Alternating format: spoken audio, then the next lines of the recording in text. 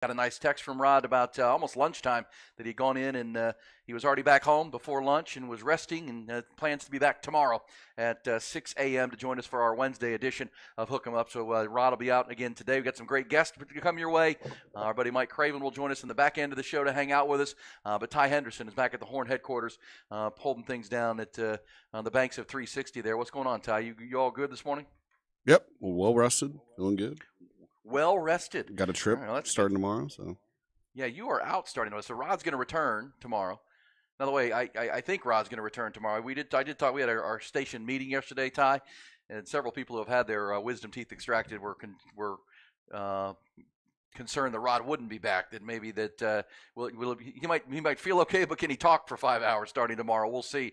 Rod seems to think, and his oral surgeon seems to think he should be good to go from the work that they did yesterday. So we'll see. But Rod will be coming back tomorrow. You are headed off on a trip, which you're going to Mardi Gras. Is that right? I am. I've mentioned that my girlfriend, she's from New Orleans, so I'm going to go meet her parents and do Mardi Gras the local way.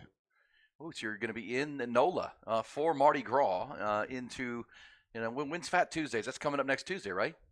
Yeah, so I will not be there for the actual. I think we're leaving on Mardi Gras Day, which is Monday, and then yes, Fat Tuesday is obviously the start of Lent, and all that is on Valentine's Day, February the 14th of next week. We'll launch. They'll have the big Mardi Gras celebration, so that should be a lot of fun. You will be there. Have you? We found out when we went to the Sugar Bowl in New Orleans that New Orleans is among your favorite cities, if not your favorite. Have you ever done Mardi Gras at New Orleans? Of course, I went my freshman year of college and my what was supposed to be my senior year, but was really just my third sophomore year. And so I always have a good time. I've gone and done it on Bourbon a bunch of times, and she's informed me that I guess doing Mardi Gras on Bourbon Street is like hanging out on 36th Street in Austin every single night. So I think I'll get a whole new perspective on things this trip. Yeah, that is well, and you're going to do it with your girlfriend and her parents, so it might be a little more subdued than you were as a freshman in college. I'm gonna have to put on a show. You're gonna have to hold back a little bit. Yeah, no, I'm not. I mean, they're not Bible beaters or anything like that. They're fun parents, so I'm sure we'll have a good time. But I'm definitely not going to be Bible beaters. I'm not going to be peeing my pants on Bourbon Street or anything like that this trip. Come on, man. We need your stories. That's what we live by. I'm sure I'll have some good stories. It is Mardi Gras, so I'm looking forward to it though. Yeah. Well, I will say, I think we told the story here on Hook 'em Up from the Sugar Bowl that when we went to the game, of course, we went out there for the Longhorn game with Washington in the college football playoff, but also to ring in the new year. And my son, who works at the radio station from time to time, runs the board and does some work at the Horn. He's 22 years old. He came with us because he wanted to be a part of it. He'd never done NOLA as a 21-pluser. And what do you know? He ran into you the first night there and ended up pretty sick all day the next day. Thanks a lot for that, by the way. Appreciate that. No problem. My son's on.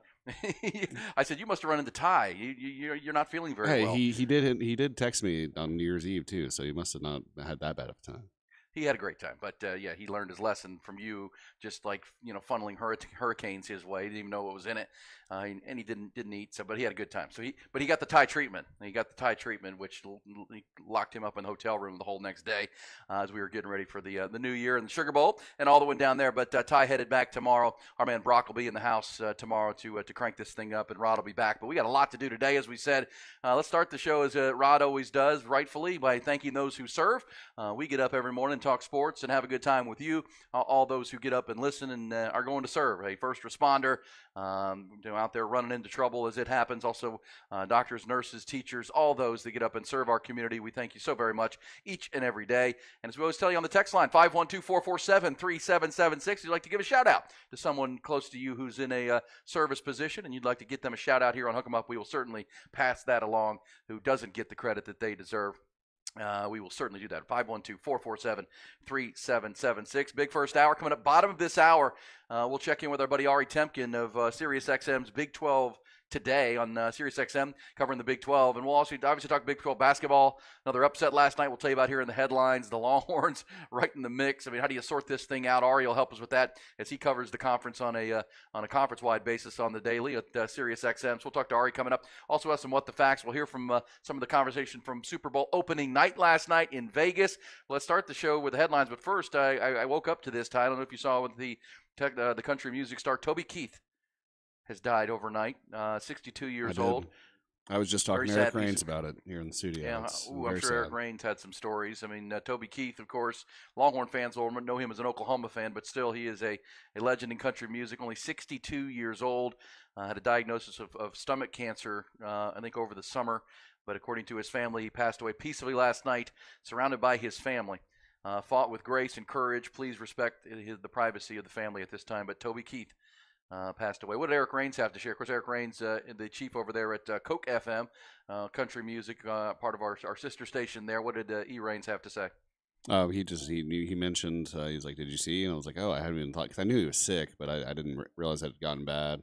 He asked me if I knew any Toby Keith. Obviously, I did. I rattled off a few songs for him there, and then I agreed to honor him and play a few Toby Keith songs as bumpers today. So we should probably all day today, without a doubt. But yeah, I mean, I think the first big Toby Keith song I remember is that it Should Have Been a Cowboy.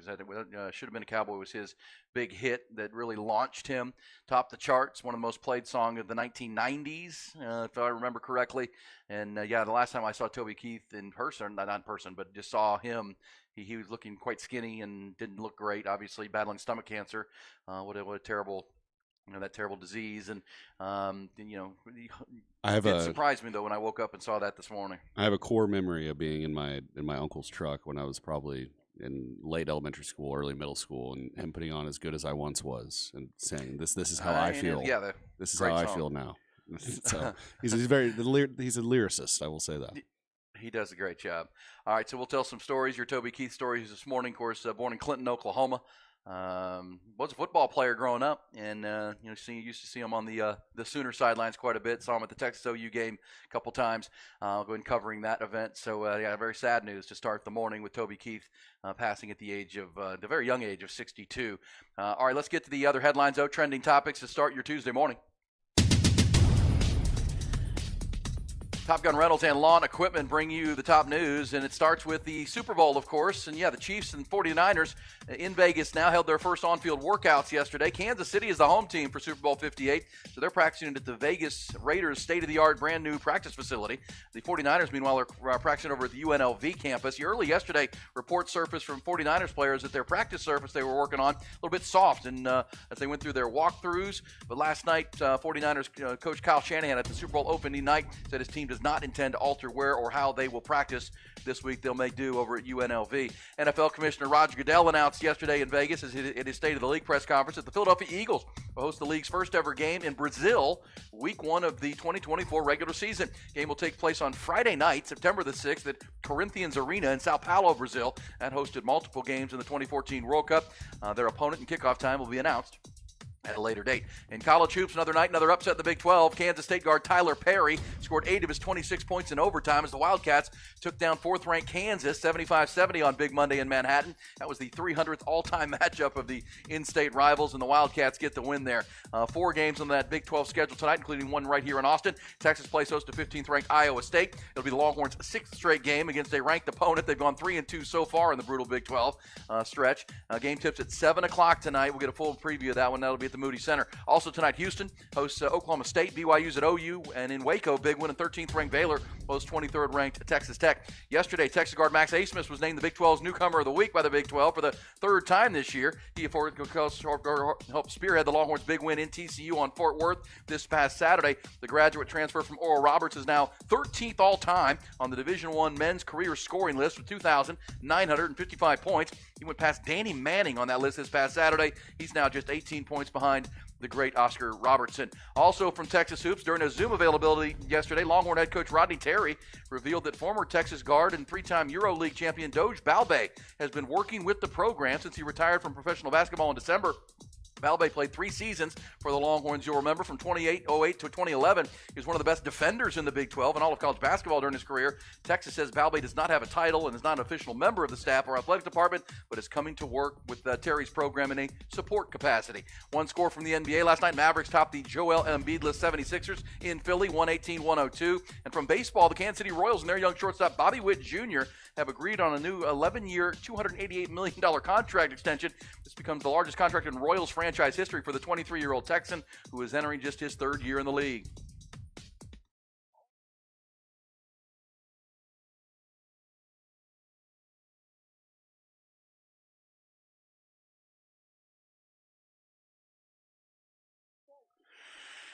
All right, so there's your headlines, and has got a lot of rest in peace to Toby Keith's coming in on the text line. You can certainly pass yours along at 512-447-3776. And as we said, Ari Temkin from SiriusXM's Big 12 Today and Big 12 Radio will join us coming up here at the bottom of the hour with Rod Babers out again today. He'll return tomorrow. All right, Ty, let's fire up some of this audio from the NFL. I want to start with this one, though, because Dan Quinn in Washington yesterday. Dan Quinn, of course, the former Cowboys defensive coordinator the last 3 years, who was hired by the Washington Commanders to be their new head coach. He has hired Joe Witt Jr., the former Cowboys secondary coach, to be his defensive coordinator, as the Cowboys now begin their search for his replacement. We'll talk more about that coming up with Jerry Jones and the Cowboys' plan at the defensive side. But Dan Quinn, interesting, one of the stories that percolated late yesterday was Eric Bieniemy, the former Kansas City Chiefs offensive coordinator, were under Andy Reid, who took the job in Washington this past year to run the Washington offense. Dan Quinn announced that Bieniemy will not be retained and that they were moving on to Cliff Kingsbury to be the new man in charge of the Washington offense. Of course, we know Washington has the 2nd pick in the draft, so the assumption is they will draft a quarterback there. We talked yesterday about Cliff Kingsbury's familiarity with Caleb Williams, the USC quarterback. Could there be some type of trade in the works where Washington moves up ahead of Chicago to take Caleb Williams, because the Caleb Williams camp has indicated that they're not real high on Chicago, maybe don't want to play there, so we'll see. All that said, let's hear Dan Quinn. He was asked about his familiarity with Cliff Kingsbury and why the former Arizona Cardinals and Texas Tech head coach, former New Braunfels Canyon quarterback, is the right guy to run this Washington offense and then be in charge there. Cliff has always been somebody that I've kept up with. Years ago, we both coached in college and then competed against each other. I certainly followed his career in the same way of why I wanted to hire Kyle years ago. Like, he was hard to go against. Going against Cliff, those same feelings you had. This is going to be tough. Matchups, formation, speed, shots down the field, aggressiveness, boldness to go. As a coach, you were writing down some names if this is something in your future that said, if I get that shot, this is somebody I would want to talk to. Cliff is very interesting from Dan Quinn there. When he says Kyle, he's talking about Kyle Shanahan, Ty. When he got the job in Atlanta, of course, Dan Quinn was in charge of the Legion of Boom defense with Pete Carroll when the Seahawks went to back-to-back Super Bowls and won one of them. Then he got the job in Atlanta and immediately hired Kyle Shanahan. And obviously, we know the history now of the Shanahan coaching tree with his father, and as Rod calls it, the Mick Shanahan coaching tree because of Sean McVay. And they all kind of are all disciples of that offense, which is the trendy offense and the in vogue offense in the NFL today. But how about that, Ty? Talking about Cliff Kingsbury in the same conversation like Kyle Shanahan, that he thinks he can be one of those kind of offensive coordinators. We know that people point out that Cliff Kingsbury has kind of failed up, right? Didn't win a lot of football games at Texas Tech, even with Patrick Mahomes, and ended up, getting let go and fired, but then landing as the head coach of the Arizona Cardinals. That didn't go great either with the drafting of Kyler Murray. I would say for Cliff Kingsbury in that Arizona situation, he didn't do a great job there, but at the same time, that was a pretty toxic situation. His general manager had to step aside because of battles with alcohol. The owner is a mess there in Arizona. It's not all Cliff there, but at the same time, Cliff didn't, excel as a head coach in the NFL. But a lot of people, including Rod, myself, I think you too, Ty, and you just heard Dan Quinn say it, think Cliff Kingsbury just in charge of the offense, working with quarterbacks, developing plays and leading the offensive scheme. Can be a weapon, and this is somebody the Cowboys are going to have to deal with twice a year in Washington now. Your thoughts, my friend? I think if he doesn't have to deal with personnel or recruiting like he did in college, obviously he doesn't have to do that in the NFL. And defense, I think it could work very well. I mean, he's proven to be a good quarterback coach, and have some next level offensive schemes. So I think it's a good hire. Yeah, well, think about it. His star was born really with Johnny Manziel with Texas A&M. Back in the day when Johnny Manziel took college football by storm on the field and off the field. But Cliff Kingsbury was a part of that offensive staff with Kevin Sumlin that, kind of launched him to the Texas Tech job. And, it's funny, there was talk even when he was about to be let go for, one of the years in Texas Tech when they were losing too many games in Lubbock, that maybe there was a thought he's going to come to Austin and be the offensive coordinator for Texas if he got let go as the head coach in Texas Tech. But, yeah, it does feel like this is his lane right now, be the offensive coordinator. They're going to draft a quarterback, number 2 overall, or as I said, maybe 1. We'll see.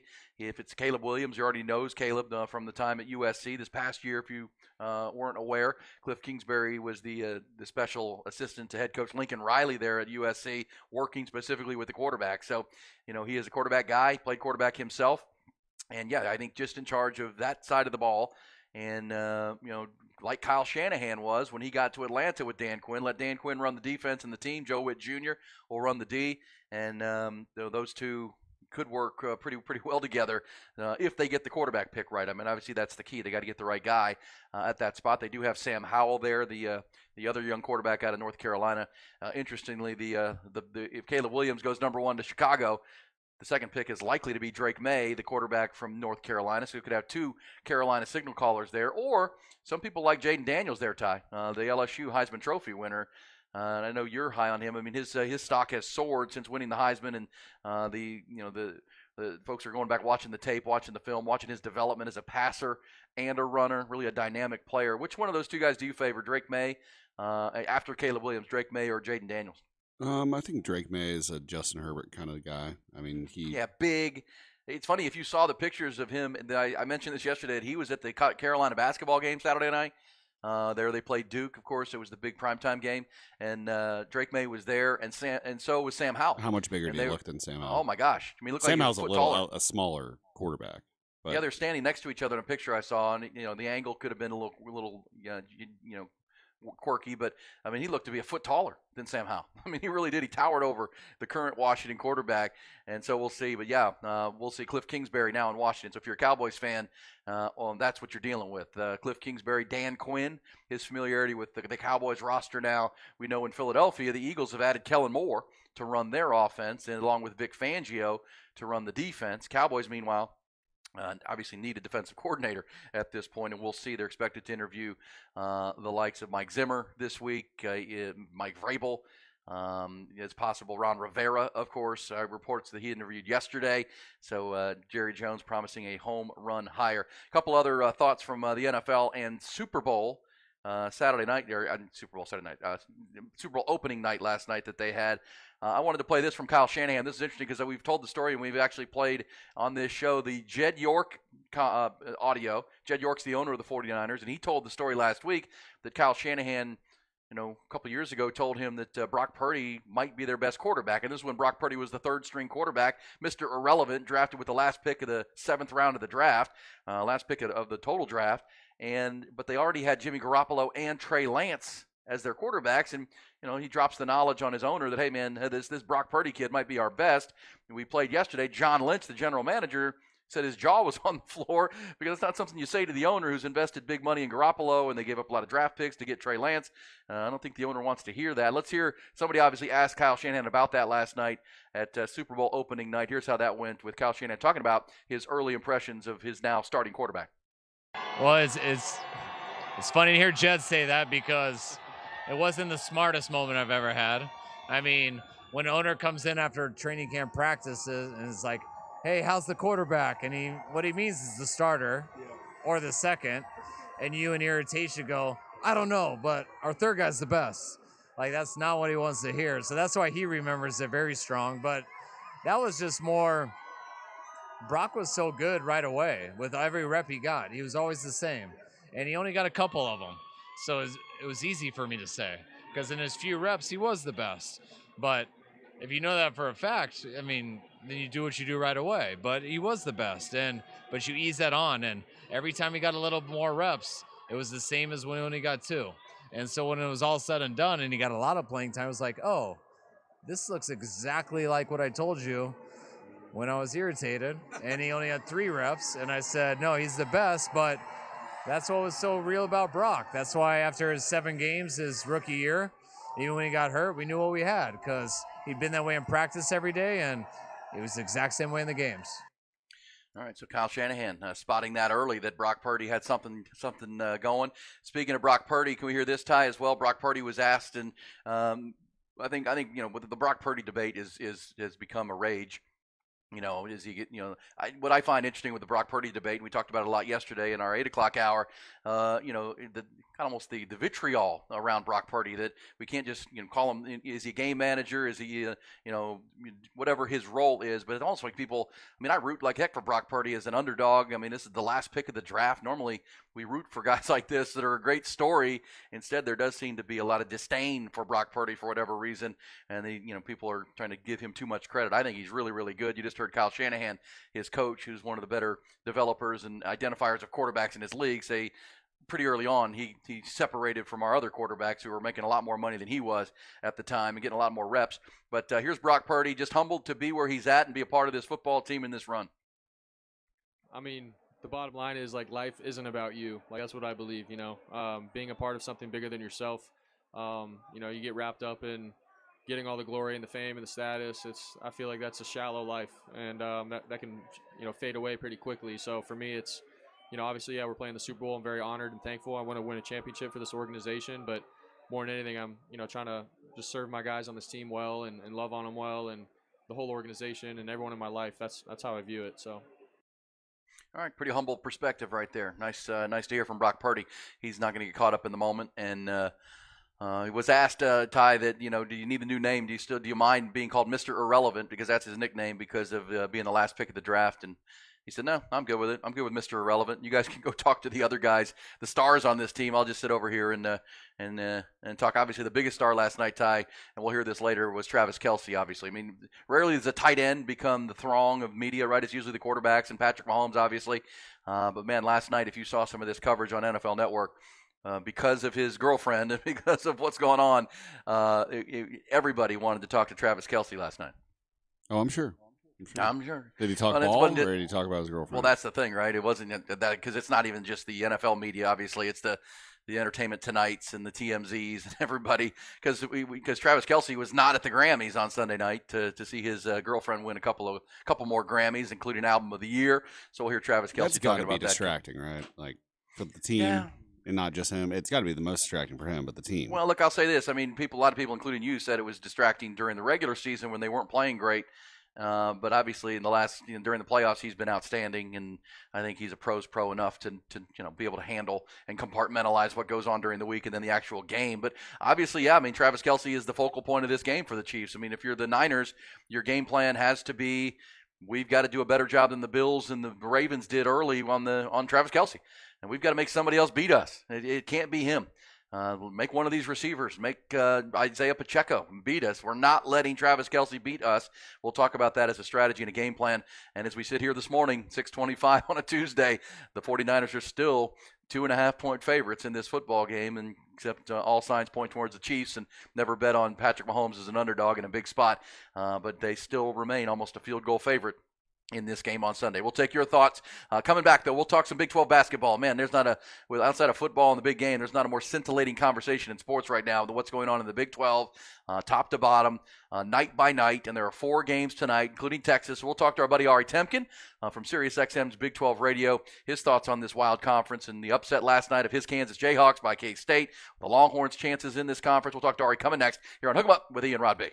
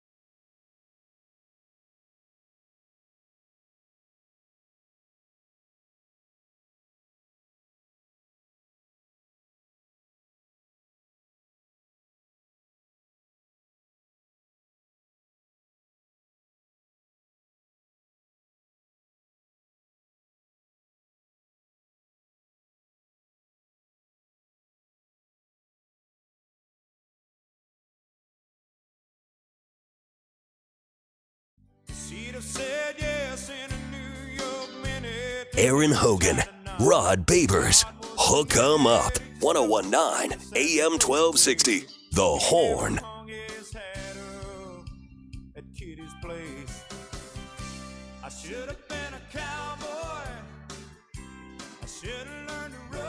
And that is a great song, but sad to hear this morning the passing of Toby Keith at the age of 62 after a battle with stomach cancer. His family says he was with family last night and died and passed surrounded by the ones who loved him most. And Toby Keith way too early, and that was, as I said earlier, really the first song I remember hearing. That's who's that guy? That's a great song. That's Toby Keith, who passes away this morning. Sad news there. Hey, we'll get some What the Facts for the top of the hour. Always a fun segment where you get smarter because you learn some facts about things going on in the sports world and beyond. Also, it is a fact that Rod Babers is not with us again this morning. Rod will be back tomorrow. Rod's dealing with wisdom teeth extraction. I had that yesterday, and as I mentioned, I did get a nice text from Rod that he was already back home by lunchtime yesterday after the early morning operation, and he's back home resting and should be good to go tomorrow, so we shall see. Ty Henderson is holding it down at the Horn headquarters, and we crank this thing up. We are going to, let me know when you got Ari on the line there, Ty. We'll bring him on and talk some college basketball because it is a wild thing, man. As I mentioned on the way to the timeout, Super Bowl is obviously, the NFL is always going to be the biggest story, but, on this Tuesday morning and really in the entire sports landscape, I don't think there's a more dynamic conversation to have and good sports conversation about than what's going on in the Big 12 and with Big 12 basketball. We kind of knew it would be when the season began, especially with the addition of the new schools in BYU and Houston and Central Florida, and adding to what was already a great basketball conference. And it as we sit here on the 6th of February, it is such who knows who's going to win the Big 12 right now. As I said, two games in the loss column separate number 1 through number 12 right now in the Big 12 conference. Last night in Manhattan, Kansas, K-State, who's down there along with the Longhorns, at 4 and 5, they picked up one of those huge wins. They beat Kansas last night in the 300th all-time meeting between Kansas and Kansas State. They get the win in overtime to get the victory there, so they move to 5 and 5 in Big 12 play. And meanwhile, Kansas falls to 6 and 4. So even though Kansas came in as number 4 in the country in the Big 12, Kansas State's now just a game back of the Jayhawks in this juggernaut of a conference. We've also got the Houston Cougars sitting alone now atop that Big 12. That's at 6 and 3. All right, let's go to the Vaqueros hotline and check in with our man Ari Temkin, who I'm sure was eagerly watching that overtime thriller in Manhattan last night. He is the Kansas Jayhawk and our great friend. What's up, Ari? How are you, bud? Morning, E. How are you? I'm doing good. I'm just, as I mentioned, we cover sports, and right now the obviously the NFL and the Super Bowl is the biggest sporting topic. I don't know that there's a better sporting topic outside of the NFL than what's going on in this conference right now. Yeah, I mean, it's high-level basketball, and I think a lot of people just look at the basketball and college basketball at large, and it's something you kind of put off until Super Bowl and NFL season's done. But yeah, I mean, it's heating up, and as you said, K-State had lost 4 straight, and Kansas looked really good against Houston on Saturday, and that's just kind of the life of the Big 12. You got 2 days and turn around, you got a big matchup. So it's going to be a crazy run to the finish. Ken Palm projected Kansas to finish 10-8, which just speaks to the strength of this conference more than anything. 10-8, yeah. I mean, is there any way to predict? I mean, we'll talk about who you think the top team is, maybe the pound for pound the best team that you've seen. But how many teams out of this conference can actually get into the NCAA tournament, do you believe, when we get to March? Because it is, as I said, 2 games in the loss column separates 1 to 12 in this conference right now. It's a no nights off for sure. Is there any way to know? Is it 9? Is it 10? Is it more than that? Yeah, I mean, I think the number that I've heard right now would be about 8. With let's just say West Virginia and Oklahoma State at this point, certainly out. I think UCF is probably out. So and then you start to kind of walk your way up from there. But it's going to be competitive for those final spots for sure. It is high level basketball. Before I get into the Texas game with Iowa State tonight here at Moody Center, part of a 4-game Big 12 schedule this evening, you have a keen eye for basketball. You're a big basketball fan, having gone to Kansas and covering that sport. Which team do you look at and think is the most complete? Have you seen one that you think, okay, on their best night, this is the best team in the Big 12? Yeah, I mean, it's the way Texas finished against TCU the other night.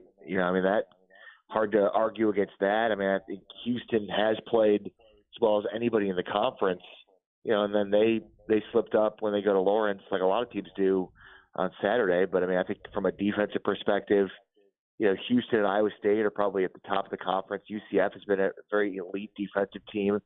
Baylor, I'm not sure we've seen the best of Baylor. I think, offensively, this program has been really, really good and consistent, but defensively, that was their big flaw last year. And I think they've shown to be better defensively this year, but how, elite can they be? That's a major question. Texas Tech has probably been the biggest surprise so far of conference play. They did, have the loss to Cincinnati, big win for them on Saturday, but that's just that's life of the Big 12. It's not very clean, as you mentioned, E. 3 losses for Houston already. That's the top of the conference. Kansas was there with them at 6-3 until they lost last night with now 4 losses. So, the question is going to be, how many losses is the champion of this conference going to have? 6 or 7? Yeah. And then you look at it, Kansas already has 4 with 9 to play, 8 to play. Yeah, we're only halfway through, and they've got 4. And Baylor and Texas Tech will play tonight in Waco. They're both 5-3. Someone's going to take a 4th loss in that game. Both teams are great at home, and that you mentioned the Longhorns, and I think what we saw against TCU in that last 5-minute stretch with Max Abmas, even in the Houston game at times, this team, when they put it all together and get going, man, they're as good as anybody. But they have those 3 home losses, Ari, that they're kind of sticking to them right now. Texas Tech beat them early, Central Florida, and then Houston. Got to win your home games, including tonight against Iowa State. But how high do you think the ceiling can be for Texas and Rodney Terry?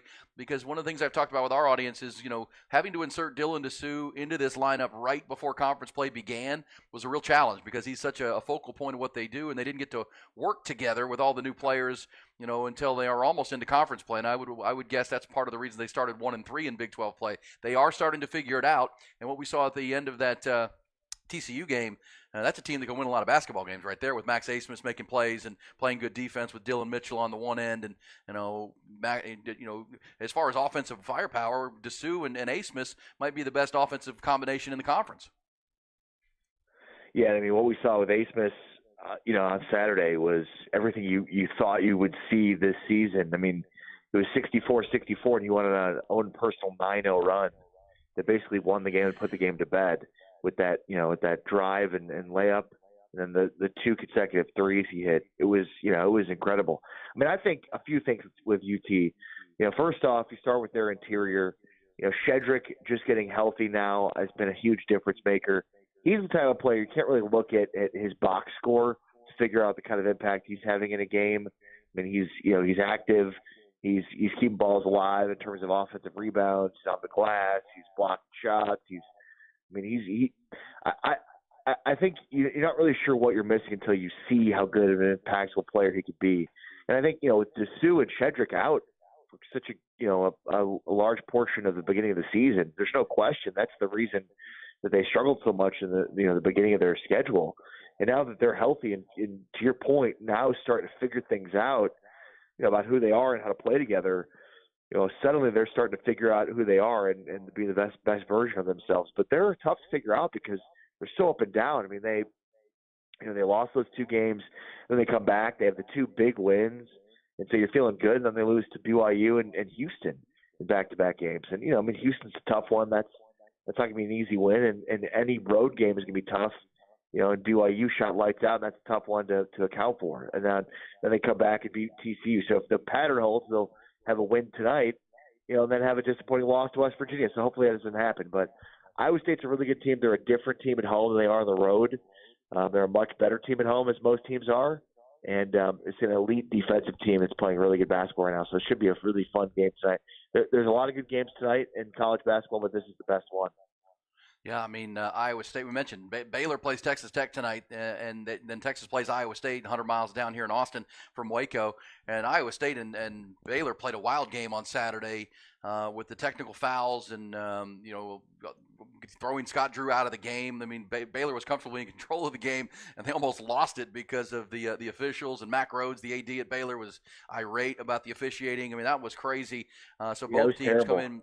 Yeah, what did you think of that whole thing? Throwing him out. He wasn't in his coach's box, It was almost like the ref trying to get involved in this game, and I guess he was barely over the line or whatever, and Scott Drew ends up getting 2 technicals and ejected, and then he gave a tech to the assistant coach who stepped in for him. Yeah, Scott Drew had never been ejected before in a game, which goes to show you who's in the wrong here. A lot of times coaches, when they get techs, they're they're attempting to, they want to get a tech, whether it's to fire their team up or whatever, motivation, whatever it is.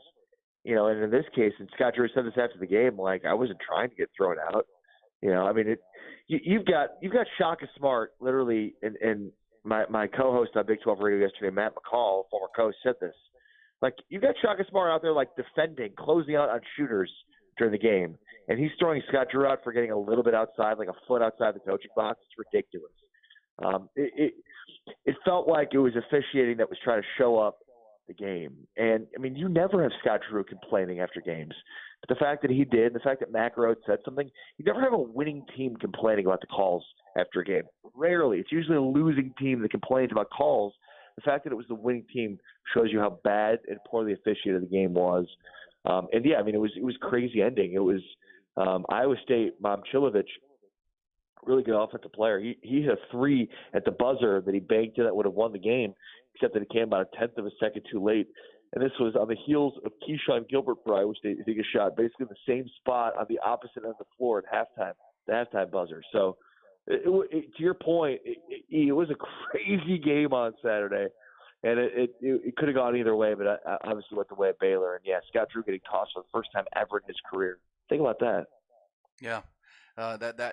Ref show, as we like to call that. We get out of the way. I always say, whether it's baseball, football, or basketball, if the best officials are not noticed, right? They're just they just kind of blend into the game. They don't become part of the game, and we saw that happen, and it nearly cost Baylor a big home game with all those technical fouls that allowed Iowa State to get back in the game and dang near win that basketball game. So Iowa State comes in here tonight to the Moody Center, the new arena, obviously in year 2. Ari has really become a home court advantage for Texas, which is what they wanted.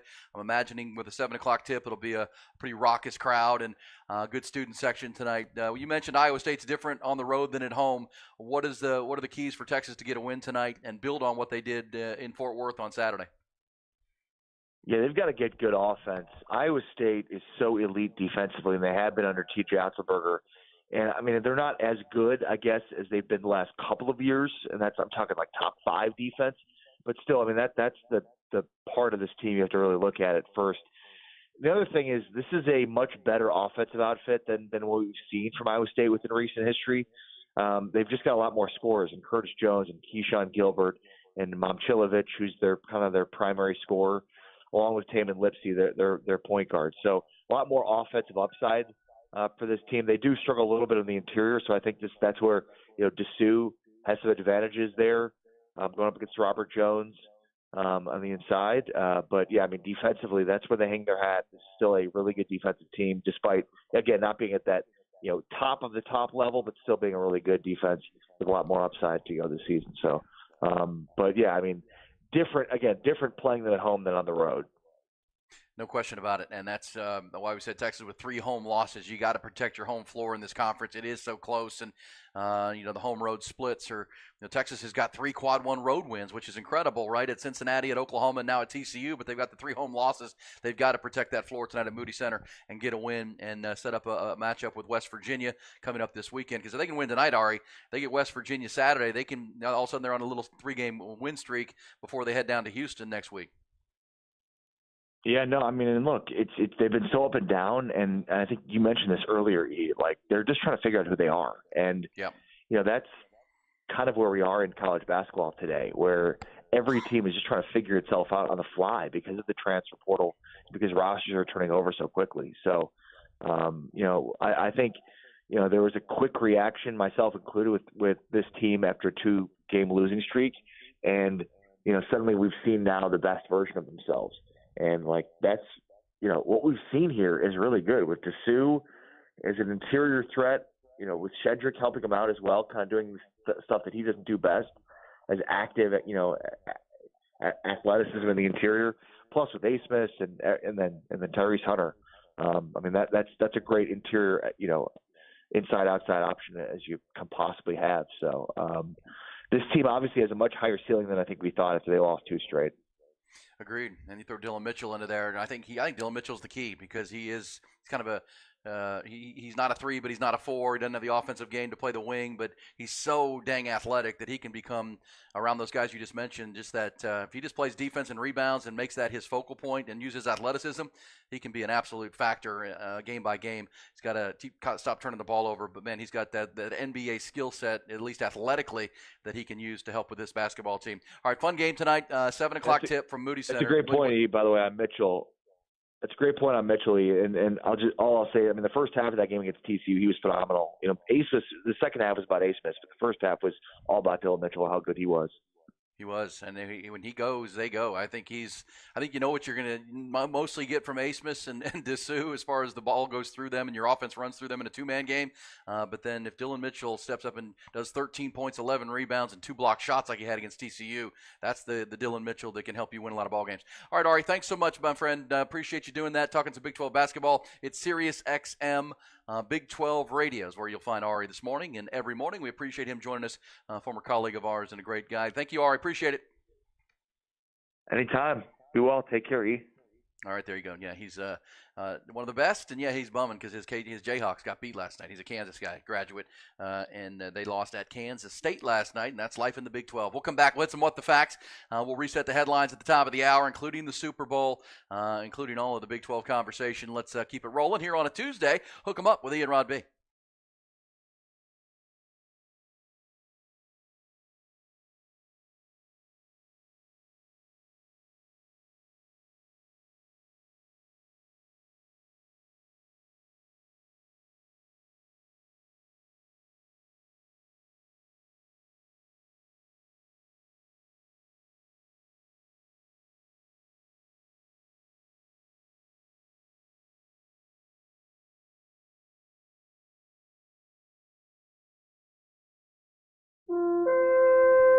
Oh, man, Viking Fence, the premier fence company in Austin, Texas. And I tell you all the time, if you want to be inspired, and maybe you're thinking, man, I have a fence project. I need a fence for my home, my business, maybe fence around an area of your house, not the entire house, but whatever it might be.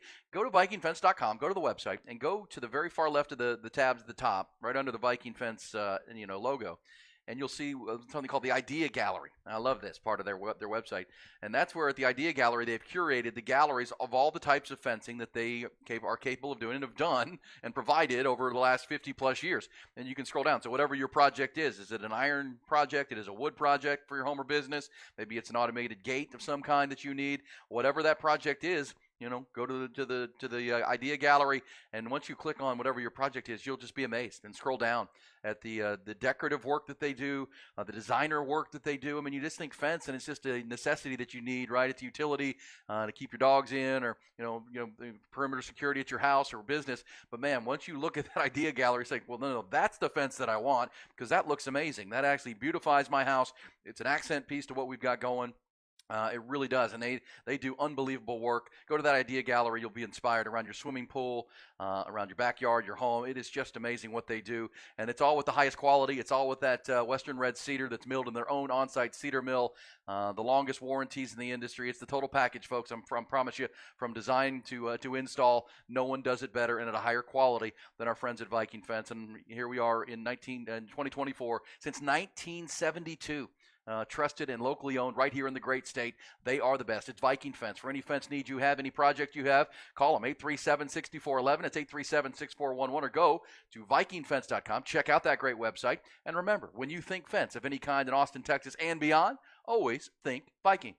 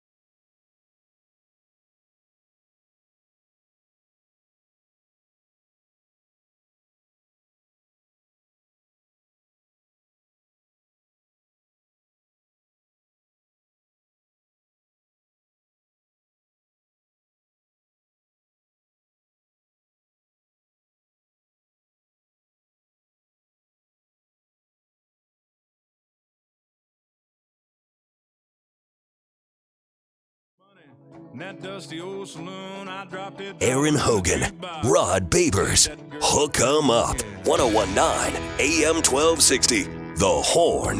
Never see it coming, it just hits you by surprise. It's that cold place in your soul, that fire in her eye that makes you come together like wild horses when they run. Yeah, we will play Toby Keith as our bumper music this morning. We woke up to the passing of the 62-year-old country music star.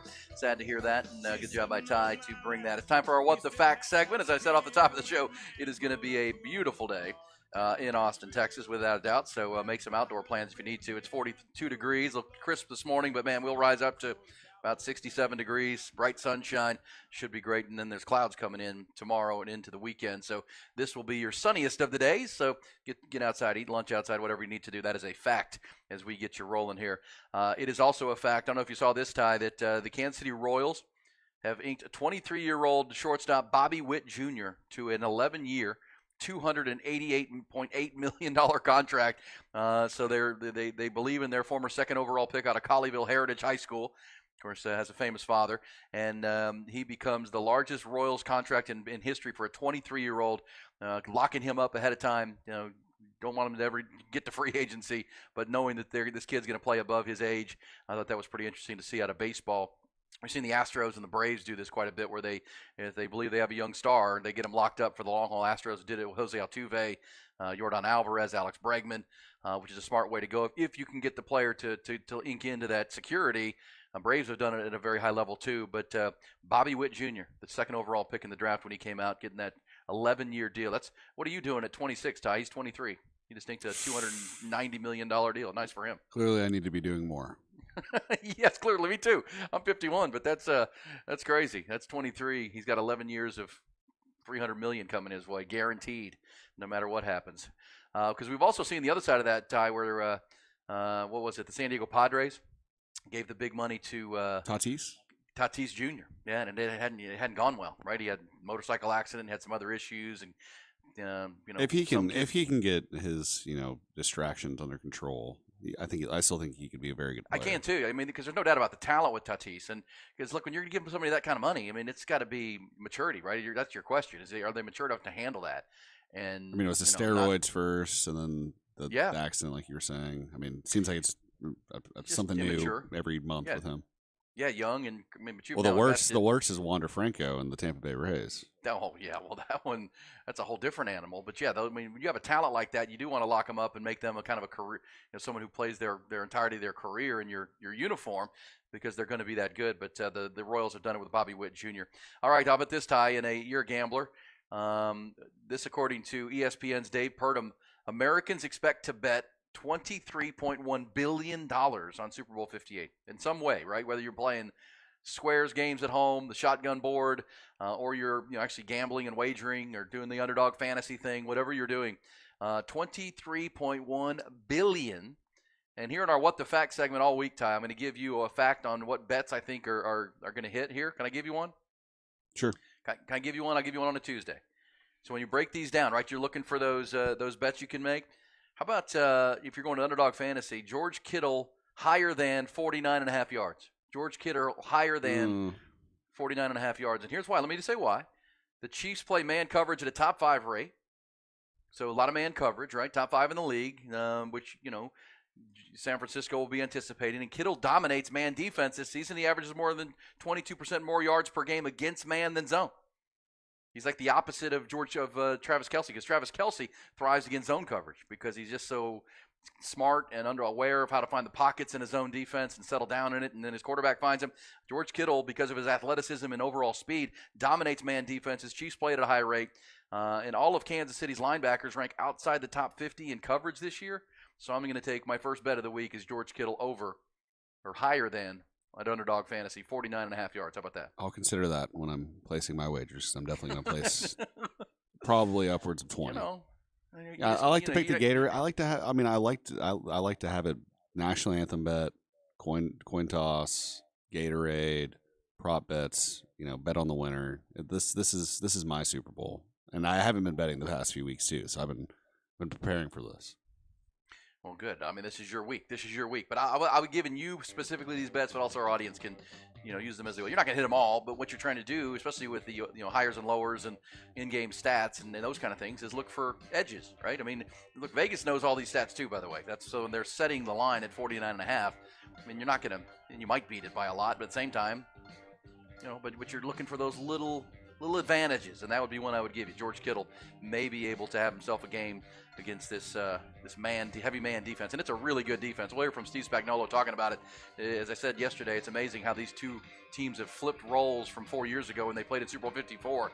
It was the Chiefs as the high-octane offense and big play explosion offense. In Super Bowl 54, Niners were the stingy defense. It's flipped now. It's the Niners with the explosive offense, the Chiefs with the real stingy coverage and D. Looking forward to this game on Sunday. Also talk some more Texas basketball coming up. We'll hear more from Super Bowl's opening night last night. A lot of audio to share with you from the players, coaches, and all that went on in Vegas last night. We'll get to all of it. We're just getting warmed up. We are 1 hour into our 5-hour conversation this morning on Hook 'em Up with Ian Rod B. Rod will be back tomorrow from his dental operation. We roll forward.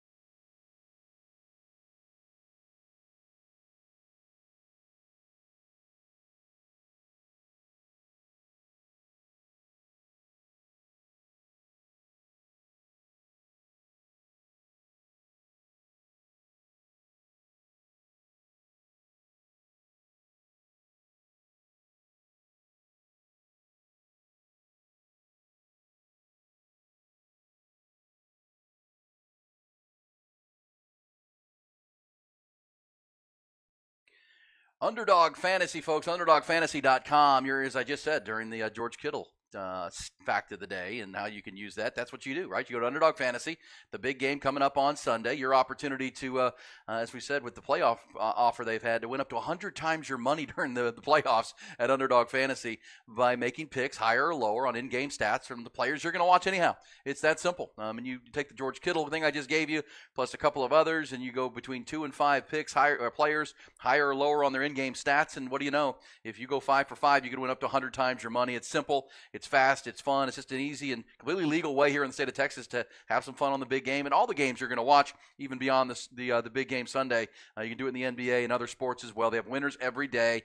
It's built for fans who are just looking for a little excitement on the game. You pick them, you draft them, then you watch the games and see if you win or not. It is an absolute good time at Underdog Fantasy, and it's also so simple to get signed up. Download that app to your phone, the Underdog Fantasy app, or just go to the website, underdogfantasy.com. Get signed up with my promo code. It's my last name, Hogan, Hogan. They're going to double your first deposit up to $100, and they'll give you that special for the big game Sunday mystery pick in your queue there, that 0.5 points higher that you can use with any of the picks that you make, just to say thanks for signing up. At Underdog Fantasy, underdogfantasy.com, promo code Hogan. Do it today. Pick them, watch them, win them at Underdog Fantasy. Must be 18 or plus and present in a state where Underdog Fantasy operates. Terms apply. Concern with your play. Call 1-800-GAMBLER or visit www.ncpgambling.org.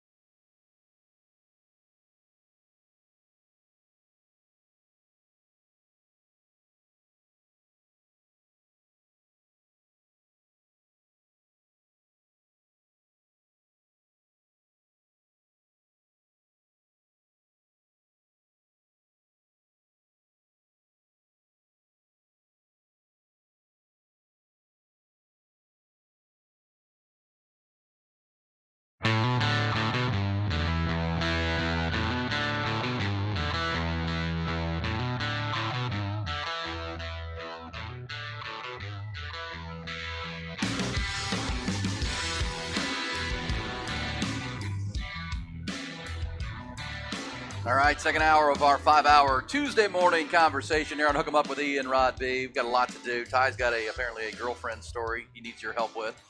We'll get to that. Also, if you were watching any of the Super Bowl Saturday night, why do I keep calling it that? I think it used to be called, there used to be something called Super Bowl Saturday something or other, but Super Bowl opening night was last night on a Monday. And it is kind of weird, Ty, with the having covered several Super Bowls in New Orleans and Arizona, Houston on a couple of occasions. Normally, what they used to call media days was later in the week. They would do it either on Tuesday or even into Wednesday, just because the media doesn't all show up early in the week. But it's almost like they've extended this week, and having, as I say, having covered the Super Bowl, 80 to cover these events that they're going to do on Monday, like the Roger Goodell Commissioners News Conference, which he normally would have on a Wednesday or Thursday ahead of the big game, had it on a Monday, and then Super Bowl opening night was last night. I mean, if you're a member of the media, you have to arrive in Vegas on Sunday, get in your hotel and be there to cover it the next day. But then you have all week that you have to be in Vegas. Normally, when we would cover the Super Bowls, we would arrive by Wednesday and do Radio Row broadcasts, like Wednesday, Thursday, Friday, and then get back to Austin. But that's a long week for sure for the media to have these big events early in the week like they did. But we have plenty of audio to use and bring your way, including I think we learned that discovered a young sportscasting prodigy, Ty, I want to introduce our audience to here coming up. Also, we'll hear from as we already did from Kyle Shanahan and Brock Purdy and all the big stars in this big game coming up on Sunday. We're also going to hear from, if you're a Houston Texans fan, you're going to like the conversation with Fred Warner that we'll play this hour, the Houston Texans, about the Houston Texans' new head coach, DeMeco Ryans, and the impact Fred Warner says he had on his career and life, as a matter of fact, while he was the defensive coordinator there in San Francisco. So a lot to do as we roll forward, and you have a girlfriend story. So can you share that with us, Ty? What's your, because you have a girlfriend that you're you're leaving tomorrow to go to meet her parents. Have you ever met her parents? Has that happened already? I have not. I stayed in her parents' house during the Sugar Bowl with one of my buddies, before I even met them. So I will be going to this house for the second time, but it'll be my first time actually meeting them. Okay, well there you go. Are you nervous about that at all? I No. mean, you gotta, because okay. I tend to. Well, I'd say 80% of the time, parents love me, whether it's girlfriends or friends, and then the other 20% they absolutely hate me. So I'm leaning into that 80%. I'm not going to be nervous. Lean into the 80. So what is your girlfriend conundrum question that you have for us this Tuesday morning? So as you know, I'm not the sharpest dresser. I'm probably at my worst here at the studio because I know you get up and you take a shower every morning and you do yourself up. Me, I enjoy that extra 30 minutes of sleep. So I usually show up in sweatpants, and it was flip flops for a long time. It's been Hey Dudes recently.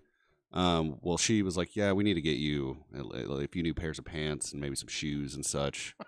I like her. So yes, she's like, we need to clean you up. I'm getting a haircut today, just a trim. But she's prepping you for her parents, obviously. Yes, but I'm pretty broke right now. I'm waiting on my tax return. Got another paycheck here in a few weeks or next week. And so she was like, "Oh, well, I'll just cover you, and you can just get me back whenever." Ooh, she's really prepping you for your parents. She wants you to make a strong impression, and she's willing to pay for it. Yeah, so I was like, okay, maybe a few $100 here. But this turned into her going to a few stores on her own, and then us going to the Arboretum yesterday, the Domain, sorry. And I think we spent like $500 to $600 because she was, we went to the Lulu store, went to Neiman Marcus. Dang. Yeah, and I was like, I kept on being like, she just kept on grabbing stuff and being like, don't worry about it. Don't worry about it. And I was like, I am planning on paying you back for all this. Like, what if you were in that position? And if with dating, when you were dating your wife and you didn't have any money and she somehow was paying for everything here, how would you feel? Because I'm now like, how am I going to pay back the $600 that I now owe someone that I see every single day of my life, pretty much? First of all, if you're asking my opinion on that, we can let the texters weigh in at 447-3776. Kind of sounds like you have a little bit of a sugar mama going on there. That's nice. Oh, but she kept on saying that. She kept on. She was proud. She's like, "Oh, I'm your sugar mama today." I'm like, "Yeah, well, you are. I've never had that experience, so I don't know. We were both, my wife and I, when we were dating, we're not with a lot of money. So because I would have first said, we're not going to the Domain. We're going to go to TJ Maxx, and we might run over here to Marshall's. We're going to try to find the good deals on because and this is a little tip of the trade. If you ever get or now it's just all online, it just shows up at your door. But TJ Maxx, man, they got some brand names, and you can get some really really good deals. That's where I go to get good stuff. But I would not be hanging out in the Lululemon store because that's all quality material and workman quality clothing. But man, it is expensive. Oh, I'm wearing these pants. They're $180 pants, but I feel like I'm wearing like silk underwear all over my body. They are comfortable. Yeah. Actually, I have a pair. You know what's funny about that is I'm wearing my one pair of Lululemon pants that I own because they were donated to me by my mother. My mom bought them for my dad, and he didn't want them. He wouldn't wear them. So she, like several years ago, she gave them to me. So these are my Lululemon pants. They're very, very comfortable. I usually do after I shower and get ready in the morning. I do wear them because they're very comfortable. But they look nice. They're just like gray slacks looking things and very form fitting and nice. But yeah, that's nice of her, Ty. I mean, obviously this is her. She likes you, and she wants her parents to like you, and she wants you to, you don't want you looking like a ragamuffin when you show up to meet Mama. You need to be looking sharp and get your hair cut and all those kind of things. I see what she's doing.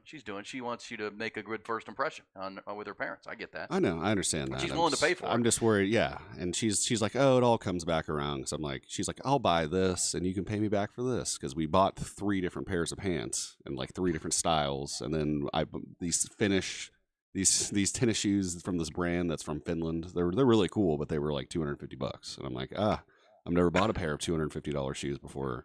And I was walking around. I was like, oh, let me look at this sports coat in Neiman Marcus, and it was $3,000.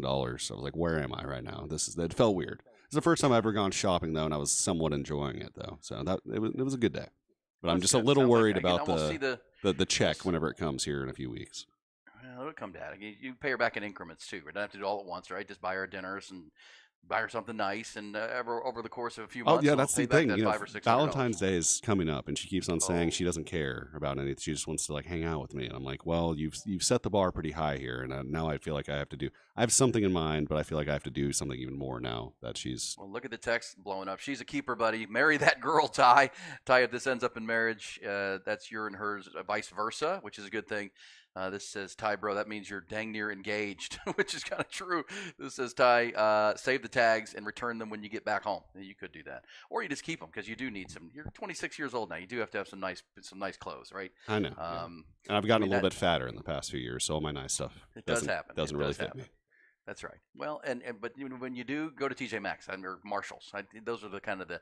Now, I mean, if you go to like the Ross Dress for Less, I mean that can get a little bit, But you can find some real nice clothes at some of those stores. I mean, I'm telling you. But if you go off the rack at Neiman Marcus and Lululemon in the Domain, you're going to pay premium. There's no doubt. Trust me, about that. I'm usually shopping at Goodwill or a thrift store. So this was a big upgrade for me. Okay, well, every once in a while it's nice to splurge, and I like that she likes you enough. I have not met this young lady, by the way, Ty, and for our audience to know. But I like that she likes you enough that she wants you to make a good impression on her parents. Like you've made on her, right? She likes you for you, but she knows her parents are going to look at you a little crooked if you're wearing sweatpants and flip flops and then have your hair all messed up. Because parents, that's what parents are, right? I mean, I would do the same thing with my kids.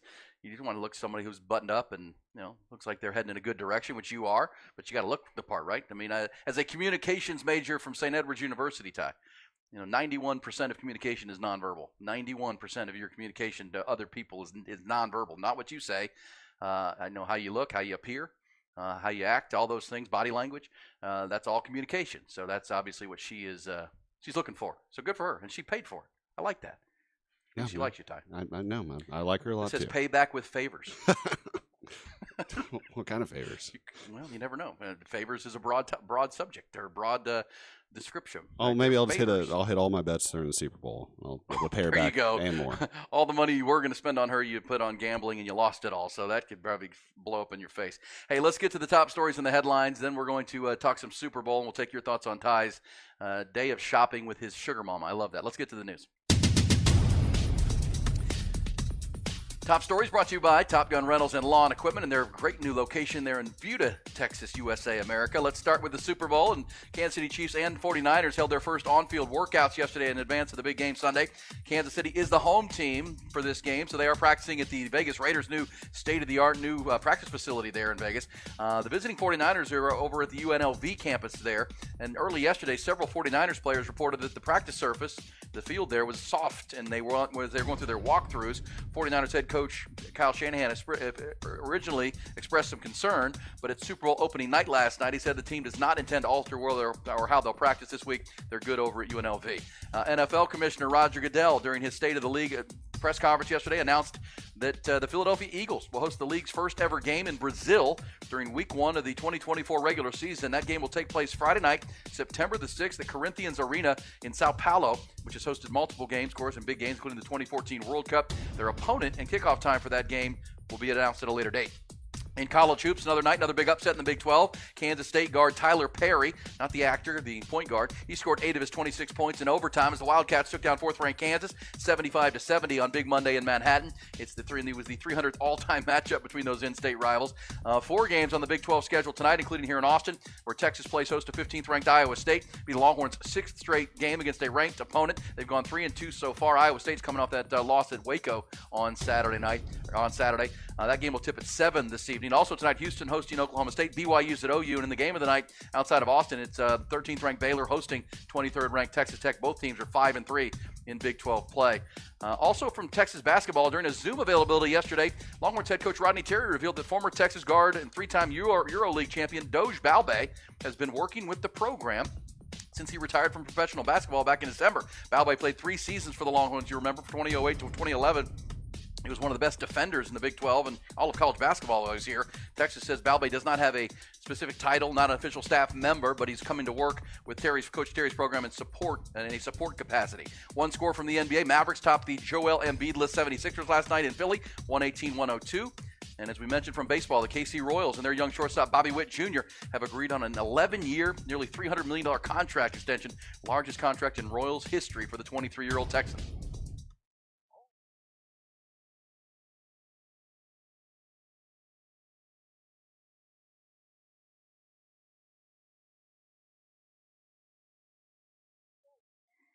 Said this, if 91% of communication is nonverbal, then I'm missing a lot of this show. That's true. We do have to get back to having cameras tied for the program so people can watch us, see us as we do it. Well, we're working towards We'll have that done once I get back.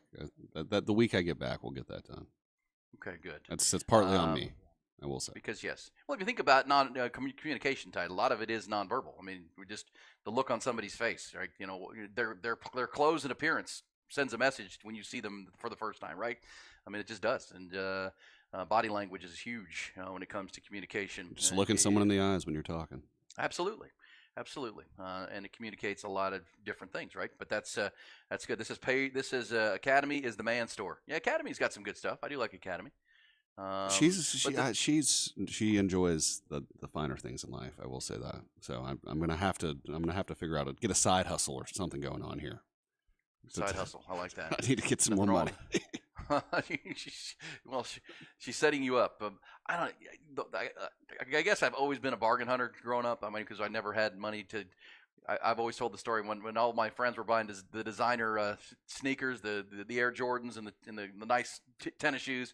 My parents had a limit, right? They would give me $50 for shoes, and if I wanted more than $50, because as my dad and mom would say, there you can find a perfectly good pair of shoes for $50 that will look great. And so, but if I wanted the shoes I wanted, I had to earn the extra whatever it was to buy the shoes. That was always the kind of way it worked. So I kind of grew up with that mindset. So yeah, I was always big on because the thing about it, I mean, I'm not doing commercials for TJ Maxx, but if you go to TJ Maxx, what you'll find is they have designer clothes, like the brand name she likes, but they're kind of however they end up at TJ Maxx, and they're half the price of what they were. They didn't do well in the big store. However that market works, where they don't sell at the original spot, so they pass them down, and TJ Maxx buys them and then sells them at a lower price and still makes a profit. But really, I mean, brand names, like absolute brand names that you would find in the domain if you go to a place like TJ Maxx. There's other, I don't want to call them discount stores. I don't even know what they're called, but you can find Marshalls. Yeah, those are the stores. Marshalls, TJ Maxx is my go-to. You can even go to what is it? The I'll think of it here coming up, but not Neiman Marcus, but they have the Nordstrom Rack. The Nordstrom Rack, like Nordstrom Rack. It's kind of like not Nordstrom, but the Nordstrom little bit cheaper. It's not like TJ Maxx cheap, but it's a little bit cheaper. So yeah, good stuff. Shopping with Ty and his girlfriend yesterday on their way to their trip because Ty will be out. Brock will be in tomorrow. Moving forward because Ty's going to be gone until next week. Rod will be back tomorrow, because Rod's had his wisdom teeth out. Let's talk some Super Bowl here, Ty, and get folks ready for this game. I know that, there's already anticipation. I heard Roger Goodell yesterday. I watched a lot of his State of the League news conference. There really is anticipation that this will be the most watched Super Bowl, maybe by a lot, because of the names in it, right? Obviously, you've got Patrick Mahomes back for a fourth time. He's become the face of the NFL.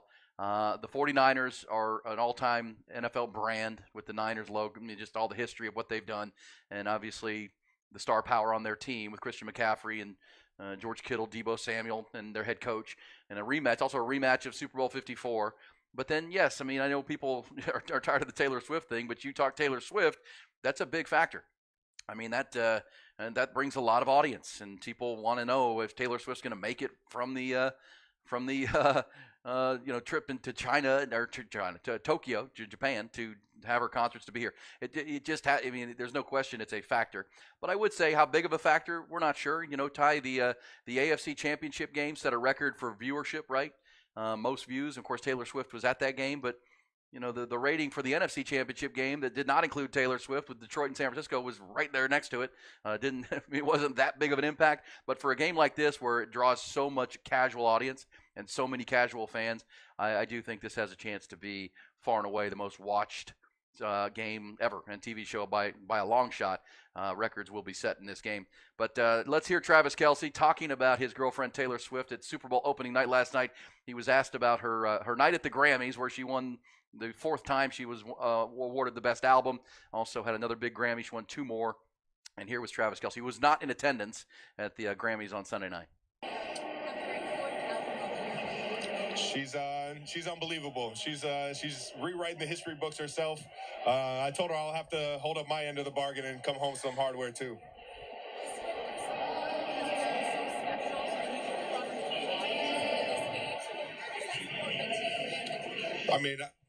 I don't know if I brought too much to the game. I think I just go out there and have fun. Taylor has an unbelievable fan base that follows her and supports her throughout her life. And it's been fun to kind of gather the Swifties in the Chiefs kingdom and open them up to the football world and the sports world. And it's been cool to just experience all that.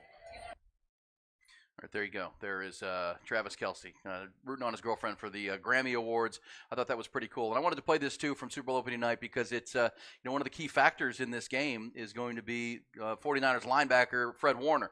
Fred Warner is one of the better linebackers in all of pro football and a heartbeat of that San Francisco defense. And he's going to be, in large measure, a lot of times responsible for Travis Kelce. And if you saw the AFC Championship game, early in the game when Travis Kelce and Patrick Mahomes were torching the Ravens' top-rated defense, it was a lot of zone defense. And as we said, Travis Kelce's really good, elite, all-time great at finding holes in zones. And, he and Patrick Mahomes, speaking of nonverbal communication, his ability to read his player and realize when he's going to set down in a zone is really what makes them hard to stop, which is why I think, Ty, there's going to be a lot of man coverage here. They're going to try to, because this is the most obvious thing. Your number one goal has to be to stop Travis Kelce, or at least minimize Travis Kelce as much as possible against this Chiefs offense and make somebody else beat you. You cannot let him, like the Ravens did, become the focal point. It was only 17 points. That's all they scored. So it wasn't like the Ravens defense played poorly, but the Ravens offense played so bad they needed better. But you cannot let Travis Kelce roam through your secondary without coverage, which is why I think you'll see a lot of man defense, which could lead to a lot of Fred Warner. You were a defensive guy. How would you approach slowing down Travis Kelce in this Chiefs offense? I don't know if you can. I don't think we've really seen it be done. I know he's slowing down. He hasn't been as productive this year, but he seems to show up when it really matters, when the big lights are on. So I don't know. I'd maybe play man. Is Willie Gay playing? Well, look, I think if you go back and watch the Ravens game, once they fell behind 14-0, they went to a lot of man. It was Kyle Hamilton, their all-pro safety, who was the guy that was kind of shadowing him and did a great job and minimized Kelce for most of the rest of the way, but the damage had been done. Do you put a linebacker or DB on him though? Well, that's the problem, and I think George Kittle presents the same thing as I mentioned in What the Facts. Both of these tight ends are elite, and they both stress your defense. Now, I do think the Niners have more weapons around the tight end at this point with Brandon Ayuk and Deebo Samuel and obviously Christian McCaffrey. But the key for the Chiefs is going to be Isaiah Pacheco. Can they come in and run the football on the edges? As Rod talked about, the Niners are susceptible to edge running, and we saw the Lions do it at will for most of that game. We saw the Green Bay Packers get the edge a lot on the Niners. That's going to be the factor in this game. And this is a more physical running Chiefs team than we've seen. And Isaiah Pacheco, their back, is a big part of that. But I wanted to play this for the Houston Texans fans out there. This is Fred Warner, who I do think is going to have an integral role in that Travis Kelce game plan. Here's Fred Warner, but he was asked about DeMeco Ryans, who is the new head coach in Houston. He's a strong candidate for Coach of the Year with what he did with Houston in year one to win the division and win a playoff game. But for Fred Warner, who worked with DeMeco as a linebackers coach and a defensive coordinator in San Francisco, no surprise at all that DeMeco had the success that he had. Here's Fred Warner. DeMeco Ryans' coaching have on your game, and what did you make of the success that he was able to have in his first year as a head coach? I'm not the Fred Warner you see up here today without DeMeco Ryans. He's everything. He's truly everything to my development as a player, as a man, and I'm forever indebted to him. I'm not surprised by the way that they had the success that they had over in Houston this year because I knew he was going to build a culture right away of them doing the right stuff the right way. They happened to drafted a really talented quarterback who is going to be their leader of the future, and really happy for him. All right, that's pretty awesome. If you're a Texans fan, I mean, you hear that from everybody, but Fred Warner, there's a grown man, an all-pro at linebacker, saying without that person, I'm not here. There's no Fred Warner without DeMeco Ryans for what he taught me about playing linebacker in this league, and the man I've become. I mean, that is really, really high praise. And Texans have themselves a good one in DeMeco Ryans, without a doubt, who was, of course, a part of that staff when they were in the Super Bowl 4 years ago. All right, good stuff right there from the Super Bowl. We'll take your thoughts. What is the Travis Kelce game plan? What is the George Kittle game plan? That becomes big in this football game. Also, Ty, we got to play the there is you talk about prodigies in sports, right? Whether it's golf or baseball, football, whatever it might be. I think we found last night at NFL's and the Super Bowl's opening night a broadcasting prodigy. I think we have uncovered one. We'll let you hear a little bit of that from you, and we'll also take your texts and thoughts on the big game and all that's going on. Also got to get back into this Big 12 basketball. We talked last hour to Ari Temkin from SiriusXM's Big 12 Radio. Really good conversation about the Big 12 and where it's going. Huge game tonight. We'll preview it. Texas and Iowa State, one of those. Got to have it. Texas wins. You can't continue this roller coaster where you look great against TCU, nearly beat Houston in overtime, but then you come home and can't defend your home floor against an Iowa State team that is coming off a loss to Baylor. Got to win tonight. We'll preview that coming up. Plus, bullish or BS for the end of the hour. We are absolutely loaded on this busy Tuesday. Hook 'em up with Ian Rodby.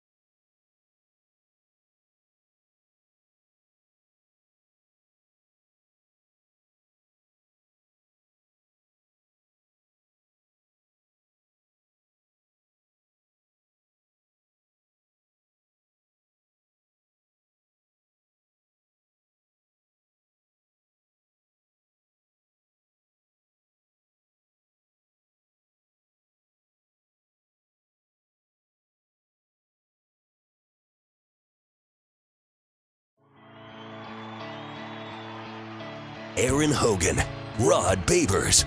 Hook 'em up. 1019 AM 1260. The Horn. Spend his life living off the land. Dirty hands and a clean soul. It breaks his heart seeing foreign cars filled with fuel it isn't ours, and wearing cotton we didn't grow.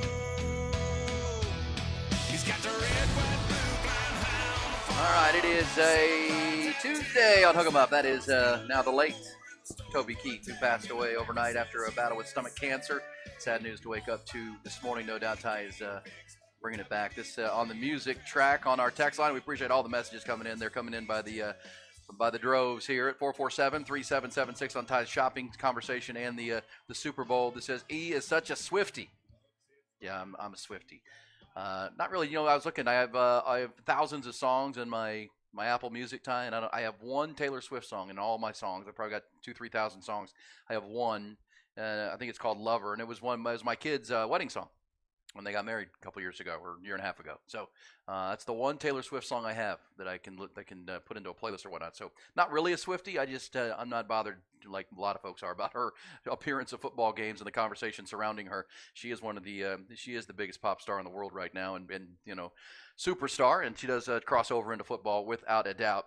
But so this says, guys, the biggest issue with Taylor Swift getting to Vegas will be the airport. There are currently no landing spots. The airport is full. She'll likely need to land somewhere else and drive. Well, I think they'll figure that out for her. The suggestions for you, Ty, are coming in. Ty should go to Burlington, Ross, Burlington Coat Factory, Ross, etc. There you go. I like that. Yeah, I should. That didn't happen. By the way, I also, when talking about Vegas, 5 years ago even, Vegas being considered for a Super Bowl would have been farcical, right? This would never happen. We're not doing a Super Bowl in Vegas. That's the gambling city.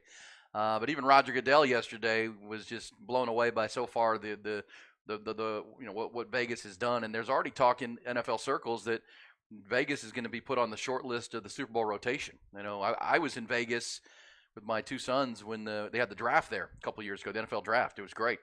I came home going, man, they should have the draft there every year. It was an absolute blast. But and as Roger Goodell said yesterday, Vegas is you can gamble there, but it's an event town now. It really is. You certainly can gamble, but you can go to Vegas, not place a simple even a wager, and have a heck of a lot of fun. And certainly when you surround it with a game like the Super Bowl and all that goes on, I think it's pretty cool. So we'll continue to take your thoughts. Here you go, Ty. Can I play this for you and our audience? I saw this last night live, and I had to play it back. Let me play two pieces of audio. First off, this was on NFL Network, and I think it's Nate Burleson. He's interviewing a young sports broadcaster, and I say that in all honesty. He's 11 years old. His name is Jeremiah Fennell. Jeremiah Fennell, Ty. So play this first short one, because here's Nate Burleson asking him why Jeremiah is at Super Bowl opening night and why he chose sportscasting as his profession. Well, I started to do this at the age of 7 years old because I wasn't able to play sports due to some medical issues, but I still like the sports environment, so I decided to hone my craft in journalism at the age of 7, and I started my YouTube channel. And yes, I do think that I can keep this as a career, because I do still love the sport and I do know a lot about it, so I think that interviewing people could be a long career for me. Oh my goodness, that was amazing. MJ, right, there you go. There is the young Jeremiah Fennell, who he's 11. He chose to become a sportscaster at 7 when he wasn't allowed to play sports because of some medical issues. I'm not sure why that was glitching. But he said in there, Ty, that he knows a lot about the sport. And I know a lot of people will hear that and kind of roll their eyes a little bit and think, oh, come on, he's 11 years old. What can he know about the sport? But you got to see this kid. He's a little black kid. He's as cute as he can be. He's got these great big eyes. He's wearing a tie. He's got his blue button-down shirt and his tie on. And listen to this. This is a little bit long, but it's pretty. It tells you the knowledge he has. This is he and Patrick Mahomes. He's standing right next to Patrick Mahomes. Patrick Mahomes is sitting at his little podium there. And here's young 11-year-old Jeremiah Fennell interviewing and then playing a fun fantasy game with the Chiefs' star quarterback. Hi, Patrick. My name is Jeremiah. I'm an 11-year-old local journalist, and I'm here with the NFL Network. It is an honor and privilege to be speaking with you today. It's great meeting you, Jeremiah. So, you know what's crazy? I had a whole list of questions that I wanted to ask you, but now that I'm up here on the podium, I don't even want to ask them anymore. Because, let's be real, this is your 4th time going to the Super Bowl, which means that this is your 4th opening night event. And if you look around, all of these reporters waiting to interview you, I want to have a little bit of fun first before all the chaos begins. So is that okay? Let's do it, man. So I want to build a fantasy team, but on 2 conditions. The rules are simple. We both have you as our quarterback since you're one of the greatest quarterbacks of all time. And the second rule is that you can't pick anyone that's on the current Chiefs roster, but you can pick players that are current or all-time players in the NFL. Okay, Rules, sounds good. Rules good? Sounds good. All right, so who's going to pick first, me or you? You got first. All right, let's do running back. I'll pick Barry Sanders. Ooh, right, Barry Sanders? You took I'm doing Earl Campbell. Wide receiver number 1. Randy Moss for me. Dang it. Okay, I got Jerry Rice. Okay. Wide receiver number 2. Whew, wide receiver number 2. Let me go with. I'll go with Tyreek Hill. All right, give me Calvin Johnson. All right, wide receiver number 3. Gosh, wide receiver number 3. Let me go with Jamar Chase. Okay. This is hard. I didn't think you was gonna pick Randy Moss. You took my pick. Give me Devontae Adams. Okay, nice pick. Okay, tight end. I can't pick Travis. Are you sure? I'm sure. I'll take Rob Gronkowski. Okay. I'll have Antonio Gates. Okay, nice pick. Great pick. Okay, so now we're going to move on to defense. Okay, so safety. I got Brian Dawkins. Give me Sean Taylor. Okay, great. All right, pick. other safety. Let me go. You took Sean Taylor. Let me go Ed Reed. Okay, dang, that was a good pick. I'll put Charles Woodson in the back. Okay, nice. Okay, cornerback number 1. Deion Sanders, easy. All right, Champ Bailey. Champ Bailey, great pick. Darrell Revis Island. Dang it, he took Deion Sanders. I thought, my God. Why you keep taking my picks? You know what? Give me Rod Woodson. I've talked to a bunch of wide receivers, and they always say that they hated going up against Rod Woodson. That's right now. Let's go defensive end. Are we counting Lawrence Taylor as a DN or outside linebacker? Outside linebacker. Okay, then I will go with Reggie White. Michael Strahan. Great pick. All right. Other defensive end. I'm trying to think of a current guy that I can go with. I'm taking Von Miller and I'm putting him at DN. I don't know what to tell you. I'm taking Max Crosby. And I hate playing that guy. So I understand. All right, defensive tackle. Vince Wilfork. Okay. Give me Warren Sapp. Great pick. And then other D tackle. Let me go with Aaron Donald. Oh, okay. That's hard. You keep taking my picks because I was ready and then I was thinking, dang. Who we got? I mean, you're testing my knowledge right now of football. I know that. I was trying to pick Chris Jones because he's on the Chiefs, but I can't. You can take him. I just couldn't take him. Nah, it's for both of us, so the rules are fair. Give me Cameron Hayward. Cam Hayward, great pick, man. All right, and then what we got left? Linebackers? Yeah. All right, give me Lawrence Taylor. You see how he snuck Lawrence Taylor after I just said? No, let's go with Ray Lewis. All right, Brian Urlacher. All right. Give me Zach Thomas, Texas Tech, new Hall of Famer. I like that right there. All right, so we've picked all of our players. Who had the best team, honestly? You got a great team, man. I ain't going to lie to you. You got a great team, so I'm going to give you the win. All right, there we go. There we go, Ty. Good stuff right there. Young Jeremiah Fennell. Remember the name because you heard it here first. That kid's going to be a star. How about that? How about Patrick Mahomes goes Earl Campbell. Earl Campbell for his running back, Ty. You like that? Like that team? Yeah, there was a lot of Texas influence in there, and I got to say that kid is probably better than I ever will be. He could do my job 10 times better than me. I guarantee that.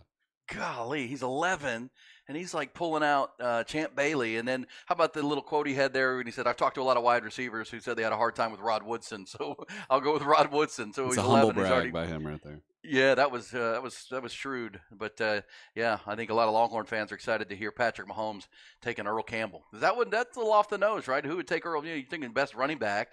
You might, he took Barry Sanders, but you could have gone Emmitt Smith. But Earl Campbell, the Tyler Rose, and of course Patrick Mahomes is from East Texas, so that seems to make a little bit of sense. Beast Texas taking Beast Texas, and he takes the Texas Tech linebacker. Zach Thomas.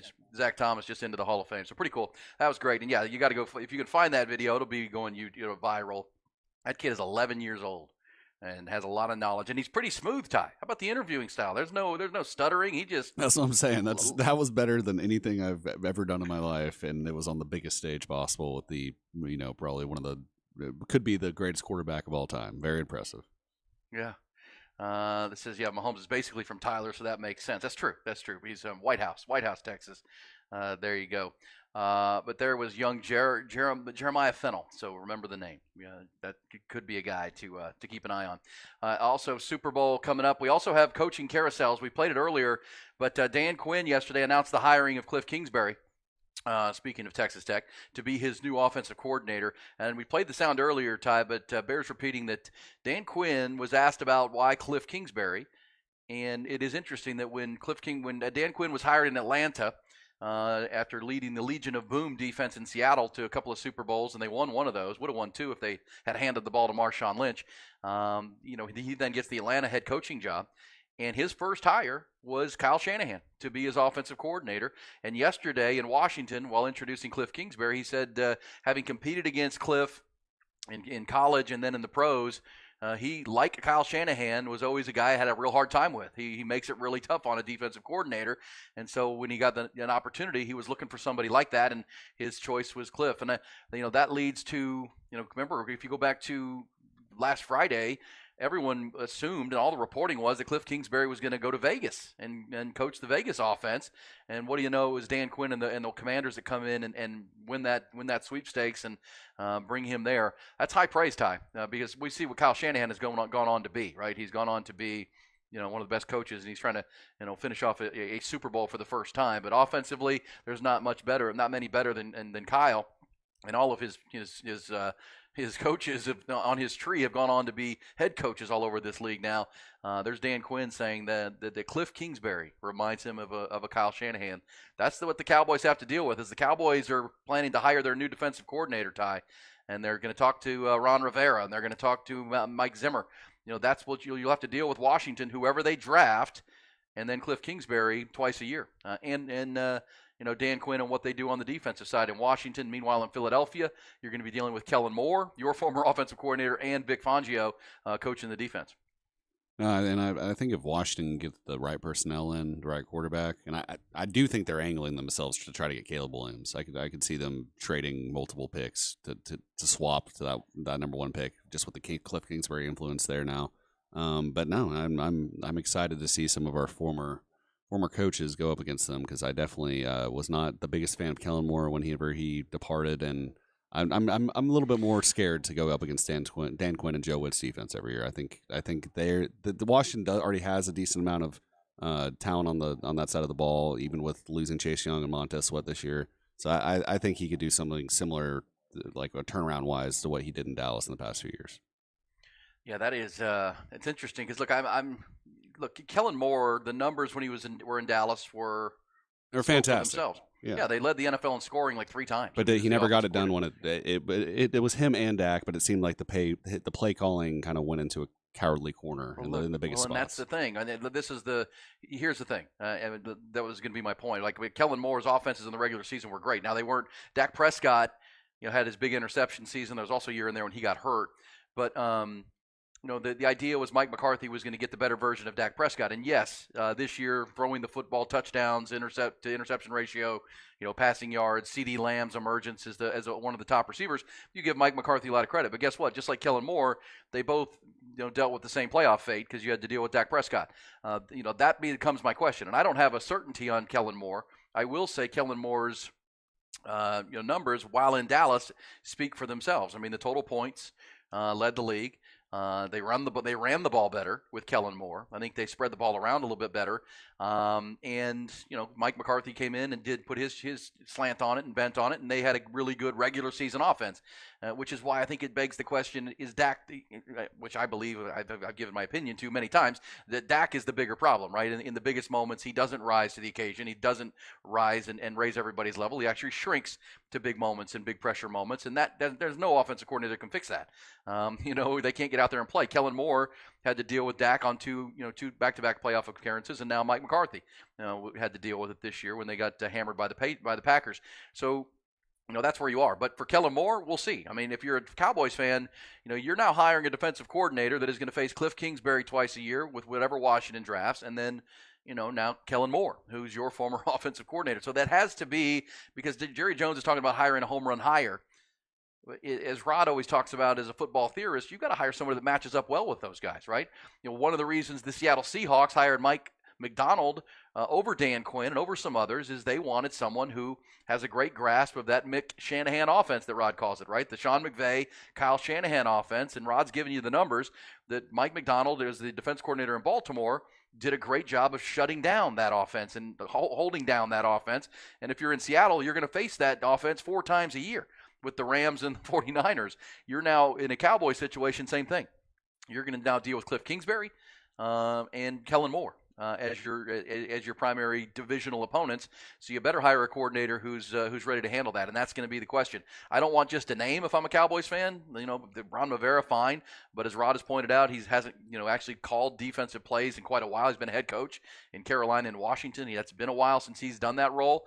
Mike Zimmer is one that makes sense at 67 years old, or because it's not a name. You got to hire somebody that can really coach, and maybe Mike Vrabel is one that would be interesting. Did you see the report that came out about Mike Vrabel yesterday? Yeah, I'm going to do that in Bullish or BS here coming up. I'll do that with you.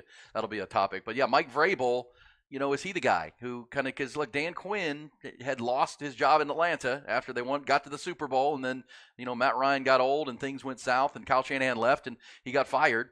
But he came to Dallas to kind of rehab his image, and now he's back as a head coach. You wonder if a guy like Mike Vrabel would want to take that route. I do think Mike Zimmer would be a guy that, he's coming in. I don't know that Mike Zimmer at 67, 68 years old is wanting to be a head coach again.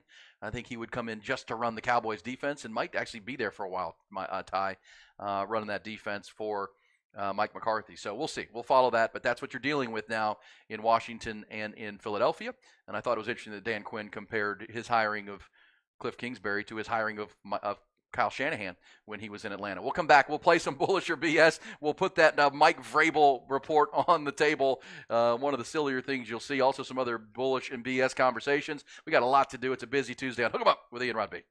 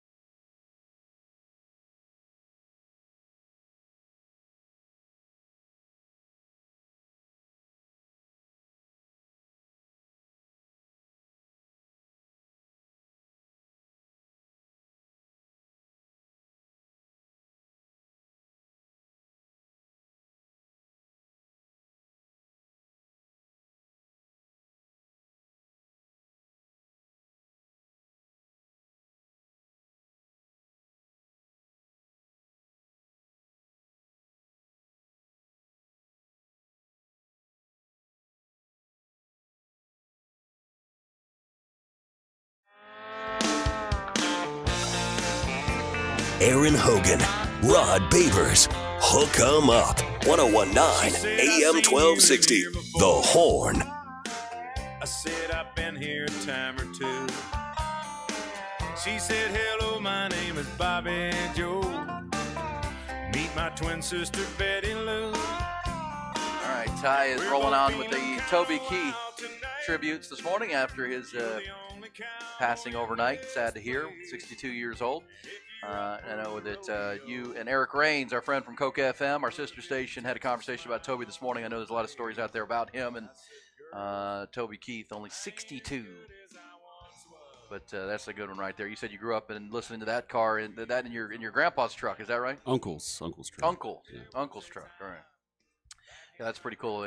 Those songs you hear when you're a kid that you're probably being played by a parent or a brother or an uncle, and they just stick with you. The country star Luke Combs said that when he did when he covered the song "Fast Car" by Tracy Chapman, and those two did that incredible duet on the Grammys on Saturday night. And he said that's where he heard it. He heard it in his dad's pickup truck driving around, and it just became embedded in his musical mind. And when he did become a pretty big star out in up in Nashville, he wanted to put that on a record, and it ended up being a #1 hit. And they did that duet the other night with Tracy Chapman. That was pretty awesome. All right, Ty, some bullish or BS, and this you mentioned this, and I wanted to mention it in our segment here because this is amazing. I don't know. I'm probably going to call BS on this, but nothing will surprise me anymore. But Mike Vrabel, may be a candidate to be the Cowboys' defensive coordinator now, Ty. But he's not going to be a head coach because after being let go in Tennessee, all eight jobs were filled, and he wasn't one of them. But speaking on the Athletic Football Show on Monday, NFL insider Diana Russini said she was told at the Senior Bowl that Vrabel's large physical build played a factor in him not finding a head coaching position. She said, quote, I don't think there was a fit for him. I don't think he sat in front of any owner who thought that his style was going to work for what they were looking for. And she went on to say, I had a GM at the Senior Bowl who mentioned to me that Vrabel's physical build, that he's a very large human being and can be very intimidating to people in an organization that are going to be part of these decisions, and that is a factor. Vrabel stands at 6'4", 260 pounds. So are you bullish or BS on this, that Mike Vrabel's intimidating physique and size was part of the reason why he did not land a head coaching job? That's the softest thing I've ever heard in my life. I don't know. There's no way, right? It's the NFL. It's all about big humans. Yes. That's the league, right? I mean, you talk about being, people get labeled as being racist because they won't hire someone because of skin color, if that's even the case. But you can be a sizist. You can't not hire somebody because of their size, right? Because they're intimidating. Come on, man. I thought in today's society we were promoting, larger people. Well, I mean, he's just. I think what she's saying is, and we also, if you tie together that with the reports that in Tennessee he couldn't get along with his general managers, and he can be a bit of a hothead, and that can be intimidating when you're trying to collaborate and make decisions, and you got somebody that is physically intimidating. I don't know. I'm just trying to. When it comes to a defense coordinator, that's kind of what you want, though. It's that was Dan Quinn's kind of his thing. Just the energy is always high. Yeah, energy high, but. Gosh, there are a lot of intense coaches. There's a lot of intimidating coaches, I believe. Now, Mike McDaniel there in Miami is not one of them. Andy Reid's a big guy. He's rounder, but at the same time, big dude. I read that, and I know you did too. A lot of people are going, really? I mean, she also said, I feel like age was a factor. He's 48. They were looking for younger coaches. What? Well, and when is 48 old? I don't know. Because I think the conversation on that podcast was about that people are surprised that Mike Vrabel didn't land one of these jobs after the success he had in Tennessee, and that did he even interview? Yeah, he did. He interviewed a lot of places. Okay, I know he interviewed in Seattle. He interviewed in Atlanta a couple times. Atlanta interviewed everybody though. They did. They interviewed a lot of folks. Well, look, that's what the Senior Bowl is about, right? All the GMs, everybody's there, and then they go out and have dinners and drinks afterwards after the practices, and that's, you do get a lot of stories like that where Vrabel. The better way to say that if you're Diana Russini is maybe he didn't come off right, maybe he came off a little intimidating. Don't say he was his physical size. Some people just when you interview them, they come off a certain way. I mentioned earlier, 90+% of your communication is nonverbal. I mean, if you got to work with this person and you're the general manager or you're the owner and you're intimidated by that person, or they try to intimidate you, maybe that will be an turn off. But at the same time, it shouldn't be a reason that you wouldn't hire a successful coach and what he's done. But that was interesting. So bullish or BS on that. How about this, Ty? I know this is something you would think about. This is a social media question that's going around. We were just talking about money earlier in your shopping spree with your girlfriend. Here's a question being asked. Would you risk having the hiccups for the rest of your life for a 50-50 chance to win $1 billion, Ty? Bullish or BS? How bad are the hiccups? And how frequent are they? Rest of your life. Are we talking like every 30 seconds, every minute? No. Someone on social media has asked, and people are That's a good one. It's become a viral thing. If you were offered to flip a coin, and if you're right on a 50-50 proposition, you would get $1 billion. If you're wrong, you're going to have the hiccups for the rest of your life. Would you flip the coin? Who was who was in sports recently that had the hiccups that wouldn't go away? Ooh. Didn't we? That was like last year. It was an older player. I remember. Was it Bo Jackson? Yeah, it was Bo Jackson. Yes. I don't know. I couldn't get it. I'm guessing the rules of not being able to fix it medically. Like I couldn't do that with my $1 billion. I would probably do it. I would do it. I mean, $1 billion is a lot of money. I could change a lot of lives, not just in mine. Yeah, that becomes the philosophical question you have to ask yourself. Okay, if you don't win it, you didn't get the $1 billion, and now you got the hiccups. Could you learn to live with it? I don't know, man. That's big. You got to think about that for a minute. People learn to live with a lot worse, though. Yeah, you're right about that. But you didn't get anything for it. Yeah, but I guess the thought of what I could have had if I picked tails and it went heads, and that thought would probably be worse to live with than the hiccups itself.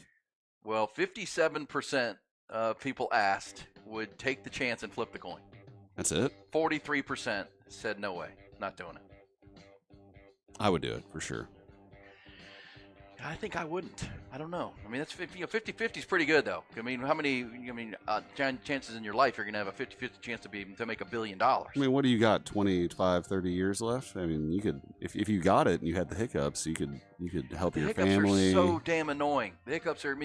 I couldn't. Part of the reason I would say no is I got to do this show every day, and I love doing this show every day. I couldn't do this show with hiccups. If you got the $1 billion, you wouldn't need to do the show. Well, that's correct. But if I'm wrong, I got to come do the show. Got to make some money. Come on, man. That's true. In our line of work, it would not work very well. I don't think I would do it. It would be tough to say no, but hiccups are no fun, man. And that's part of the reason you can never get rid of hiccups, because it's all you can think about. Because if you could stop thinking about it, that's why somebody getting scared or someone distracting you. The minute you can stop thinking about the hiccups for 20 or 30 seconds, they'll go away on their own, typically. But you just can't, because it's just driving you crazy. Yeah. That sounds like a Seinfeld episode, right? The Curb Your Enthusiasm episode right there. Something about the hiccups, Ty. I like that. All right, we'll come back. Somebody said big humans with Mike Vrabel. That's true. Maybe NFL owners don't like big humans. I don't know. You never know how that plays out. We'll come back. We will pick up these conversations. Plus, speaking of Senior Bowl, our buddy John Harris from Jay Harris Football will be with us. He was at the Senior Bowl all week. He'll tell us about the Longhorns who showed up and starred there. We'll do that next hour. Hook 'em up with Ian Rodby.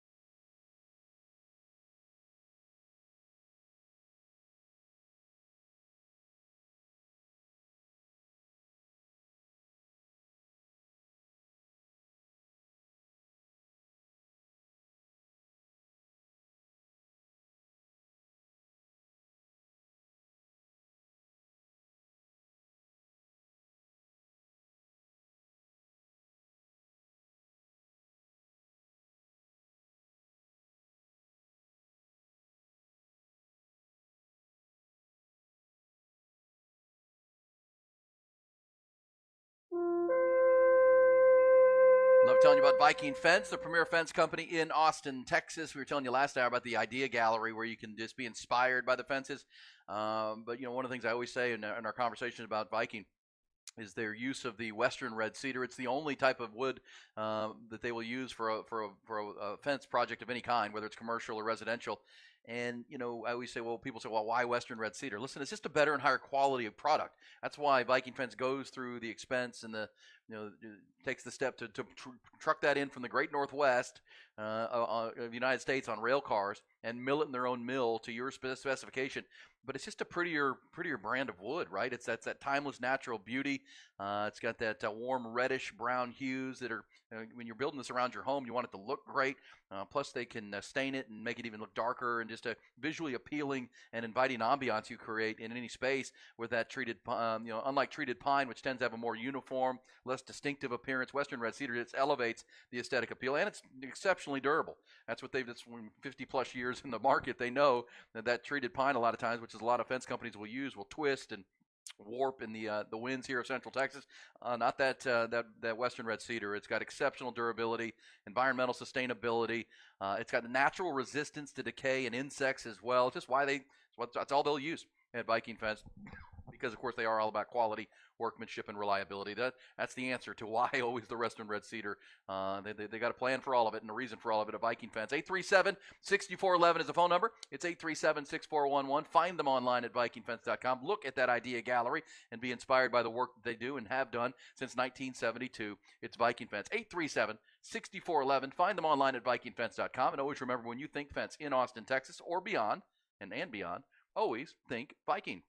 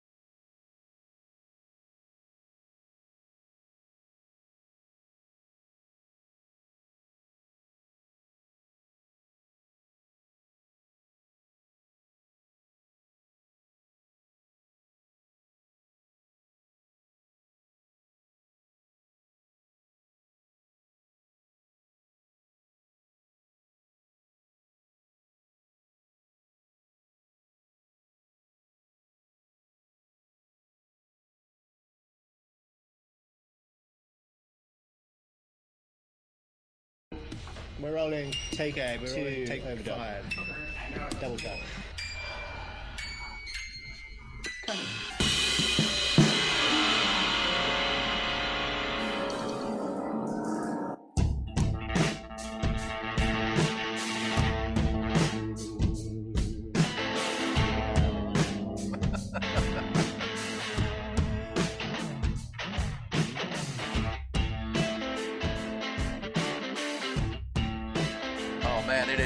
Good stuff on the text line, 512-447-3776 on the hiccups or $1 billion coin flip question. Our man Mark says, no way, my life is fine. If you lost a bet and you had the hiccups the rest of your life, you'd definitely kill yourself. Absolute certainty. This says, I couldn't risk having the hiccups for the rest of my life and nothing to show for it. I'm enough of a social pariah already. And somebody else said, trust me, you do not want the hiccups the rest of your life. Had 2 bouts with it. Worst of it being 2 days straight, had acid reflux as the cause. Only way to stop them was laying down. It really was terrible. So there you go. So you'll see. But Ty, here's the key, right? If you're going to flip a coin, and that's what 50-50 to win $1 billion or have the hiccups for the remainder of your life. If you chose not to, you could never flip the coin, right? You would never want to know what would have happened, right? You would never want the outcome. I could do that right now. Well, don't do it. Oh man, that is funny. That's one of those wizard questions, sorcery. Would you, if they presented you with that option, would you do it? I mean, Hey, this coming one up, says I'd do a lot. That people will do a lot worse for a lot less, and I agree with that. I'm one of those people. $1 billion is a lot of money. Like, come on. It's a lot of money. $1 million is a lot of money. $100,000 is a lot of money. $1 billion? Are you kidding me? But yeah, somebody said, do what for how much? Service members have this conversation all the time. A lot of guys would do surprisingly more for a lot less. Well, yeah, that's to each his own. If you think you can tolerate it and survive it, but yeah, at the same time, that $1 billion would be pretty nice. Be pretty sweet to do that. But it's one of those conundrum questions you have to ask yourself. Speaking of questions, coming up here after we reset the headlines, we mentioned it earlier, but we'll hear Dan Quinn talking about Cliff Kingsbury and the hiring of the former New Braunfels unicorn down there in New Braunfels, Texas, also former Texas Tech head coach. He's now the Washington offensive coordinator. Also, we'll let Kyle Shanahan from Super Bowl opening night last night, because we played the audio the last couple of shows from the owner of the San Francisco 49ers, Jed York, talking about how stunned he was at one point a couple years ago when Kyle Shanahan told the owner that Brock Purdy was our best quarterback, our third-string quarterback is our best quarterback, and the owner was taken aback because they had given Jimmy Garoppolo a bag of money and they had given up a lot of draft picks to get Trey Lance, and he wasn't real happy to hear that from his head coach. We also had John Lynch, the GM, talking about he was pretty surprised that Kyle told him that, but now we get to hear from Kyle Shanahan on that conversation and early impressions of Brock Purdy. Plus, we'll hear from Brock Purdy himself coming up from Super Bowl opening night last night, and that's where we're at. We're counting down the days. 5 days to the big game, 5 days to the Super Bowl. There's also a really, really big game tonight. With that in mind, let's get you to the top stories and the headlines to start your 8 o'clock hour on a Tuesday. Top stories brought to you by Top Gun Rentals and Lawn Equipment, including that beautiful new location of Top Gun. They're in Buda, Texas, USA, America.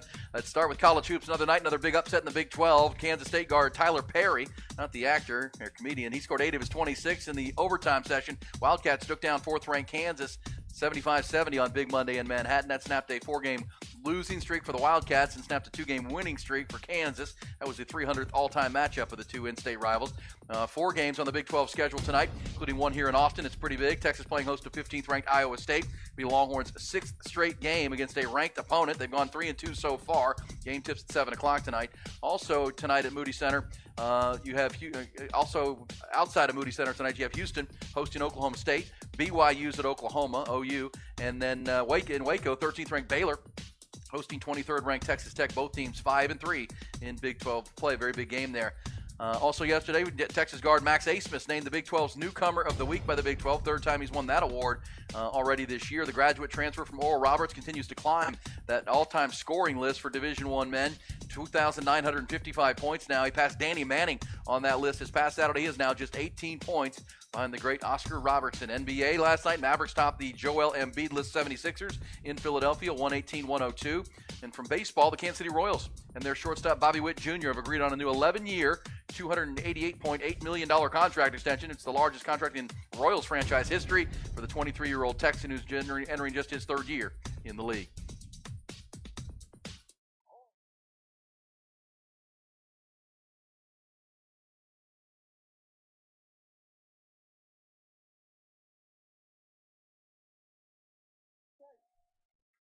Indeed, and as we said, John Harris will join us at the bottom of the hour. John, of course, works with the Houston Texans on their sidelines, and so we talk a little Texans with John, but John also puts out a draft publication every year, Jay Harris Football, his draft guide, and so he spends the week in the Senior Bowl because the draft starts in Mobile, and so we'll get his thoughts on his impressions of what he saw at the Senior Bowl and his thoughts on the Texas Longhorns that were there, and Christian Jones and Byron Murphy. Also his thoughts on the Longhorns in general in this draft, because he's already, digging deep on that draft guide he puts together. We'll talk Byron Murphy, A.D. Mitchell, Xavier Worthy, and the other Longhorns that'll be a part of this draft. And we'll check in with John throughout the draft process because he's really, really top of his game at that for sure. We'll also talk a little Texans because I was reading something yesterday, Ty, that John Harris put out his in his draft guide, his opinion of now Texans wide receiver Tank Dell, after he saw him at the Senior Bowl a year ago. So he he kind of kept the receipt on that and put it out, and it was spot on. And basically the final line was somebody's going to be very happy to take Tank Dell with a second or third round pick. And of course the Texans ended up being that team. And before his injury, Tank Dell was as dynamic as anybody, any rookie receiver in the AFC for sure. So we'll talk to John coming up, one of our go-to football conversations. One other note before we hear from some Super Bowl sound, Ty. This Texas basketball story, I mentioned it a couple times in the headlines. I didn't mention it here, but yesterday, Rodney Terry was doing a Zoom availability, talking about his team, the win over TCU, looking forward to the Iowa State game. And he kind of revealed that the former Texas guard, Doege Balbe, is working with the team and as a support capacity, according to the program. He's not a coach, but since he retired from professional basketball over in Europe in December, apparently Rodney and Frank Haith have called on him to come and help them out. He was, if you remember Doege Balbe, Ty? He was one of my favorite players when I was younger. I mean, he was an in-your-face defender from 08 to 11. He was one of the best defenders in the Big 12 in college basketball. And, he went on to win 3 EuroLeague championships. And interesting, I mean, one of the things I talked about early with this Texas basketball team that was most concerning was their defense. That their ability to play D and get in front of people, stay in front of people was problematic. Rodney didn't expand on it, but I'm assuming he'd be asked. I mean, if you're bringing in Doege Balbe and asking him to come help and work with your team on some things as a supporter of the program, it's not going to be offensive, right? It's not going to be shooting. It's going to be working on defense. And you wonder if Doege is come in to help these guys with some on-ball defensive tips, because he's one of the best. Why was he one of your favorite players, Ty? I don't know. I just his defensive intensity. I've always enjoyed guys that hustle. He had a funny name. I don't know. I remember him and his. I mean, he was an absolute fan favorite. What years did he play at UT? 08 to 11. Okay, yeah. So that was like middle school for me. So yeah, I mean but that was his game. His game was defense. I mean, and that was Rick Barnes, obviously, and Rick Barnes was such a big defensive coach, and Doege was one of his favorite players because Doege played defense, the kind of defense that he wanted everybody to play on his teams. And so yeah, you wonder. The Longhorns have gotten better on the defensive end. As we said, that TCU team averaged over 80 points a game coming into it, and they held them to 66. And a big part of the run there to win it was not just Max Abmas going red hot. It was getting stops on the other end, and that's the key in this conference. I mean, if you're a Texas basketball fan or any Big 12 fan, you know this. If you're going to win these close margin games, you got to get stops on the one end. And that was why the game against Houston, the last home game last Monday, was frustrating, because you were getting stops, but the Longhorns kept on giving up offensive rebounds and so giving second chance points, which ended up being the key to that game in the loss. The 19 second chance points up against TCU. They played a more physical brand of defense and on the glass, where they didn't give up the second chance points as much, and they ended up getting stops, getting the board, and that's how they finished the game and closed the game on a 13-2 run in a game that was tied at 64. So that's going to be the key moving forward. It was interesting earlier to talk to Ari Temkin from SiriusXM's Big 12 Today, Big 12 Radio.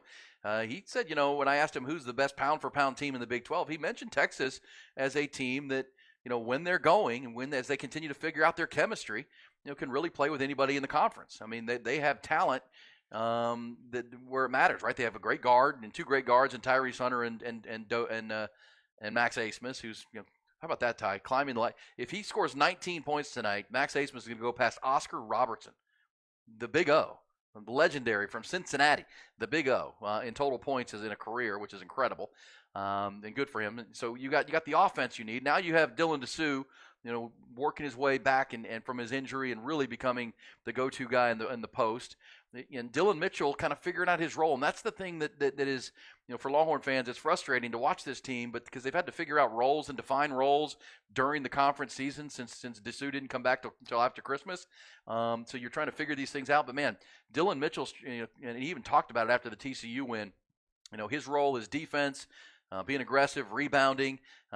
He knows he needs to develop his scoring for the next level, but right now what they need from him on this team is to bring his athleticism and be a factor on both ends with it, blocking shots, rebounding, being physical, getting out in transition and throwing down, windmill dunks like he did the other day. That's the Dylan Mitchell they need. And then the offense runs through Abmas and Dessou. And then when people hedge high on him, you kick it out to Tyrese Hunter for a three. Kendall Weaver has been inserted into the starting lineup, and now he's becoming an integral factor for this team on both ends of the floor. So really like where it's going as far as the trend line for the Longhorns. I know the U of H game was a loss, but I think you saw a lot of positive signs in that game against a top 5 team. And then the win over TCU, where TCU had won 4 straight games, and they went in there and won that game. Now to come home, got to win this game tonight. I mean, this is one of those, circle it, write it down, put it in ink. It's a must-win game for Texas tonight, because if you lose it, you're right back to where you were as far as one step forward, 2 steps back. But if you win it, now you're on a 2-game streak, and then you've got West Virginia this weekend, which is a very winnable game. They're sitting at the very bottom of the conference. They're the one team where, even though you lost to them earlier, you feel like you can get a W there. So if you win this one, you can go on a 3-game winning streak potentially ahead of a big trip down to Houston next week. So really critical game tonight for the Longhorns. 7 o'clock tip, Moody Center. Good luck to our man Max Asmus. He's looking to go past the big O. And I guess we'll learn what Doge Balbay does. This is Balbay, the Turkish prison. That's right. Somebody remembers the nickname. That's what they nicknamed him, Ty. The Turkish prison, because he's Turkish and his defense was like locking you up. Well, and he's probably had a pretty long EuroLeague career at this point. Oh, for sure. I mean, we finished here in 11, and then 14 years playing. He won 3 EuroLeague titles. And again, never a great offensive player, but just a lockdown defender. And if he can help the Longhorns at all in that capacity, because to me that was their biggest weakness early, and they have gotten better. All right, Ty, let's hear from some Super Bowl opening night last night. Actually, let's start with Dan Quinn. Wanted our 8 o'clock audience to hear some Dan Quinn conversation. This was Dan on the hiring of Cliff Kingsbury and why they kind of had to outbid the Raiders to get Cliff Kingsbury, but it was important to Mike to Dan Quinn, getting that second head coaching job. He wanted to make sure, as Rod always talks about, we always agree that when a defensive coach is given hired in the NFL, your biggest hire is who that offensive coordinator is, who's going to run that side of the ball while you focus on the defense and the culture and the team. Here's Dan Quinn yesterday on the hiring of Cliff. Cliff has always been somebody that I've kept up with. Years ago, we both coached in college and then competed against each other. I certainly followed his career in the same way of why I wanted to hire Kyle years ago. Like, he was hard to go against. Going against Cliff, those same feelings you had. This is going to be tough. Matchups, formation, speed, shots down the field, aggressiveness, boldness to go. As a coach, you were writing down some names if this is something in your future that said, if I get that shot, this is somebody I would want to talk to. All right, there you go. So comparing him to Kyle Shanahan, that when you got to Atlanta, that Kyle Shanahan was the rising offensive mind that he wanted to, have come in, and obviously it worked to the tune of a Super Bowl and a trip to the Super Bowl, and pretty good stuff right there with Dan Quinn and Cliff Kingsbury back running. And the head coaching success or lack thereof is obviously a conversation around Cliff, but man, I don't think anybody doubts his ability to develop quarterbacks. Design offense, call plays, those kind of things. That's a strength of his, and he's going to get to do that now with whoever they draft with that second pick in Washington. He's going to help develop and cultivate that quarterback in our nation's capital. Speaking of Kyle Shanahan, he was holding court like everybody was last night. It was Super Bowl opening night, so those opening press conferences and all the Super Bowl conversation.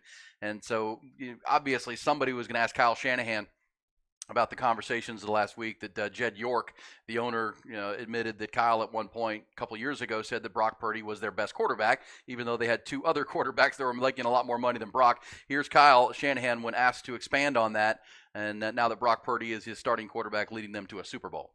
Well, it's funny to hear Jed say that, because it wasn't the smartest moment I've ever had. I mean, when an owner comes in after training camp practices and is like, hey, how's the quarterback? And what he means is the starter or the second. And you in irritation go, I don't know, but our third guy's the best. Like, that's not what he wants to hear. So that's why he remembers it very strong. But that was just more, Brock was so good right away with every rep he got. He was always the same. And he only got a couple of them. So it was easy for me to say, because in his few reps, he was the best. But if you know that for a fact, I mean, then you do what you do right away. But he was the best, but you ease that on, and every time he got a little more reps, it was the same as when he got 2. And so when it was all said and done and he got a lot of playing time, it was like, oh, this looks exactly like what I told you when I was irritated. And he only had 3 reps, and I said, no, he's the best, but That's what was so real about Brock. That's why after his 7 games, his rookie year, even when he got hurt, we knew what we had because he'd been that way in practice every day, and it was the exact same way in the games. There you go. And Kyle Shanahan talking about Brock Purdy. And, yeah, saw it early because he was just so consistent and really outplaying the other two. Trey Lance, of course, was trying to learn the system and, developmental, talent. And then there was Jimmy Garoppolo, and we kind of know what Jimmy G is. He can be inconsistent, but Brock Purdy never inconsistent, according to Kyle Shanahan. And by the way, Ty, Kyle Shanahan did confirm to Peter King that, yes, he did reach out to and consider Tom Brady, talking to Tom Brady last offseason after Brady had retired because, as he said at the media night last night, that, they just didn't know about Brock Purdy and the injury, right? And they didn't know. They know how good their team is.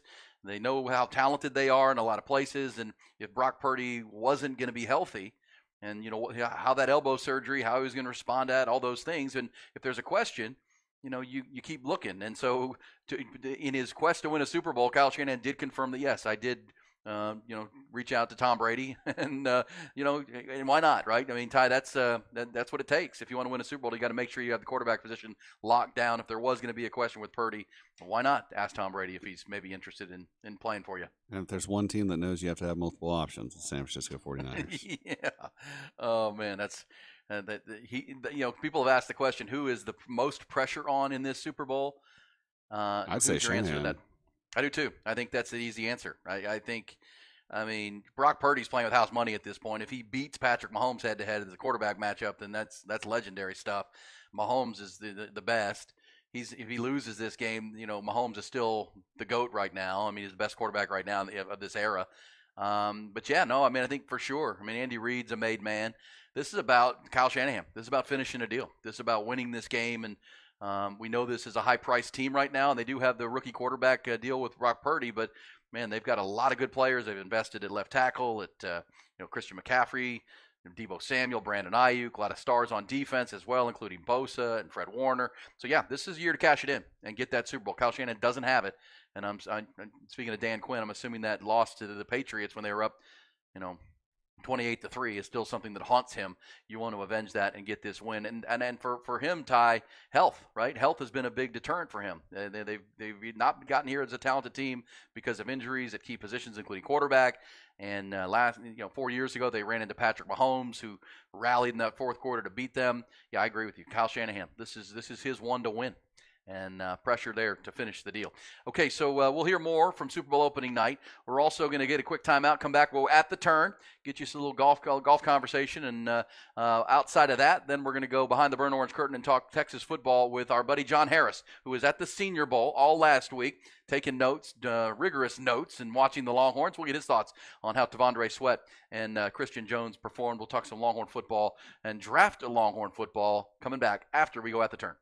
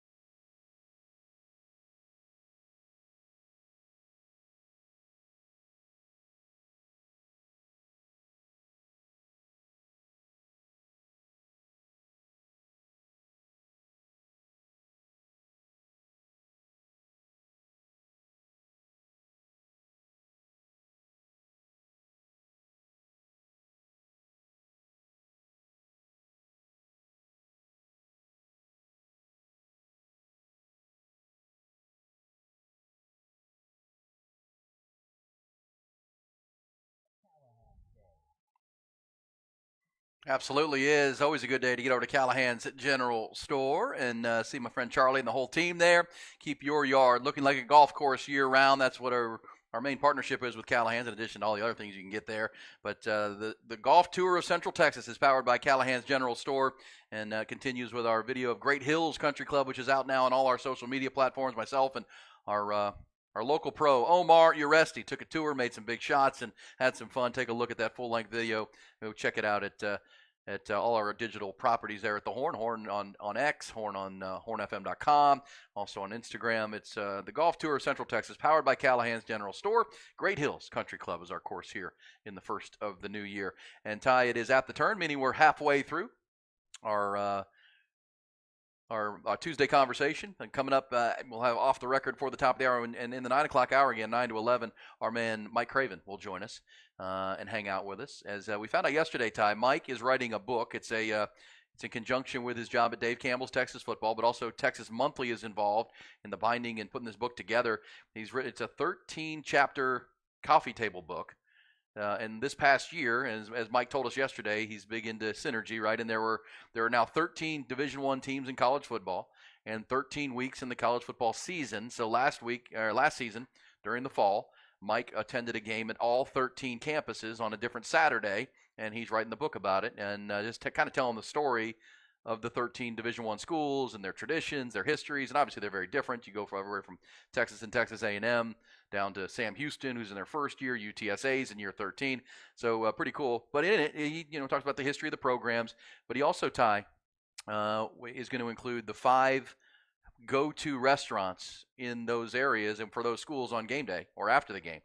And did we uncover the ones? You said yours was Matt's El Rancho every game, correct? Am I right about this? Did we decide if we were going to include Matt's El Rancho? Because it's not really near. It's not super close.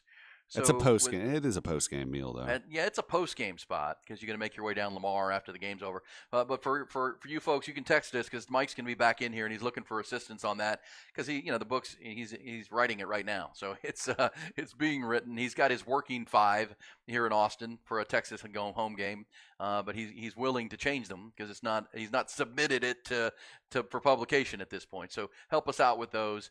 Where are the best spots? Where are the go-to spots on game day? And that's pretty cool that he's doing that. It's going to be a coffee table book. I think it's going to be a must-have when it comes out because, if you are going to go to a game at, one of these places and you want to know, hey, where am I going to go eat? Where's the go-to spot? So where is that going to be for you? We had some good suggestions yesterday. And Ty, what would be the one that you say if you go to a Texas game, you almost always go to where? Man, beforehand, maybe Crown and Anchor. Okay, Crown and Anchor. That's good. Crown and Anchor used to be in college, Cannon Abel's, the original, but now it's Abel's Dose, and I'm not in college anymore, so I don't really feel like I can go there. And to eat, maybe Pluckers afterwards. It's usually packed, but, wings are always good after a football game. And you usually get the free 5 wings coupon on the way out. Yeah, well, I think that Pluckers is good. So we'll pass those on to Mike when he joins us for the final 2 hours of our program, and we'll certainly talk to him about it as we go. But yeah, for me, it's immediate. It's Schultz Garden, right? Because I did so many broadcasts at Schultz Garden over the years at the radio stations, and it's pre and post game. But they have good food, and they got the cold drinks, and always like Schultz Garden. That's really the gathering point if there is one near the campus, without a doubt. So we have to make sure that's included. So I'll push for Schultz Garden. Ty's got Cannon Abel's. You can certainly send yours at 447-3776, and that's going to wrap up At the Turn. Brought to you by Callahan's General Store. A little chatter there. Let's get you ready for Behind the BOC.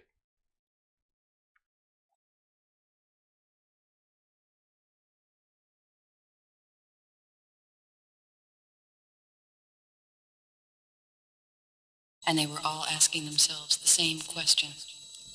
What is behind that curtain?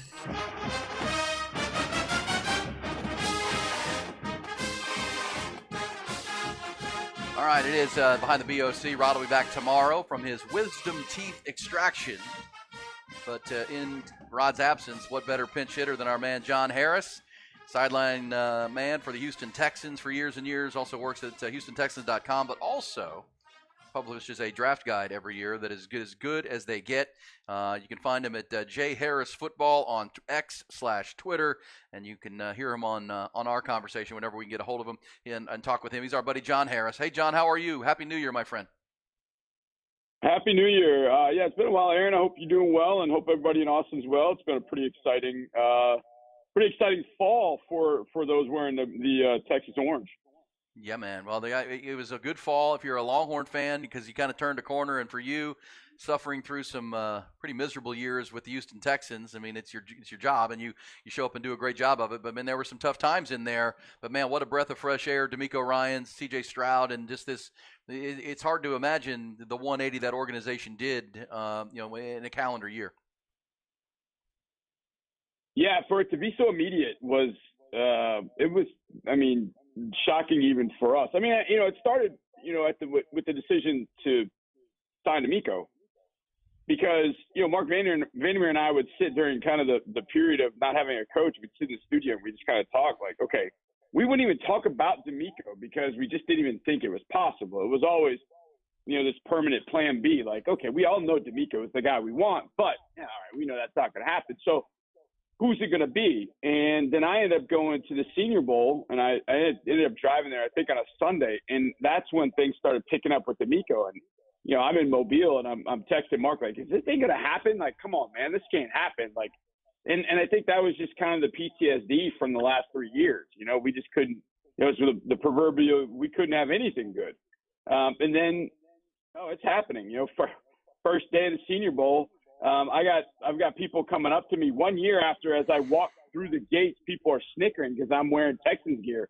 Like, they're laughing at Texans. Like, they literally, I could hear them laughing as I went by.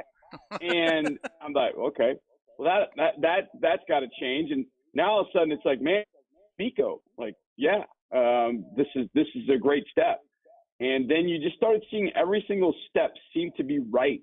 They signed some free agents. Like, wait a second. On the same day, they signed Devin Singletary and Dalton Schultz to 1-year contracts. Like, who? We signed Devin Singletary and Dalton Schultz. Okay.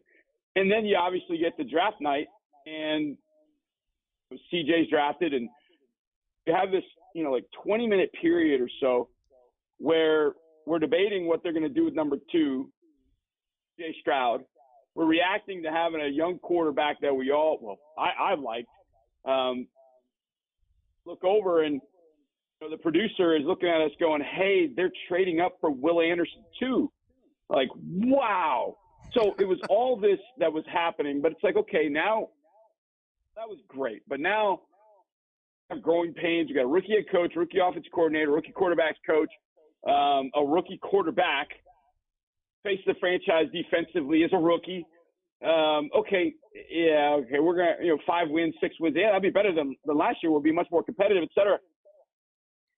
Out of the gates, the first 2 games, and like, oh man. And it was the Colts game that was really frustrating because we felt like with the Colts, and they kicked us around. Like, man, what are we gonna do?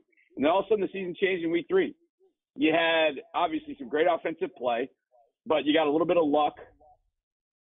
You realize, okay, can play. DeMeco's having an impact. There's a positive vibe that's going through this building. And you realize what all of that was worth. And you just kept playing, and you won some magical games throughout the year against Tampa Bay and Cincinnati. And you look up, and it was the Cincinnati game where, I'm in the locker room and I'm like, holy cow, like, I think this can happen. Like, just a playoff run. I think a playoff run can happen. I think we could get into the playoffs. And I think we can get there, and then obviously CJ got hurt, and we're like, oh, man, those 2 games were tough, but beat Tennessee with Case Keenum. I mean, come on, man. Is this thing real? Beating the Browns, we beat the Colts on a Saturday night, the first time we played a primetime game. It's the first time, Aaron, we played a game that was not noon. And on the first play of the game, CJ goes 75 yards to Nico and thought, are we going to get in the playoffs? Okay, we got the playoffs. Then Tennessee helps us out. We win a division, and then we get the Browns here, a bit of revenge. We ran into a buzzsaw with Baltimore. They were rested. They were ready. And we didn't play our best game that night. But when you consider where we were last year at this point, we had just gotten DeMeco Ryans hired. We didn't even have a staff. We had, trying to figure out what the roster is going to be. And we went from that to right now, obviously when the Super Bowl's over, you start thinking about 2024, we're going to be the flavor of a month for a lot of people. There are going to be a lot of people going, hey, man, they're doing things down in Houston. We got cap space. We still got a first-round draft pick. We've got 7 at quarterback. Will Anderson made the Pro Bowl. We've got, offensive line, which needs a little bit of tweaking, but 3 of the 5, the 3 best guys you have are under contract for the next 3 years. So you've got the ability to do some things, but now you're dealing with expectation. Now you're going to play primetime games. Now you're going to play Buffalo, Kansas City, Baltimore all in the same season, whereas last year you just played Baltimore. So you're going to have to rise up in those games against teams that are really, really good. You're playing first place schedule. It means you play Dallas as well. So it's going to be tougher, Dick. You're going to rise. That said, you wake up each day from here on out, you got a top 5 GM, you got a top 5 head coach, and you got a top 5 quarterback, and that's a hell of a place to start. Yep, and a lot of young talent and an offseason now to get even better if you're in Houston or all the teams now. That's the draft process with John Harris, Houston Texans Radio Network, but also Jay Harris Football and the must-have draft guide that you pour your guts into, John. It starts in Mobile. I know it starts with you with the film, watching their college film, but then you get to Mobile and you get to see them up close. Let me start with the Longhorns, and just from this same perspective you just gave with the Texans, that, man, from 5-7 for Coach Sark to 8-5. The 5-7 year they had nobody drafted. 8-5 they had the running back, so 4 or 5 guys got drafted last year. This year the Longhorns could have as many as 7, 8, 9 guys drafted over the 7 rounds of this draft, and some of them pretty high. Pretty good job Sark and the staff are doing, acquiring talent and then developing that talent. Of all the Longhorns, whether they were in Mobile or not, who do you think is the best draft prospect they have in this class in 2024? Is it Byron Murphy or is it somebody else for you? I think it's Byron Murphy, and sometimes, and this is where I have to stop myself and make sure that I'm not looking at it through Texans goggles. But obviously, Byron Murphy would be a guy I would love to have in Houston. His twitch, athleticism, power, the strength he plays with, how his technique he plays with. I mean, he was exceptional this year, and I think he would fit very, very well with what DeMeco would want to do and wants to do defensively. And we have some defensive linemen that contracts are up and they've got to make some decisions, and so Byron Murphy would be a hell of a draft pick at number 23. Now I don't know that he ends up getting to 23. Feels like that's the best guy. Now Xavier Worthy is like Xavier to me is a top 40. He's in the top 40, and I say that because this is such a good. I mean, it borders on historic wide receiver draft class, and I feel like we've been saying that for a while. And it really, if you kind of just follow the trends of the game of football, you realize more teams in high school are putting 4 receivers on the field. Well, that translates to college where they're putting more 3 and 4 wide receivers on the field, more 11 personnel, and that translates to the NFL, where you see a lot of 11 personnel being played 3 and 4 wide receivers. So guys that used to play corner or would move to running back are staying at wide receiver, and they're flourishing at wide receiver. And I mean, I was in Mobile where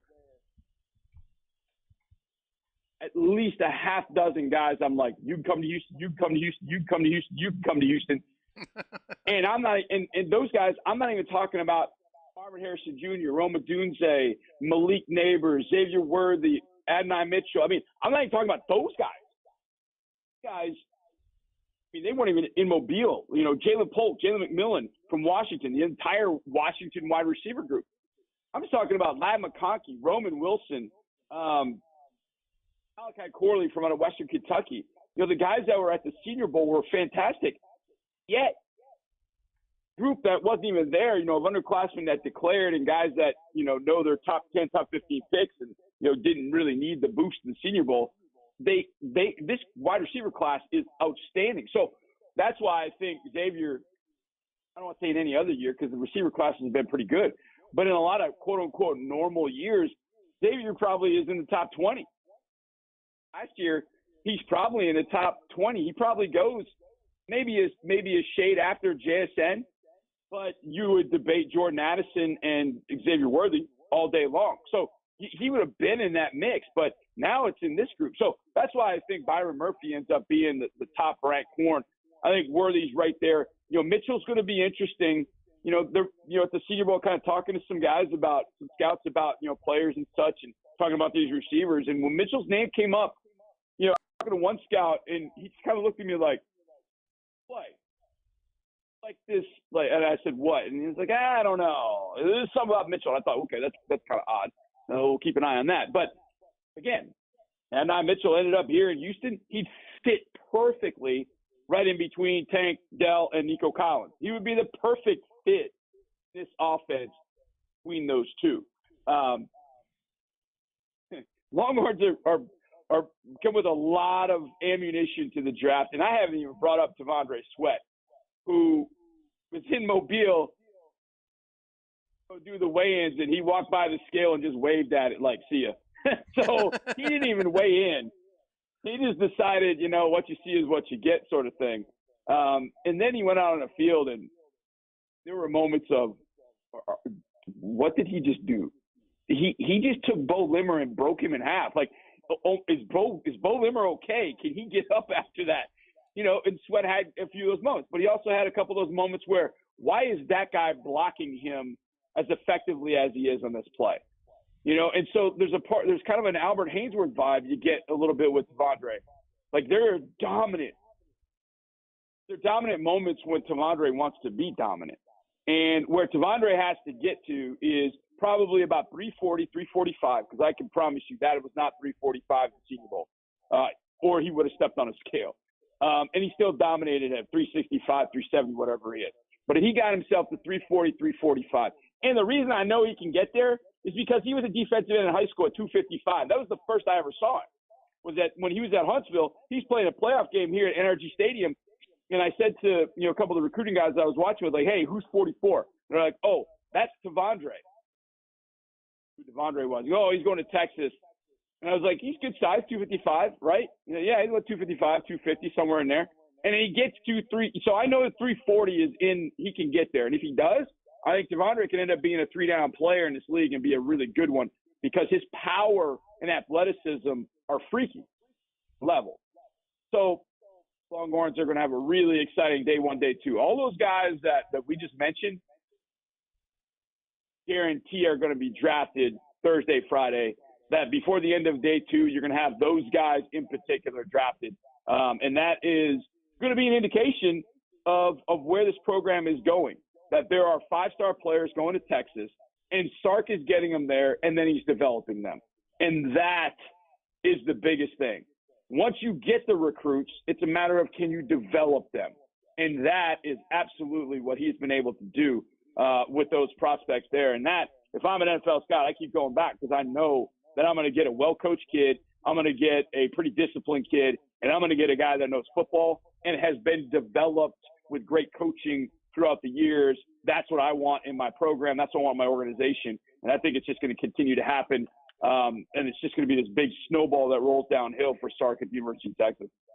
John Harris with high praise for T'Vondre Sweat at 255 at Huntsville High School, now playing about 365 at the Senior Bowl. Byron Murphy as well. Hey, let me ask you about Jonathan Brooks. I know he's coming off the injury, but, man, he was such a dynamic player, and what a revelation for the Longhorns with Roschon Johnson and Bijan Robinson to the NFL. Who was going to replace those guys? And Jonathan Brooks, before the injury in Fort Worth, was having a hell of a year, maybe on his way to a Doak Walker Award. And, it's a lot of high rank. Mel Kiper had him number one on his running back board. What do you think the league's going to do with Jonathan Brooks coming off the injury?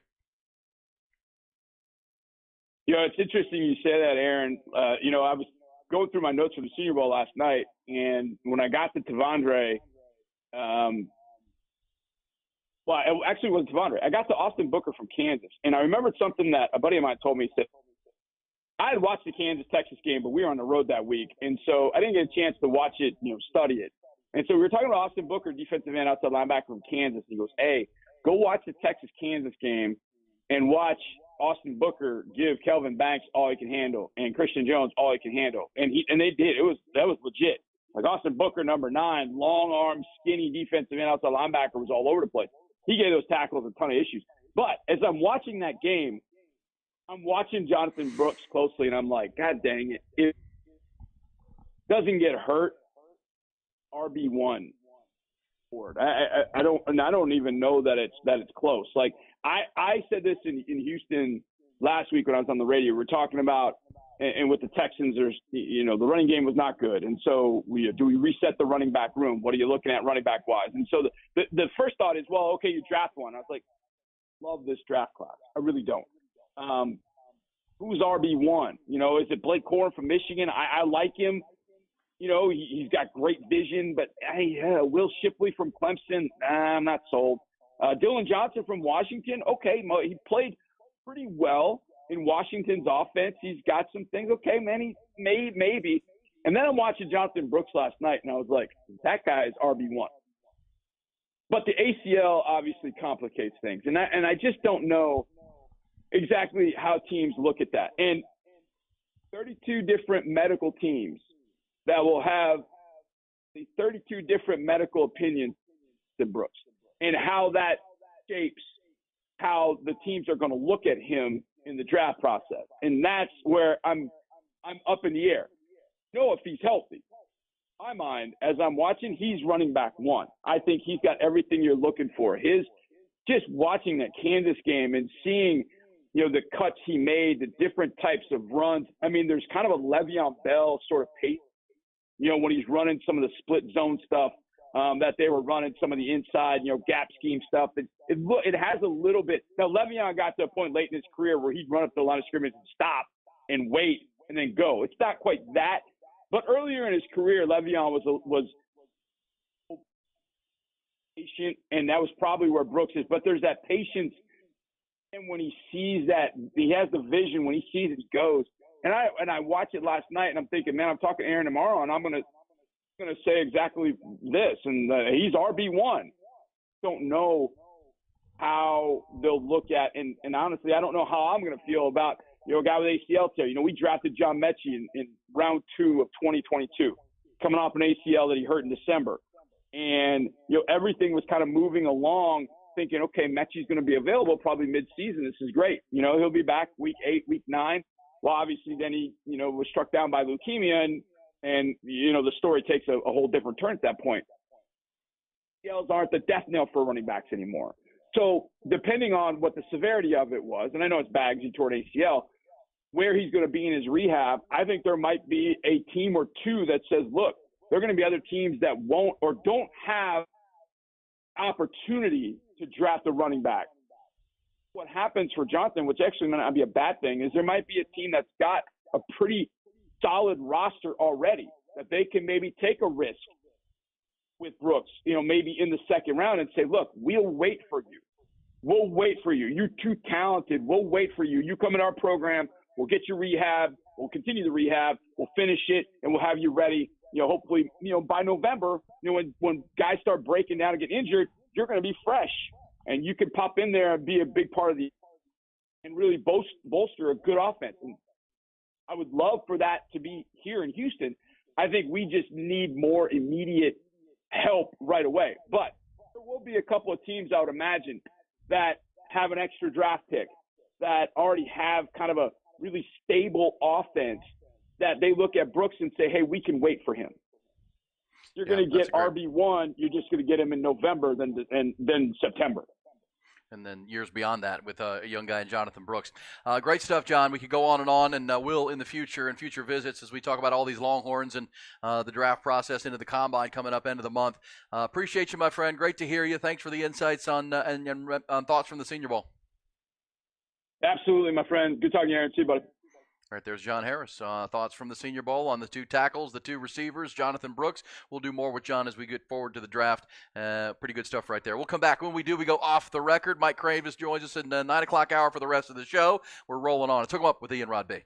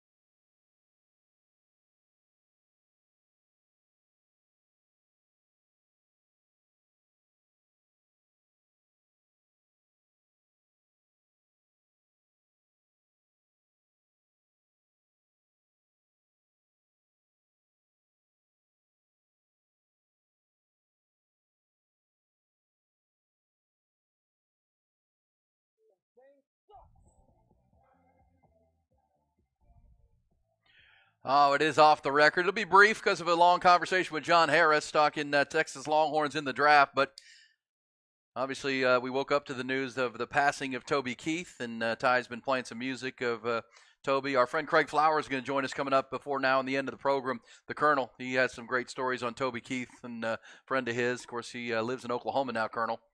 His wife is from the state of Oklahoma, up there in Bartlesville. So we'll talk to Colonel about that, but he did pass away.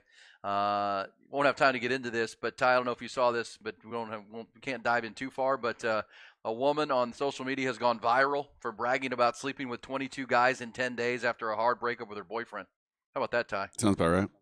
Man, as a father, she's so proud. So proud. 22 guys in 10 days. That's getting it done. That's putting in double time. Yeah, I mean, unless there's some group play going on there, I don't know really see how you can even do that. Yeah, what are we, Wilt Chamberlain over here?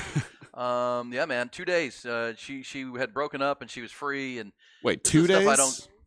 No. 22 guys in 10 days after she broke up with her boyfriend. That is bad. It's like I'm so amazed by this social media, these phenomenons where these people go on social media because they do this on social media now, where people like come with me as I get fired from my job. And they record the whole thing, and then they put it out. They go, "Come with me as I sleep with 22 guys in 10 days." I just don't. It is amazing. Attention. It's a drug. It is. Yes, absolutely, and it's disturbing. I mean, obviously, as a father, it's disturbing if any of my children. I mean, it's just like, but it's also this part. They really think people care. Like, do you really think people want to go with you to see you get fired from your job? Is that really something anybody that has a job that we've all been there? We've all had hard days where, things just don't go your way. That sucks, but man, it needs to go viral. One of my favorite videos on the internet, this will be quick, is this guy that he worked at like a Popeyes and he wanted to quit his job and he rolled in with one of those Roland speakers and mics and he had like a whole song / rap prepared. And it was very good. And even his boss was like, "All right, I got it," because it wasn't mean. But I mean, it was kind of mean. But I'll have to send it to you. It's hilarious. If anyone else out there has seen that, it's awesome. Some of the stuff that I see on social media that does take you behind the scenes, I love. Like the people that show you how to fix something, or tricks of the trade and carpentry or something, how you can fix stuff that's around your house that you didn't even know about. I love those, man. Those are awesome. No, I watch Instagram. That's pretty much most of my downtime these days is spent on my phone on Instagram, scrolling, and I lose time. I hate it, but I mean, I'm addicted to it as well. I'm not posting about my life. I like making fun of other people and maybe learning something. I might kill 10 minutes sitting I'm waiting for a meeting or something, but I'm not going to spend all day doing that, Ty. But, not all day. Look for the girl that went 22 guys in 10 days. You might get into that a little bit. Also, keep an eye on California. The videos as the sun's coming up out there, it is unbelievable. Catastrophic stuff going on in the Malibu Canyons, Laurel Canyon. They are being hit by what's being called as a atmospheric river of water in California over the last couple days, and it continues. The video from California and Southern California is scary, to say the least. We know that's an area of the country that already deals with landslides and rock slides and flooding and all kinds of things. So thoughts and prayers to those folks out there on the West Coast. We'll come back. Mike Craven will join us. We'll also check in with our man Colonel Flowers for the end of the program today. It is a busy Tuesday on Hook 'em Up with Ian Rod Baker.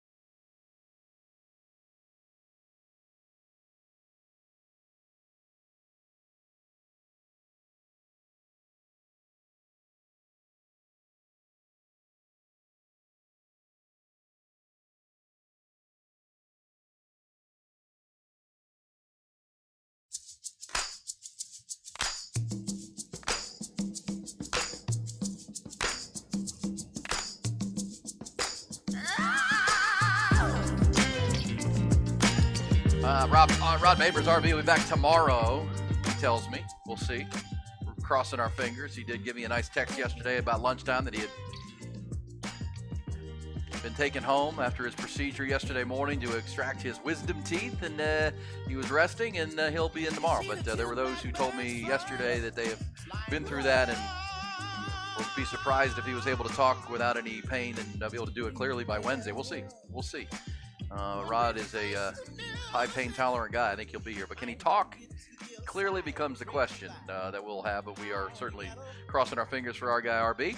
And look who it is. He's back in for his second stint to wrap up the show. Last couple of hours, our man Mike Craven.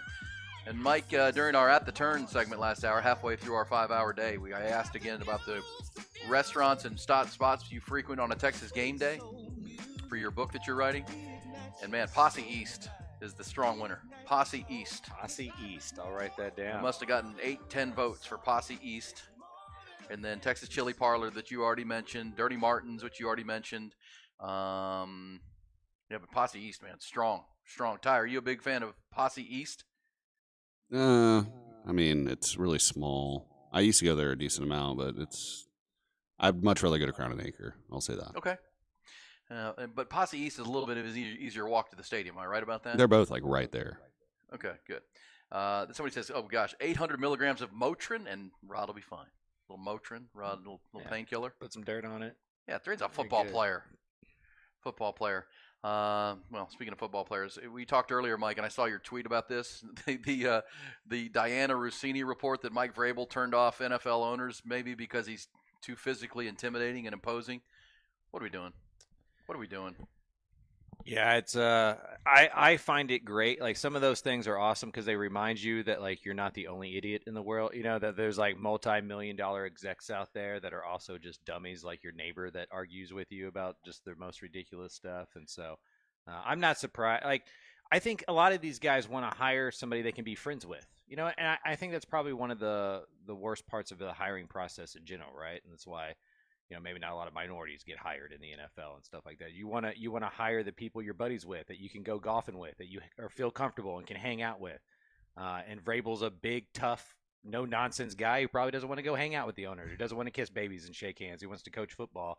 And he didn't get the job because of that, it sounds like. Well, according to Diana Rossini, who heard that from some people at the Senior Bowl, that his physical stature and his intimidating size was a put-off or a turn-off. Like, he's a football player. I mean, what do you think these guys are that we're watching on Sundays? These are football players. A lot of them are big and intimidating. You know, it's that is you just well said. I mean, there's really rich people that are not real smart either. That because that is. I mean, if you're looking for the best coach, you're looking for the best teacher. You know, Mike Vrabel has shown. I mean, he can coach the game. He can teach it. You can motivate his team. It is the same thing as color of skin.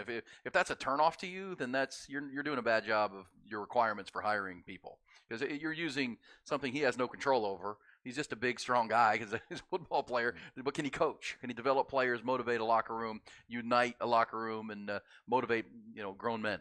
He made a program, a team with Ryan Tannehill as the quarterback, into a pretty consistent playoff contender and division title contender. I mean, that's all you need to know. I think you want your head coach to be a little big and tough and no nonsense. We talked about that a little bit yesterday, because those are the kind of guys he's coaching, right? He's not coaching a bunch of boardroom execs. He's coaching a bunch of dudes who are 6'5", 220, and run 4.3s. And boardroom execs who hire, though, right? And that's the conversation, because now they're all hiring. Nothing against any of these coaches, but like Mike McDaniel, a bunch of dorks, little nerdy guy. They can all coach, right? I mean, they wouldn't be there, and if they aren't able to coach, they'll get rooted out pretty quick by that league. But at the same time, they can come in all sizes and colors and all those things. It's an interesting conversation, but too big and intimidating. Would the GM think he's going to beat him up? Take his lunch money? Yeah. You're going to bully me? Well, I would add to that there were the reports in Tennessee that he didn't get along with his general managers, and sometimes it maybe got a little, prickly. That's business. That's sometimes that's the way it works. But obviously, Mike Vrabel. The reason we're talking about that is he actually a candidate for the Cowboys defensive coordinator job? We will see. This says, guys, completely disagree. with Ty. Posse East expands out on game day and is at least as big as Crown and Anchor. Love their queso, and they have a nice selection of food. So there you go, Ty. Not so much.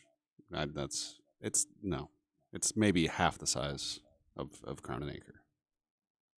Yeah. Well, Have you been to both? Mike, have you been to both? I've never been to either place on I game have. day. I have not. I'm not. Much They're of a- very a similar. bar I will guy. say I'm not saying Posse East is bad. It's just I like to have a little bit more room, and there's a little bit more sunny area at Crown and Anchor. Those sound like crowded places, and I don't do very well. I mean, it's nice because it's literally like maybe a 6 to 7 minute walk to the stadium. Okay. I have never been to either on game day. I've been to both on a non-game day, but I've never been on a game day. Again, most of my life at game days, I've been at And Schultz Park. I will say the service at Posse East leaves. They have a little bit of.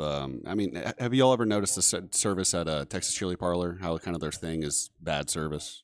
Like it's just part of the establishment. Oh, really? Yeah, and I don't mind it. Yeah, me either. I don't mind it. But Like bad how? Like rude? yes, I Well, mean, it's just a little. They let you linger a little bit. It's not. They're not going to race over to you every single time your drink's half full or anything like that. But one of the things I enjoy doing is finding like restaurants on Yelp that are like 3.5 stars because the food is great, but like the service may not be up to standard. And you can go in there and beat the crowds. That's a little hack of mine because I don't care so much. Craven hack. Because I don't need to be waited on as I'm an emperor. And some people get on Yelp and they get upset if like their tea was empty for 2 seconds or something like that, and I'm fine with it. I need the food is great, service not all that good, 3.5 stars. That's my kind of place. Yeah, I mean the Karens, as they say. Yeah. Who I want to be left alone anyway. I don't like when service industry people are like always at your table asking you if you need another thing. Like you need it's like just let me eat, man. I'm with you. Like even going into a store, I mean, can I help you? I'm like, I'll let you know. I mean, Yeah. Just here looking. I understand that's part of your job, and you get that. But one time's fine, but don't keep coming over to me. I'm good. But I think you're right. I like that. But yes, the Karens, as they would call them, are people that are looking to be angry about something all the time. They're just gonna be, and I think everybody knows people like that, or you just avoid people like that. They're gonna find something to bitch about. That's just kind of their nature. And unfortunately for some wait staff and for some industry folks, sometimes they get in the crosshairs of those folks. But good point though. The Craven hack. Craven hack. 3.5 star restaurants that are maybe there because of service, but the food's great. Mm-hmm. I like it. Yeah, food more important than the service to me. That could be different for others. My late grandmother was one of those people who would just like get on wait staff. It was like so hard to go out to dinner with her because of how tough she was on wait staff. So I've always been pretty lenient in what I expect, because I'm not eating at $80 a meal, places usually, and you're gonna get what you pay for, right? That's right. It says, I think the reporter concerning Mike Vrabel may have worded it wrong. I kind of wondered that aloud too when we talked about it earlier. Is that what she meant? Or did she mean maybe he's just prickly and can be a bully at times? I don't know. But it was Diana Rossini from the Senior Bowl. All right, so we'll get into the Super Bowl. We'll hear more from Super Bowl opening night last night, which was fun, and starting the festivities. Have you ever covered a Super Bowl, Mike? I have not. Well, we'll talk about that coming up. You covered a lot of huge games, though, and big games in the college level and the high school level. But right now, let's go to the Vaqueros hotline because he's got a few minutes this morning. And one of the first people I thought of when I heard of the passing of Toby Keith overnight was our friend Craig Flowers, Colonel retired, because I know he's told me in our airwaves a number of times some Toby Keith stories. Colonel, good morning, and sad news for sure with the passing of Toby Keith overnight. Yeah, good morning, gentlemen. Mike, nice to talk with you. It's Miss Beth woke me up this morning with tears in her eyes about the passing of the big dog daddy. I was just with him just a couple of months ago at Remington Park.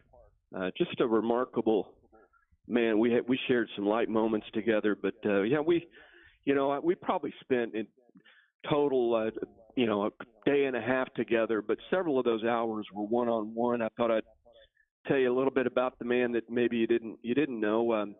He went to Afghanistan and Iraq so many times, but unlike many of the entertainers that go over there, Toby always insisted on going to the forward operating bases. He was not interested in the big, places and cafeterias and behind the security. He wanted to get out where many of the special operators were taking care of business, who hadn't seen people in many, many months. And, you know, he was a pretty courageous guy, and there were so many stories to tell, but, you know, there were times where Toby would be dead asleep at a forward operating base in Afghanistan and Iraq, and some guys would come back from a mission at, you know, 2 in the morning, 3 in the morning, a small team, and Toby always insisted, hey, when the boys get back in, someone wake me up.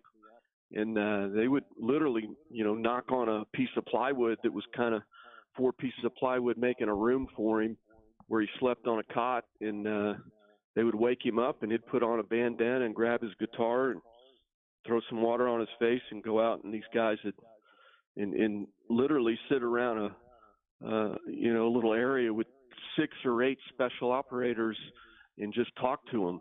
And then, you know, eventually he'd say, listen, you know, I'm not here to put on a show, but I brought my guitar if you want to hear a song or two. And of course they did. And he would just do a great job.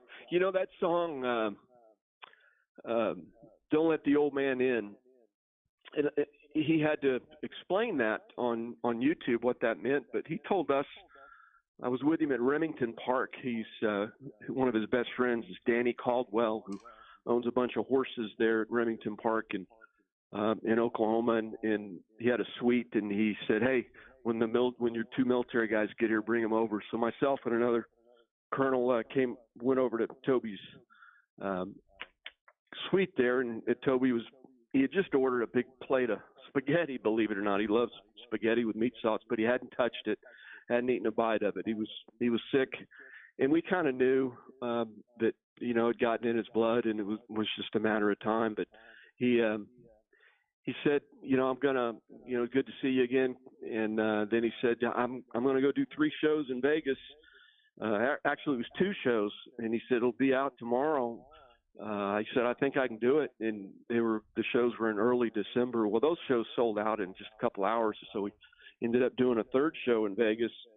And anyway, he said that, you know, the song Don't Let the Old Man In, he said, I was riding in a golf cart with Clint Eastwood. And he said, I didn't realize that after I sang that song at the AMAs or whatever it was, or the CMAs, that everyone thought it was about me. He said it wasn't. He said, I was shocked. Everyone was in tears when I finished singing. And he said, I was with Clint Eastwood in a golf cart, and I was staring at Clint. And Clint looked at me and said, what are you looking at? And he said, well, my 2 heroes were John Wayne and Clint Eastwood. And John's no longer with us, so I'm looking at you. And Clint said, well, quit looking at me like that. And he said, well, how do you do it? You know, Clint's in his 90s. And Clint looked at him and said, I don't let the old man in. And so he went back to his hotel in like 20 minutes. He wrote that song. And he sent it to Clint. And of course it became, Clint said, I like the song. Let's put it in the movie. And so the movie that Clint did, you know, last year, before that song is part of that movie, but that song is a tribute to Clint Eastwood. But how he wrote a song was interesting. You may find that fascinating, is that he wrote it like a spoke. He you don't think of the broken spoke, but he would come up with the center of the spoke. In this case, it was, you know, don't let the old man in. And then he would, each little vignette was the spoke of the wheel.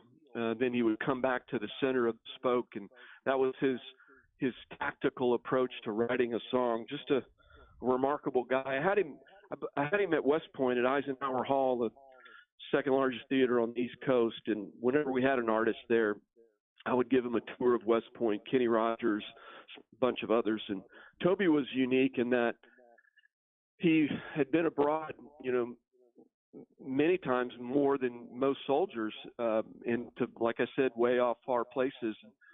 And so I was giving him a little tour, telling him about the cadets that he was about to get in front of, and there were 4,000 seats. Of course, it was sold out. And so I'm sitting on his bus with him. It's just the 2 of us. And he was obviously a big OU fan. And I'm talking to him, and he's not looking at me. He's looking up at the TV screen that he had on his bus, and it was football game, and then finally turned the TV off, and he looked at me, and he was just staring at me hard. And he said, and I'm just rambling on about, the crowd and what he needs to say and what he can say. And so he finally says, so, Colonel, they tell me you're from Texas. And I said, yeah, that's right. I'm a fourth generation Texan. And he goes, so you're a Longhorn. And I said, and then I kind of took over the conversation. I sat up and looked at him. I said, let me tell you something, Toby Keith. And Greg Swindell would appreciate this because it said with love. I said, let me tell you something, Toby Keith. I'm a horned frog, and I married a Sooner. And I said a couple other things, and he started laughing. And we were drinking a beer, and about 2 minutes later, there was a big bang on the door on his bus, and it was the manager. And he said, okay, Tobe, they're ready for you. The opener had just finished, and he said, no. He said, tell them to play another song. I'm going to sit here. We're going to have another beer. He goes, we're going to spend a little more time together. So I got another, 15, 20 minutes sitting there with him one-on-one. He's just they don't make them like that. Just a remarkable guy who we had a great conversation in Remington Park, and bigger than life, just a big man, and he knew how to get a crowd going. And when he sang a song, he was telling a story, and I always valued the stories that he would tell. And I'm glad that you reached out to me this morning to kind of talk about the big dog daddy. We're sure going to miss him. He was not in good health and had lost a bunch of weight, and we walked out of his suite there at Remington Park, and I think it was in November, knowing that was likely the last time that we were going to get to see him again. So just kind of a heartbreaking story, but what a great life, and the legacy will live on. And as you say, music's a big part of your life. You just watched the Grammy Awards, and there were some greats there, and Toby Keith will be among some of the greatest. No question. Thank you, Craig. Appreciate it, Colonel. Good stuff right there. And I knew you could tell some stories. I know it's a hard day for you and Miss Beth there in the state of Oklahoma. Thanks for doing it. I know you're out there. You're at the Air It Out camp, right? Are you out in Abilene, out in West Texas?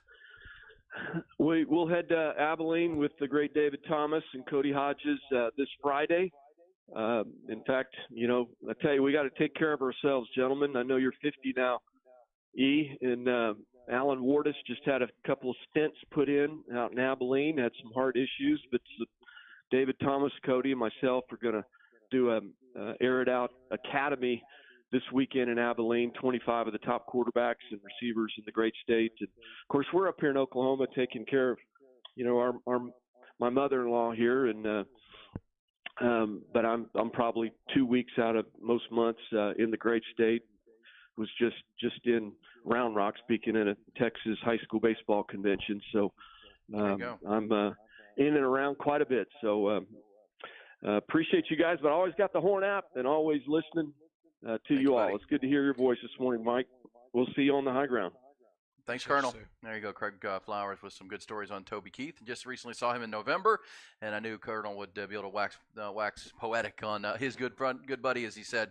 And yeah, those are the cool stories that Colonel knows, that he didn't just go over and see our troops who were serving. He wanted to go deep inside and talk to and meet with the ones that were on the front lines, which is very Toby Keith like. But I didn't know this. I knew he had a football background, Mike, but. When he found himself unemployed early on in the 80s during the oil crash, and he went out and played defensive end for the semi-pro Oklahoma City Drillers while he was continuing to play music. But he's looking to make some money. He's a big guy, and this is back in the 80s football. The Drillers were the unofficial farm club of the United States the USFL's Oklahoma Outlaws. So there you go, Toby Keith, good dude. Hate to see that. 9/11 happened when I was a junior in high school.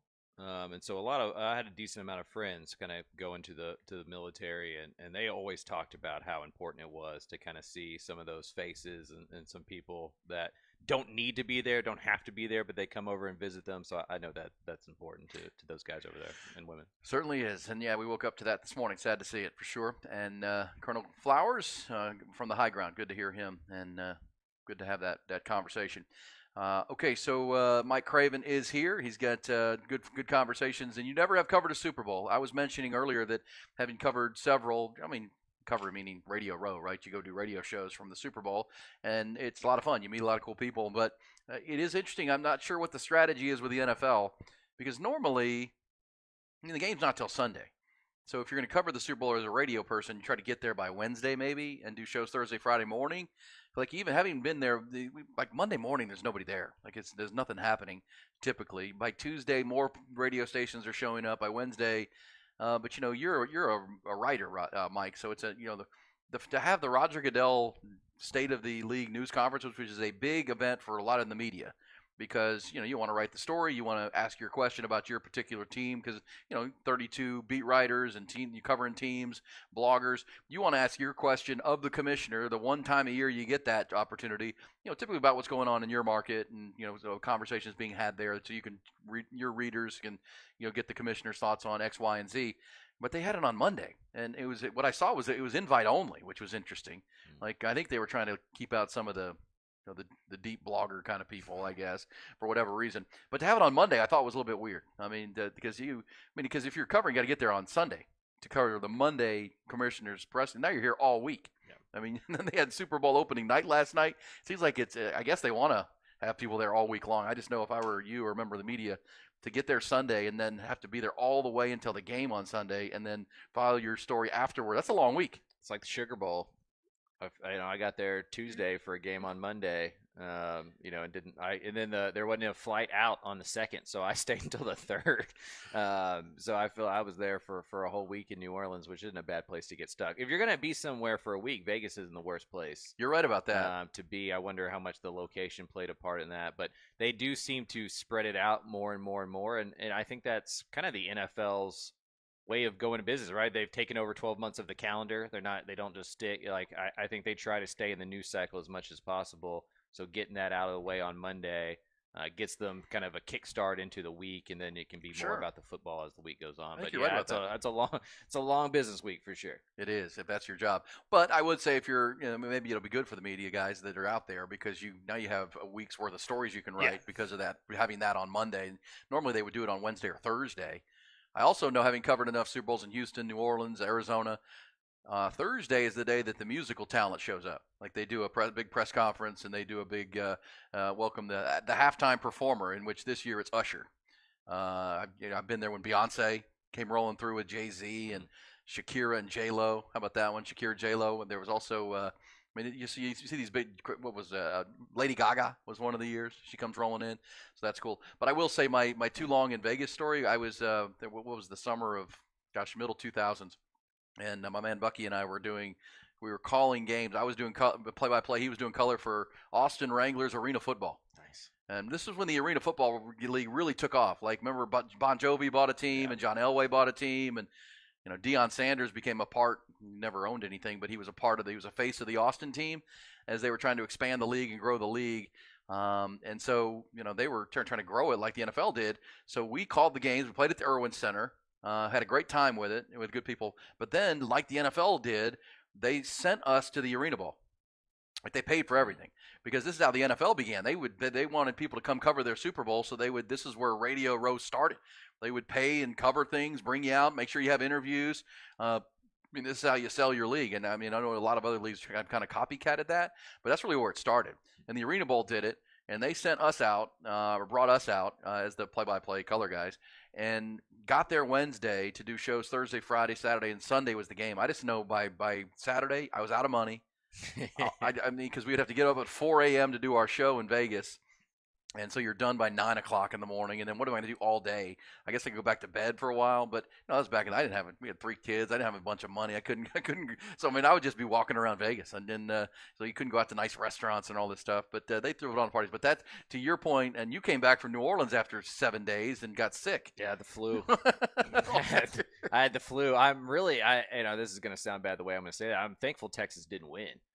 because I don't know what I would have done. You know, I hope if you my had to go body down to would have. Houston? I hope my body would have rejected the illness. I do always get sick the week after football season ends, no matter That's when funny. that is. It's like my body knows it's not allowed to get sick from media days in mid-July through whenever the last football game was, and that used to be in December because, like, for 13 years, a team from Texas never made it to the college football playoffs, and then all of a sudden, 2 in a row. Make it there. My TCU year, in Texas, my yeah. year, extends into January. And next year, it may extend into like January 20th or something like Yeah. that. But back when I was on the high school beat, I would always leave the state championships in Arlington and have something sick because there's 12 teams from all over the state up there bringing germs and everything. So this year it was New Orleans that got me, but had Texas made the national championship game in Houston, I was going to be in a bind because I was pretty sick. That's as sick as I've been in years. The flu got you. Yeah, you wonder, your body just kind of holds that off because it knows you can't get sick, and all of a sudden here it comes. Yeah, you would have had if Texas had hit a touchdown pass on that last play. Yeah, you'd have had to figure it out and get down to Houston for a national title game. Gotten everybody sick. Yeah, we'll talk some more Longhorn football coming up. We'll bring up some of the things we heard from our friend John Harris, who was at the Senior Bowl, and his thoughts on some of the draftable Longhorns and where they're headed. We'll also talk some Super Bowl. And, yeah, man, it was funny. I got to New Orleans when I went over after Saturday, and one of the first people I ran into was our friend Bob Ballou from CBS Austin. Mm-hmm. And I say, "What's up, Bob?" And he goes, "Man, I've been here too long. I've been here too long." Because it's like you, they got there on Tuesday. 'Cause that's when all the press conferences started. And, anybody that goes to a city like that, man, 4 or 5 days, it'll beat you down. It'll beat you down. Especially over New Year's and stuff like that. Yeah. Like, and it's. Because you're in New Orleans, so you got to eat. Mm-hmm. You got to take in, and you got to eat some of that. I mean, by 4 days later, it's like, oh my God, I can't eat another bite, and I certainly don't want to see another drink. I just want this game to be here, and let's go home. But that's the life of the reporter. I like it. Hey, we'll come back. We'll pick up the other conversations. Thank you to Craig Flowers for the tribute to Toby Keith. For the end of the hour, we'll get some Who Said That going. Mike Craven is here, and we're talking with you on Hook 'em Up with Ian Rodby.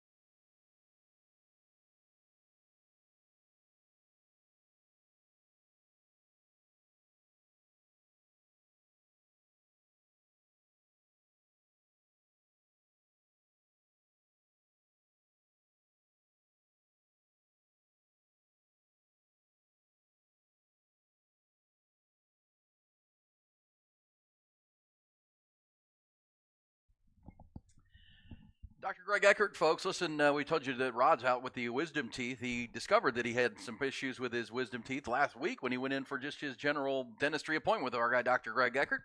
And Dr. Eckert said, "Man, I'm pretty concerned about this. It's starting to do some damage on your back end there. You're pushing some teeth around. You really need to get this looked at." And next thing you know, he was in to see the oral surgeon. And by Thursday and by, of course, Monday, he's having those teeth extracted. And that's what Dr. Eckert's all about. It's one of those things we just heard Colonel Flowers talking about. Take care of yourself. Make sure you're getting your checkups, those kind of things. Do the same thing for your oral hygiene in your mouth. It is the gateway to your body. You got to make sure you're taking care of that too. And even Rod admitted to me that, man, after COVID, he kind of stopped going to the dentist and needed to get back to it. And what do you know? First thing he discovers, he's got an issue he's got to get with. That's where I have told the story that I began my journey to a new smile through visiting with Dr. Eckert and learning I was a teeth grinder and all the steps I've taken to prevent that. You need to learn those things. And Dr. Eckert is the best in all of Austin, Texas. He and his team for all those services, advanced dentistry, general dentistry, and the dental implants. And what I did with a mouth restoration to bring my smile back to where it should have been because of the years of teeth grinding. They also do the permanently secured dental implants. If you've been told you need new teeth, you need a new smile, it hurts every time you eat something, you need to get in and see Dr. Eckert. That permanently secured dental implant procedure is just the way to go. Used to be dentures were your option. It would take a long time, and it was kind of a pain. These permanently secured dental implants are one visit in. Once you get on the road to getting it done, once you push that accelerator, and it's a one-time visit, you got a brand new smile, and it's for the rest of your life with Dr. Greg Eckert. And all you have to do is take that first step and call him. Set up the consultation, 512-345-3166, 512-345-3166 with Dr. Greg Eckert. Remember, it's Eckert with a U, U-E-C-K-E-R-T.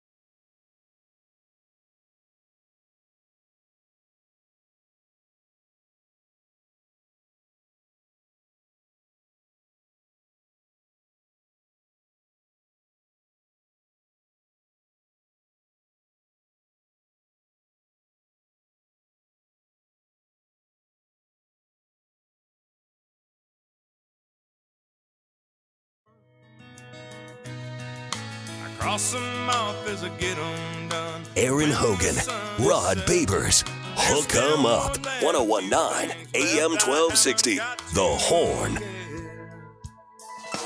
Go for a walk, say a little prayer, take a deep breath. All right, big game tonight at the Moody Center. It's Texas and Iowa State. We talked earlier with our buddy Ari Temkin from SiriusXM Big 12 Radio. Must-win game for Texas if you're really looking at the big picture of it. I know it's only February the 6th, but with West Virginia coming next, if you could win this game tonight, beat a 12th-ranked Iowa State team who's really, in your 6th straight game against a ranked team. Texas 3-2 so far. If you could make that 4-2 with a West Virginia game coming on Saturday that is a winnable game. As far as night off in the Big 12, it's as close as there is. Now, Texas lost to West Virginia way back at the beginning of conference play, so you got to avenge that.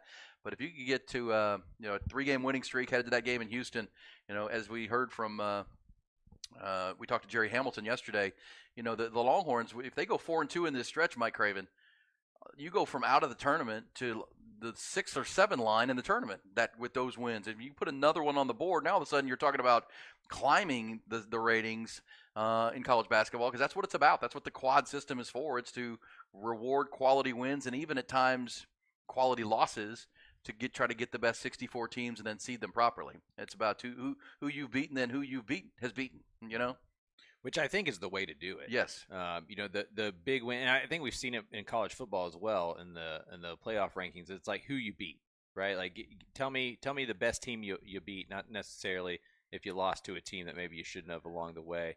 But it does feel like all these Big 12 teams, right? Like except for maybe Houston, Kansas, a couple others that are guaranteed in there.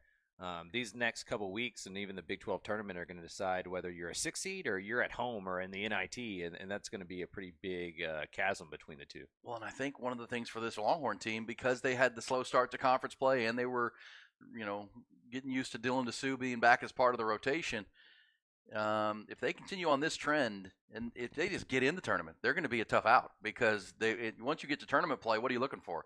Guard play. Free throw shooting, creativity, at the end of games. Well, you got Max Asmus, you've got Dylan DeSue, who had the great tournament last year before the injury. You got Tyrese Hunter, Kendall Weaver's coming on. They're the type of team that wins come March and they make free throws. The only guy that is going to be a problem at the free throw line in clutch situations typically is Dylan Mitchell. But Max Asmus is a 90-something% free throw shooter. He'll have the ball in his hands. Tyrese Hunter's a great free throw shooter. Dylan DeSue as a guy you can trust to walk to the line and make big foul shots. That's the kind of team that wins and goes deep in March because they can. That's what it's about, right? End of game situations. Yeah, no doubt. And imagine being a 6 or 7 seed and like pulling Texas in the first round or BYU or any of these kind of these teams that are kind of hanging around 500 in the Big 12. But yeah, I mean, I think that's the value of basketball, right? I mean, that's the cool thing about college basketball is you can use those first couple of months to build some chemistry, get the kinks out, and as long as you're playing your best at the end and you get hot, all of a sudden you can go do something that makes the whole season a success. Yep, and that's what it's judged on. It should be, right? It's like the NFL. I mean, whatever you do in the regular season, it's kind of where the Cowboys are. At 12-5, great. Well, what are you doing in January? In basketball, for sure. I mean, the overall record, no one remembers what it was. It's what do you do in March? And that's where the great coaches make their legacies. That's where the teams – and that's why Rodney Terry, for those who still question, why'd they hire Rodney Terry? Well, because he took the team almost to the Final Four, and if Dylan DeSue hadn't gotten hurt, they probably would have gone to the Final Four. No Texas, Rick Barnes, 20 years ago, last time this program went to the Final Four. So you couldn't not hire Rodney Terry because that's really what it's about. And I know Coach Terry, if he would tell you, he feels like this team's getting better. And last year's team got better as the year went on. Once they got through the distraction of Chris Beard and all that went on, boy, by middle of February, into the end of February, and into the Big 12 tournament, they were playing their best basketball. And again, when I say Dylan DeSue injury, if he doesn't hurt his foot in practice leading up to that Miami game, I think they go to the Final Four down in Houston. And I mean, I grew up around Texas basketball my whole life. Grandfather had tickets, always got to go use those. It's a lot of fun. Moody's incredible, by the way. That's a fun place to go. What a difference! Basketball. Oh man, it's night and day. But I mean, that's one of the reasons that Barnes didn't stay. At Texas, like he was having great regular season, but his teams weren't. That's right. Getting better. Like they were better in January than they were in March. Right? They kind of tailed off towards the end. They didn't have the success in March, and all of a sudden we look back at his tenure as not overly successful despite all the players he had. You'd rather be the other way where you're frustrated in January, you're frustrated in December, but as February and March come on, you start to see the team that maybe the coaches envision they're playing their best basketball, and they go, on one of those weird runs. Yeah, we mentioned this earlier too, that Coach Terry revealed yesterday on a Zoom that Doge Balbe has come back to be part of the team. Like he's not a officially member of the staff. He's just kind of offering his support because he's retired from pro basketball after 14 years over in Turkey or wherever he was playing. But I'm assuming he's there to help with their defense and work with the players on defense, because that was their biggest issue that I saw early in November and December. And if those are the kind of things Rodney Terry's doing, bringing in players like that, hey man, help him out with some on-ball defense. Get up here and show him how the Turkish prison brings it, which was his nickname back in the day. One of the better nicknames. Oh yeah, and he was one of the better defenders. So I like that, and you're right about that, because I've done this job a long time. That was the knock on Rick Barnes, and Rick Barnes at times would say, "My job is to develop these players.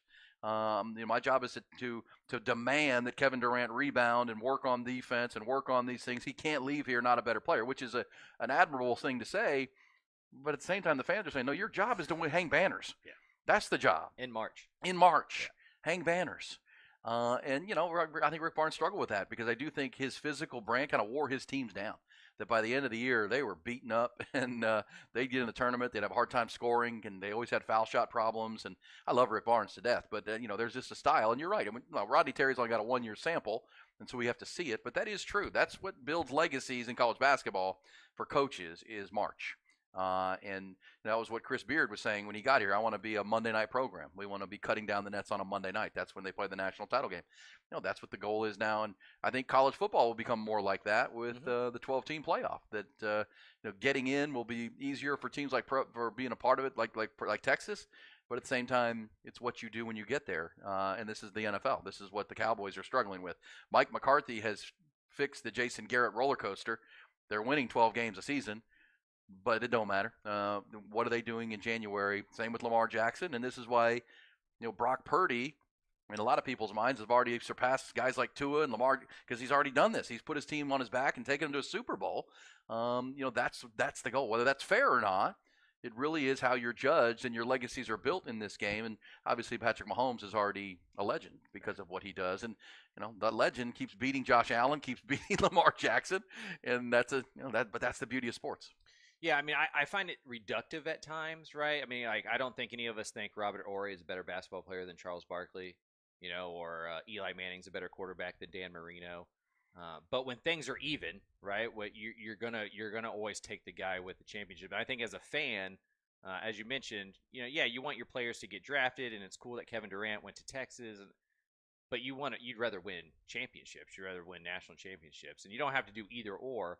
But if you do get to pick one, you'd rather your team be at its best at this time of year into March than in November, January, and then get worn out. 100%. We'll see with Rodney Terry. It does feel like this one's trending back to being a really good team, and that win at TCU was a big step. They need to build on it tonight at 7:00 with the very good. He had to put together a whole new team. So I think in the transfer portal age, we're going to see that more and more. Chemistry's hard. Ask John Calipari, who's having a hell of a time. Yeah. He was the first one doing all these one and dones, and now it's portal on top of one and dones. Yeah, chemistry and building the chemistry is key. And I've said this to not excuse Rodney Terry or make an excuse for him, but not having Dylan DeSue until Christmas was big, because the ball goes through him. And you didn't have him to work on this and build chemistry with brand new players that are new to him. They're new to each other. And so the early part of conference was a struggle, and they were trying to find and define roles. I think the roles are defining. Now it's going to be about consistency. They got to bring that 40 minutes. They got to build on what they did Saturday or in Fort Worth. If they can, they're going to be a team that plays in the tournament, and maybe like last year makes a run, because they have a lot of the ingredients to be a very good tournament team. I think about this one. I think of Rick Barnes. Because Shaka Smart never won a tournament game. Right. In 5 years. It didn't matter what. He never won a tournament game. Chris Beard won a tournament game in year 1 when he got here, and then we know what happened. Rick Barnes didn't make it out of the first weekend with DJ Augustine and Kevin Durant as his go-to players. Think about that. He didn't get out of the first weekend. And you had KD. That's when the real pressure came on Barnes, because really, you can't even get to the second weekend with those two dudes. Kevin Durant's going to the Hall of Fame. DJ Augustine played 15 years of pro basketball, because he was such a stickler for defense, and he never focused on offense. It's like, those offensive guys could win you a lot of games here, Coach. I mean, you could win tournament games just letting those guys run pick and roll and let the other 80. team, go score 80 and work on defense all year. And then, hey, let's go work on this. But it's a struggle. But they are. I think this is going to be a fun team to watch. I know for Texas fans, up to this point, it's been kind of frustrating because stop and start. What are they? I think the best basketball is to come, and I really think Max Abmas and stepping up. And because look, the other thing, Max Abmas is new to this team, and he needed a game like he had the other day where he took over the basketball game. That the rest of that roster now looks like that dude is that's a badass right there. Because you have to earn that. That's right. Like, you can't be the guy who just walks into a new team and starts shooting the ball 25 times a game or something. That's you right. know, like I mean, maybe you could if you have like a Kobe Bryant type personality, but like most people don't have that. Most people want to get along with their teammates and work their way into the team and play team basketball and not be the guy who's sticking out and getting fingers pointed at him. But this is the time of year. I would imagine Terry went to him, and was like, "Hey, man, we recruited you to be the dude on the last 4 minutes of the game. Like that is the time That's you're you supposed time. to take over. That's why we brought you to the University of Texas. Don't feel selfish. Like you're helping the team by being that guy." I think that again with the portal, I think it's one of those things that takes longer now because you don't get to work on this in April and May and June and July. That's right. A lot of times you're not getting there until a couple weeks before the semester starts, and so it takes a little time to build that. But he's coming on in this team, like you said. I think the roles are being defined a little bit. Yeah, and as we said at the beginning of the year, Tyrese Hunter was kind of running the point, and Max Abmas was playing the two guard. They've flipped that, and now Max has the ball. And think about what that does when you're running two-man game with Dylan DeSue.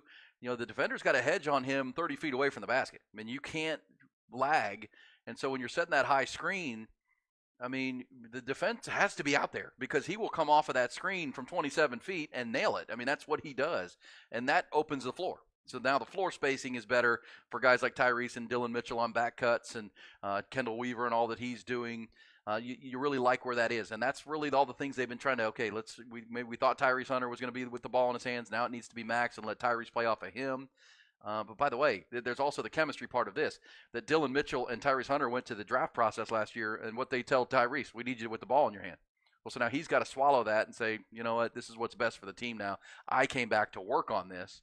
And now they're giving it to Max. So there's that. And Dylan was told, we need to see you playing the wing and developing a jump shot and those kind of things. Well, he's not ready. He's a liability when he's playing the three, so they have to put him at the four, which is not what the NBA wants or is best for his career, but they have to do it for the good of this team. And all that has to be worked through. And that's what I think the early struggles are about. Now, again, there's still a lot of basketball to go, but I think this team has a pretty high ceiling if they continue to build like they have and define the roles. All right, we'll pick that up on the other side. I do want to talk some football with Mike, too, because you're headed to College Station tomorrow. I think a lot of our audience would say, I'm sorry. But you're headed to College Station. There is a Steve Sarkisian news conference tomorrow, which we'll preview because it is National Signing Day tomorrow, which is incredible. It's almost like if the tree falls in the woods, does anybody hear it? I mean, does it actually happen? We'll pick that up on the other side. But coming next, it's going to be Who Said That? Some audio from around the country, including a prodigy in the sportscasting realm, Mike. A prodigy in sportscasting. We'll play some of that for you coming back. Hook 'em up with Ian Rodby.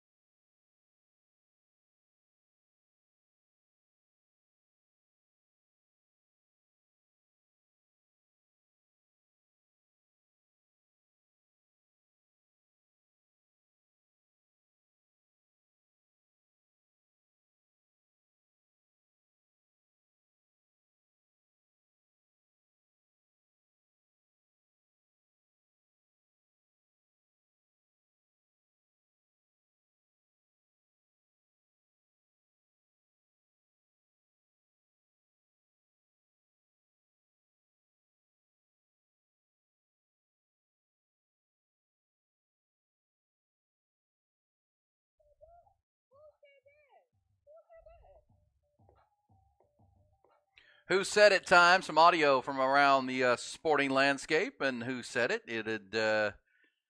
Can we get it going right here? I want to play this for you, Ty and Mike. Mike Craven is joining us. Senior writer, Dave Campbell's Texas Football, author of a new, yet-to-be-titled coffee table book about college football in the great state. And I need to play this for you, though. This is interesting. This is a college basketball coach. And who said this? Let's fire it up, Ty. Coach, we heard a little bit of the chant that was stopped for a while, and it came back for a little bit tonight. Did you hear it? Yeah, no, I did. I heard it when I was walking out, and I was not very happy. And, we will get there when that is no longer a thing, because we will care more about KSU than anybody else. All right, so do you know who that is? Yeah, it's Coach Tang. That's Jerome Tang. And it's kind of like I started to. Whoa! It's kind of like a parallel of the upside down, horns down thing, because what Jerome Tang is trying to get this is at K-State. K-State upset Kansas in overtime last night to end their 4-game losing streak, and he doesn't want his student body to be chanting FKU. FKU is what he doesn't want, and they actually say it, the F word, as their chant. He wants them to be cheering for Kansas State, not cheering against the rival, which he says eventually we'll get there when we start cheering for our basketball team, not saying F the other team, which is what, horns down is. It's kind of F Texas, which is, great. If you want to, say your rival's name and stick it on cars and make T-shirts about it, I think that's says more about you than them. I think you're a little bit in your head at that point if that's instead of cheering for your own team, Mike. Yeah, it's like when they say overrated, when they chant overrated at the end, it's like, well, you're saying that you stink too, because like you're beating a bad team, you should be like equally rated, and we're like awesome.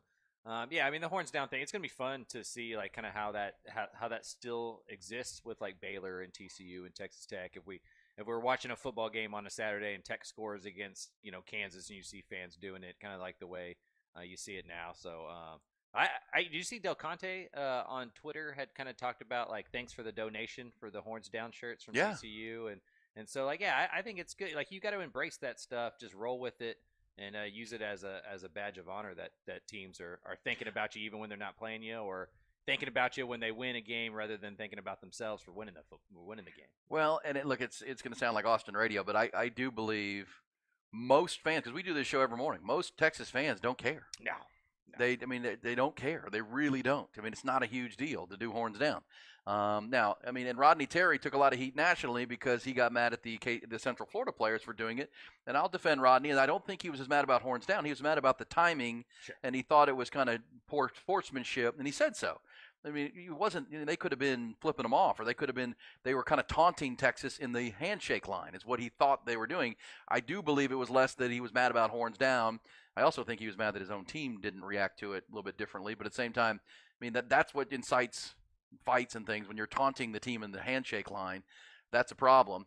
And then the whole thing at BYU, where Texas got a national rap, that they made them take the T-shirts off, which Texas didn't at all. It was BYU that did it and admitted it. But I do think there's the national narrative that it really bothers Texas and it really bothers the players, when in fact it really doesn't. Yeah.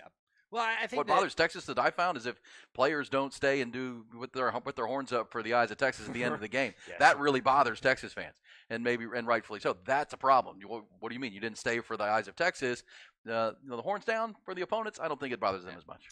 Yeah, well, I think the national brand of Texas, or the stereotype, is that it's a soft program. Right? Sure. The city of Austin and its politics kind of gets that rap as well, being the capital city and everything. And so I think any time that there's a hint of that, the fans and the national media, everybody's going to jump on that and kind of lean into that stereotype.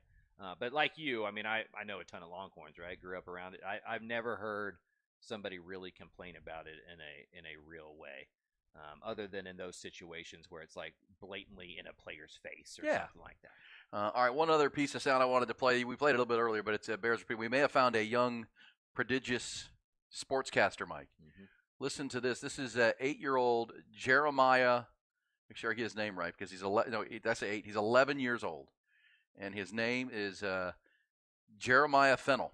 Jeremiah Fennell. He's from Las Vegas.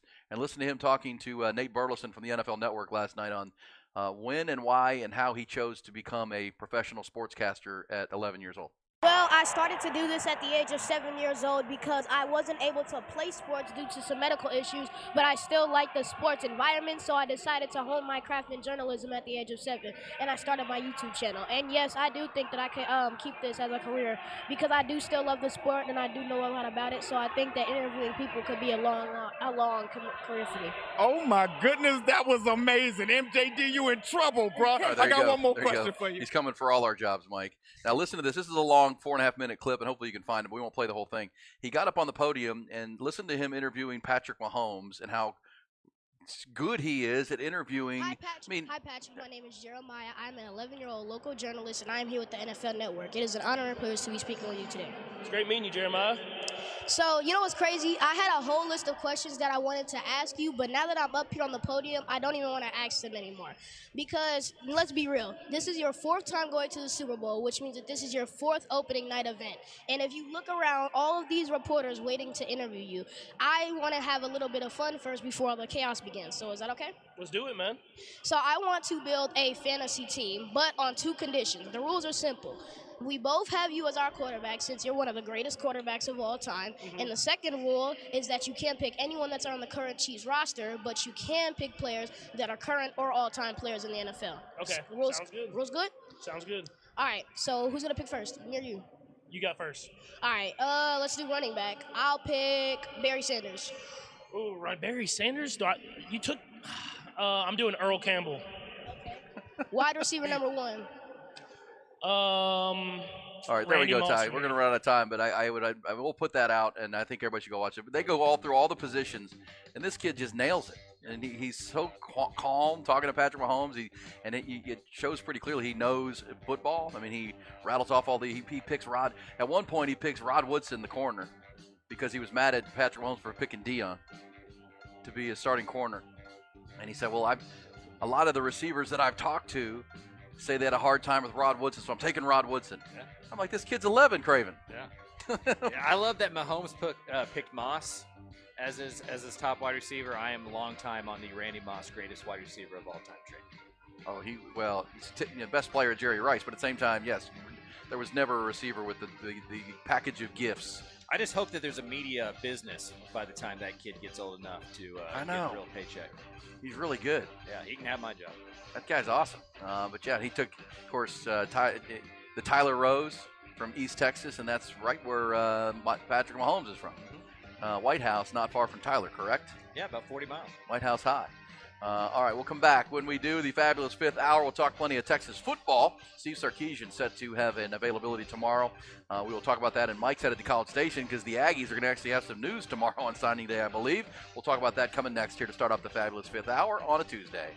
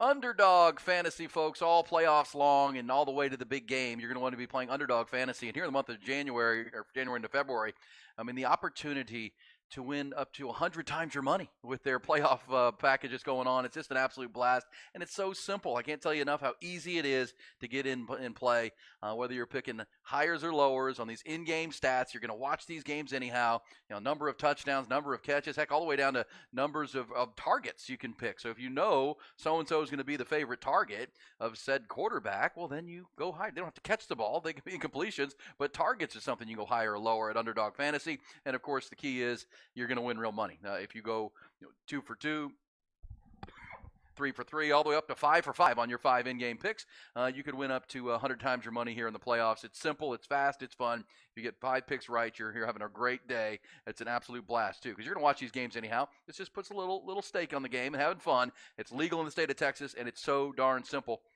to do with their Underdog Fantasy app. Just download that to your phone. Also, go ahead and just go to the website if you don't want to do that at UnderdogFantasy.com. Use the promo code Hogan, which is my last name, Hogan.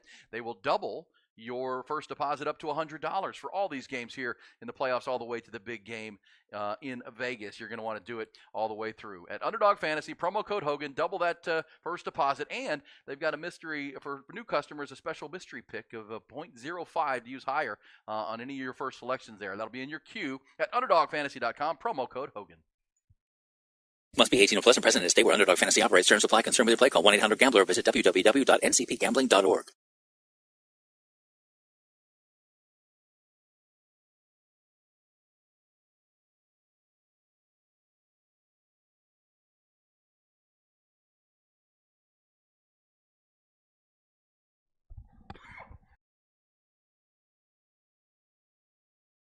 January or going to be playing Underdog Fantasy, and here in the month of January or January into February, the opportunity to win. Going to be playing Underdog Fantasy, and here in the month of January or January into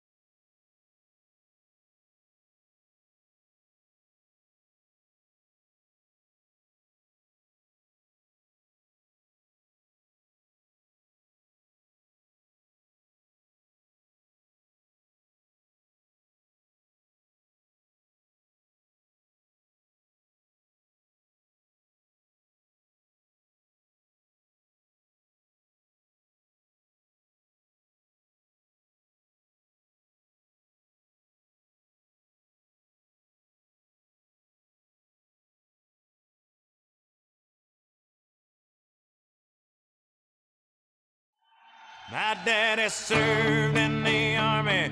We lost his right eye, but he flew a flag out in our Aaron Hogan, Rod Babers, Hook 'em Up, 1019 AM 1260, The Horn. To grow up and live happy in the land of the free. Now this nation that I love is falling under attack. A mighty sucker punch came flying Final in from fabulous fifth hour here on this Tuesday morning. Ty has been rolling with the Toby Keith this morning. Woke up to the news that he had passed away overnight after a battle with stomach cancer at the age of 62. Last hour, Craig Flowers was with us and told the tale that saw Toby in November and kind of realized as he left that probably might be the last time he would see him based on the way he looked and his health and cancer. Cancer's a bitch there, Mark Craven. I can tell you that. Yes, sir. Mike Craven is hanging with us. He is the senior writer at Dave Campbell's Texas Football, also my co-host on the Eyes on Texas podcast. We're going to be recording a new episode of the EOT this week, and we'll be talking a lot, Mike, about National Signing Day, even though there may not be a lot to talk about. But, Steve Sarkisian has a 10:15 availability tomorrow, which will be happening right during this show in the 10 o'clock hour to talk about the entire signing class and kind of double back on some things. They're not expected to sign anybody tomorrow. But they obviously have 18 players already on campus. the early enrollees to go with the portal additions, 8 of them. So you're talking about 24 new players or 26 new players already on campus for Texas right now from last year that are either portal additions or high school players who are already here. That means 5 of the 20. So 5 are still left to join, and we'll hear Sark talking about that tomorrow. And you're headed down to College Station tomorrow. I am.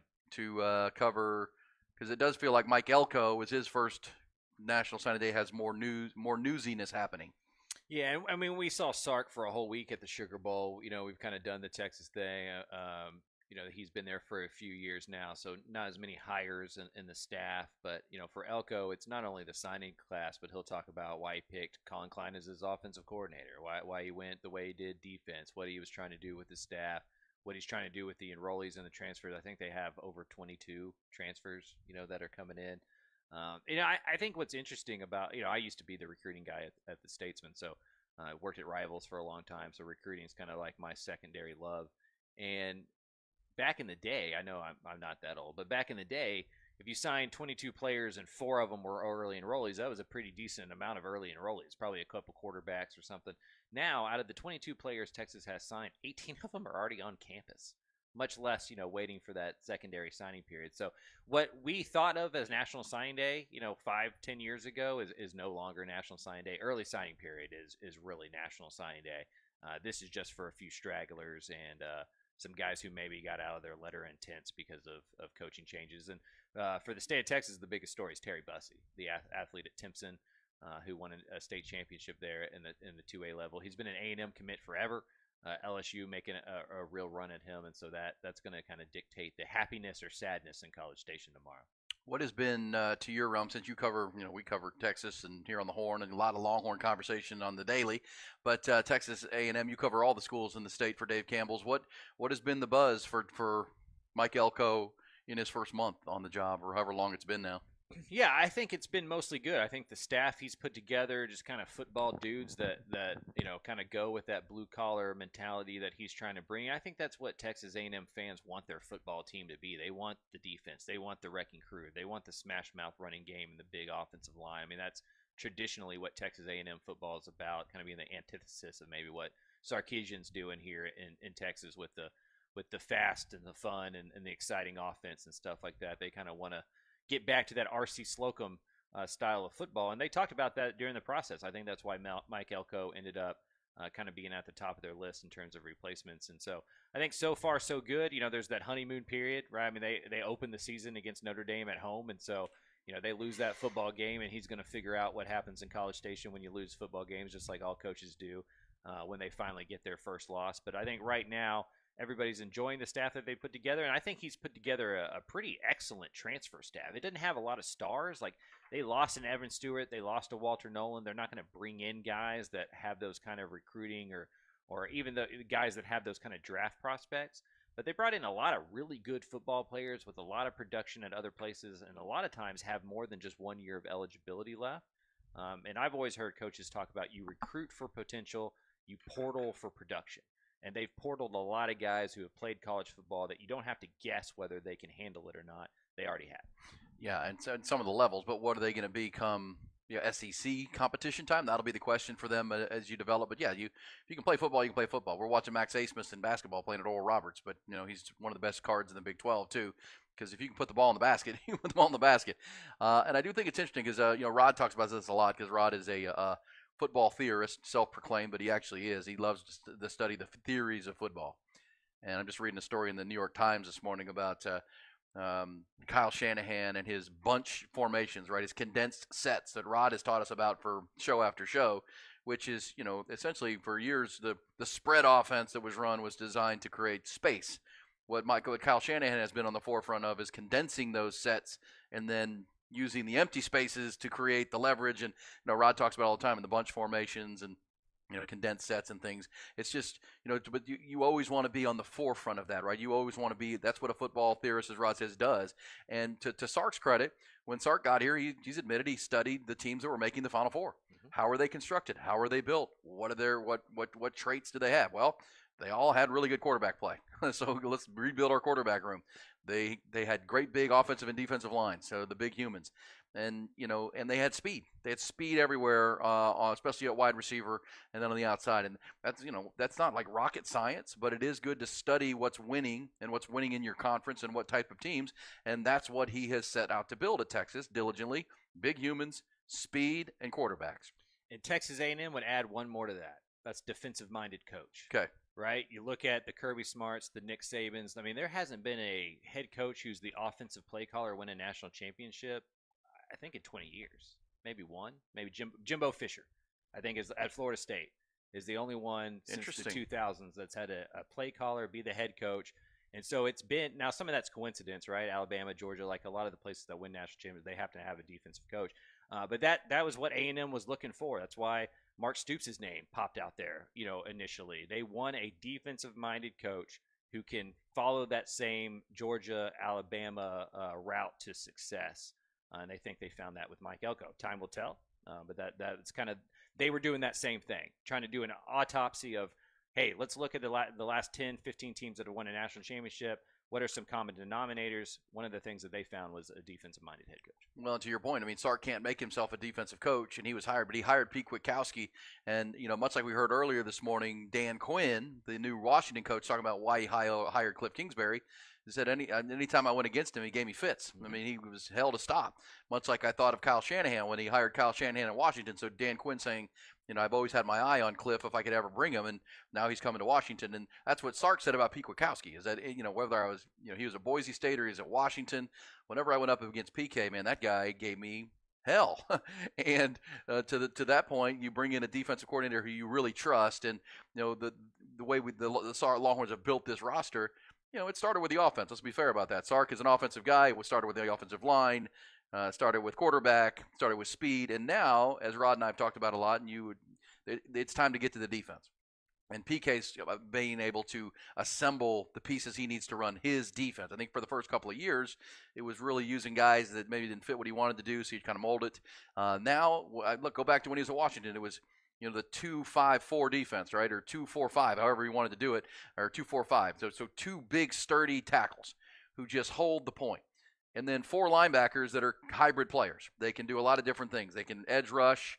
Think Colin Simmons, think Ethan Burke, think these guys that can put their hand on the ground and rush, but also can get after it. And then traditional linebackers, which they want, and you had, I think Jalen Ford last year. This year it'll be Leona Lafau and these others. And then really versatile, big defensive backs that can cross-train, play safety, disguise coverage, play corner. And now you're, with these last couple of classes, what you're seeing Pete Kwiatkowski build on defense. And into the portal with a guy like Andrew Makuba, a guy like Trey Moore coming in from UTSA. It does feel like PK's now getting to build his side of the ball a little bit. Yeah, I mean, and football is cyclical, and defense has to be reactionary in a way, right? And I remember when Texas A&M joined the SEC and Johnny Manziel kind of ran all over that conference. Nick Saban, Kirby Smart kind of looked around and go, okay, we're too big on defense. Our linebackers need to get faster. Our safeties need to get faster. The spread is coming. It's going to be all across college football. It's not just a Big 12 thing. And they reacted to that, right? Well, football is becoming positionless. Guys like Kyle Shanahan are creating offensive football where your running back can play wide receiver, your wide receiver can play running back, your tight ends can split out, right? And so you have to counter that defensively and come up with defensive guys who don't just play one single thing, that they can play in the nickel, they can play in a 4-3, they can play on the edge, they can cover a little bit. And that's going to take a little bit of time to build the trust on, because Sark had immediate trust on the recruiting trail as an offensive guy. Yep. All right. You have to build that, for somebody like Kwiatkowski. That's not a household name, especially in Texas and in the Southeast. They had to build that trust over years. I think they have that after a few years of playing really good football, especially after making the college football playoff. And you've seen the caliber of defensive player start to match the caliber of offensive player that they've been recruiting the whole time. Well, and you can see it with this year. I mean, they're going to have 4 really good linebackers that can rush the passer, but can also drop into coverage where they need them. They will have edge players and Colin Simmons and Colton Vasek and Ethan Burke and Barron Sorrells. And then what they really are looking for is those big defensive tackles, and that's why getting the kid from Arizona to come in, Sadir Mitchell needs to develop. Alfred Collins needs to have a really good year for them up front. Vernon Broughton up front. So, but then, man, you can see where that secondary is going, where you're going to be. Derek Williams should be a star. The big, rangy, cover like crazy, the long arms. They call him the Raptor. to go with Andrew Makuba and Jade Barron, two 5-1-2 kids who are good buddies. That's a really versatile set of safeties who can do a lot of different things in coverage and up and support the run and create plays. And then you've got the corners on the outside and Manny Muhammad and Terrence Brooks. I mean, that can really cover. And that's obviously the plan to moving into the SEC. You want to be versatile, where you can be big and physical when you play a physical run team. That's why the addition through the portal of Kendrick Blackshire from Alabama is big, right? He's a box linebacker, which box linebackers don't play a lot, but you will play some teams, Michigan, week 2, that you need a box linebacker that can saddle up, take on a fullback, and play traditional football. That's when you get really good because you can kind of mix and match depending on who you're playing on your schedule week by week. Yeah, no doubt. We're going to learn so much about the state of Texas in the first 2 weeks of the college football season. I mean, A&M starts with the game against Notre Dame, then Texas goes to Michigan in week 2, so we're going to figure that out pretty quickly. But yeah, I think if you're Texas, you feel better about the talent on your defensive side of the football than you have since, probably Mack Brown was on campus, right? Yeah, I think so. It's been a Will long Muschamp. time. Right, it's been a long time since you could look at the two deep on the defense and just go, okay, well, that's a dude. How you even get that guy on the football field, right? Like they have those issues now where you start looking at the backups pushing the starters for a long time.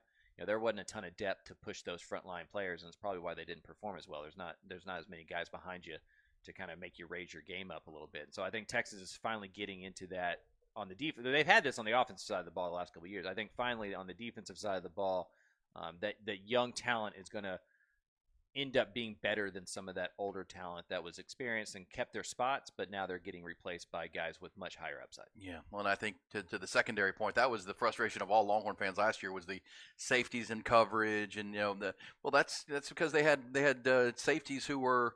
They had strengths, but they also had a weakness. And when they were on the field, the offense would attack their weakness. Yeah. And they didn't have a set of safeties that could do all the things, right? So they kind of they would have a tell. Okay, they're planning for run here because they got their run safeties on so we can go deep and go pass and try to get them in one-on-one coverage.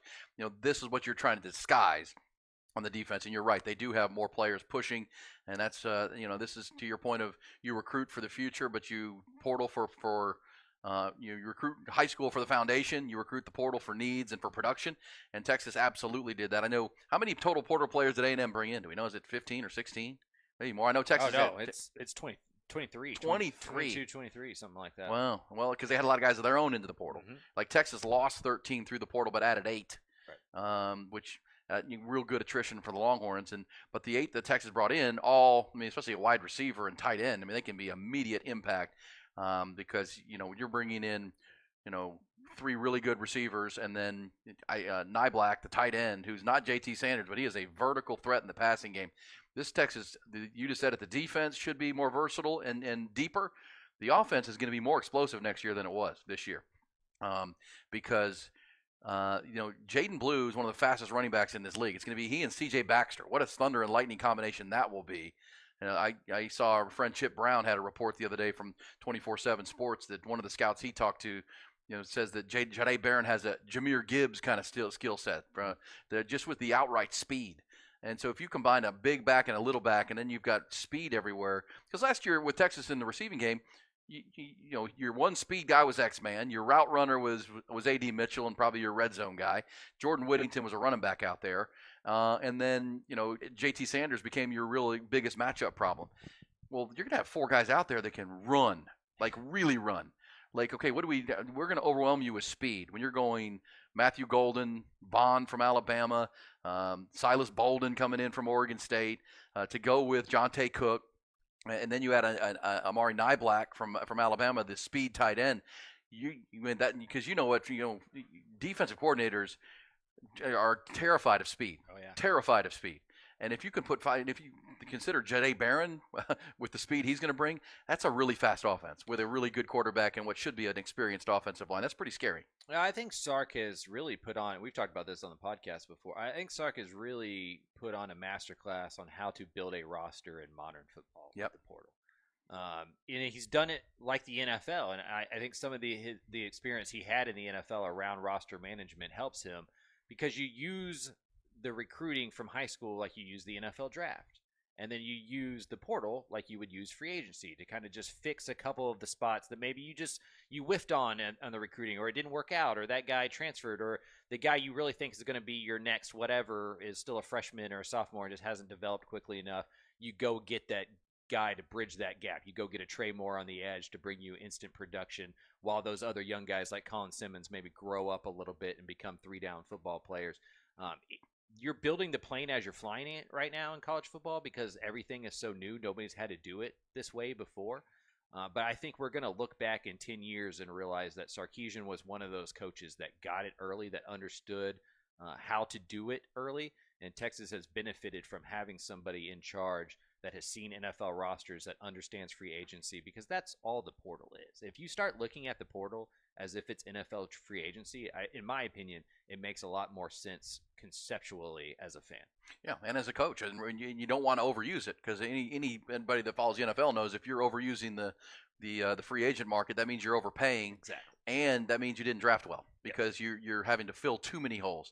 If you're drafting well, and to your point of the high school recruiting, Kelvin Banks is your left tackle. This year they're bringing in Brandon Baker from Mater Dei, who's a 5-star, who, when Kelvin Banks moves on to the NFL next year, can slide over and be your left tackle, right? You want a left tackle, you want a quarterback, you need pass rushers, you need speed. And yes, he's doing that through the high school ranks as the foundation, and then plugging holes through free agency, as we know it as NIL. And yes, Texas has deep NIL pockets. That helps for sure. But at the same time, the one thing I've said consistently about Sark since he got here and we started covering him, he doesn't bellyache about stuff.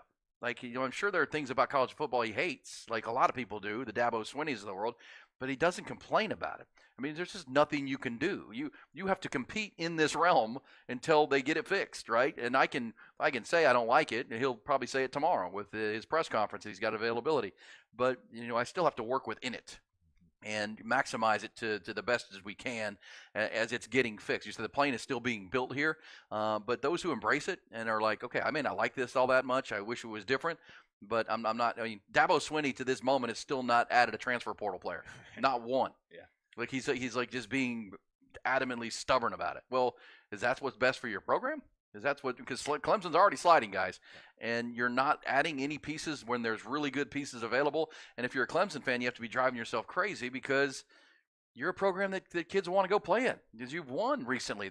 While they were growing up, you were winning championships, and you're not even using that brand and trying to use that as an asset to say, man, we could fill some holes here. Nope, that's not how it should be. He keeps taking assistant coaches from the portal, though. Yes. He's fine with paying those guys in the portal. I think when we talked yesterday about how Bill Belichick didn't get another job, and it's the same thing, right? Like, you're just not evolving with the game. Yeah. And Dabo and Clemson, they never recruited like Ohio State or Alabama. They weren't like a top 2, top 3 every single year recruiting. If you look at the blue chip ratio, Clemson's not up there in the top 5. They're usually 9, 10, 11, but they had generational quarterbacks. They had culture. They had continuity that allowed them to bridge that gap and go win football games. Well, you're not going to do that anymore. Like that, like you're not going to get Trevor Lawrence every single year. You're not going to get Deshaun Watson every single year. How are you going to go fill your roster on the back end? And he just hasn't done it. He hasn't evolved with the times. I think that's something that Sark has shown that he's excellent at. Is, yeah, you may not like it all, and we all live lives, right, where things happen that we may not like it all that much, but you can't just whine until you're blue in the face. You got to go figure it out, evolve with those times, and go take advantage of the opportunities that are out there. I think Texas has a lot of obvious advantages in modern college football, and to Sark's credit, he's leaned into them and went ahead and used them and made the roster better for it. Yeah, which is why when Nick Saban left Alabama, he wasn't interested in going to fill those shoes. He's good right here, building what he's got, and I think that's a good point. And I've always compared what Dabo Swinney does to Mack Brown, because Mack Brown did the same thing when he got stale at Texas and stopped evolving. It wasn't until he took 5 years off and came back that Mack Brown kind of understood, oh, yeah, I probably should have been doing that. Dabo Swinney too. But you said it, generational quarterbacks, great culture. What was Mack Brown built on?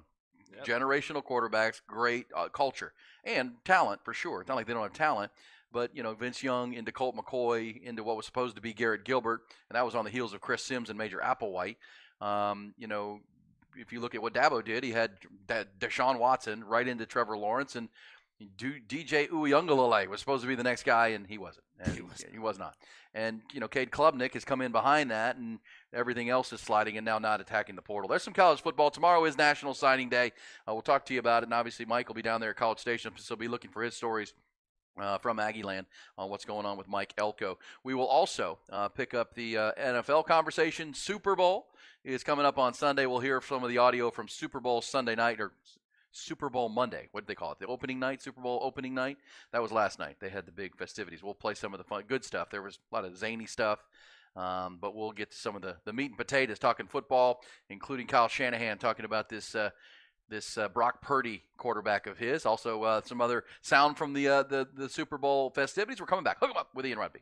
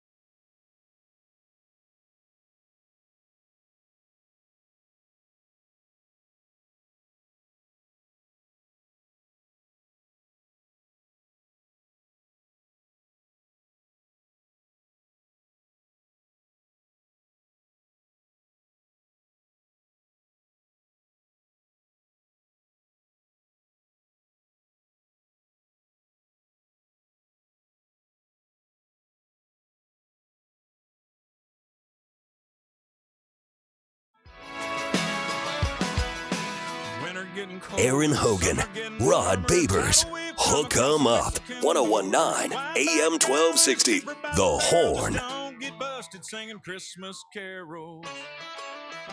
That's us, that's right. Gotta love this American ride. All right, Toby Keith all morning long. And did you know, and Ty, I know you're going to love this, Ty Henderson, our producer. I think a lot of people, even though she's over in Tokyo, will be waiting for some type of sentiment or tribute from Taylor Swift for Toby Keith.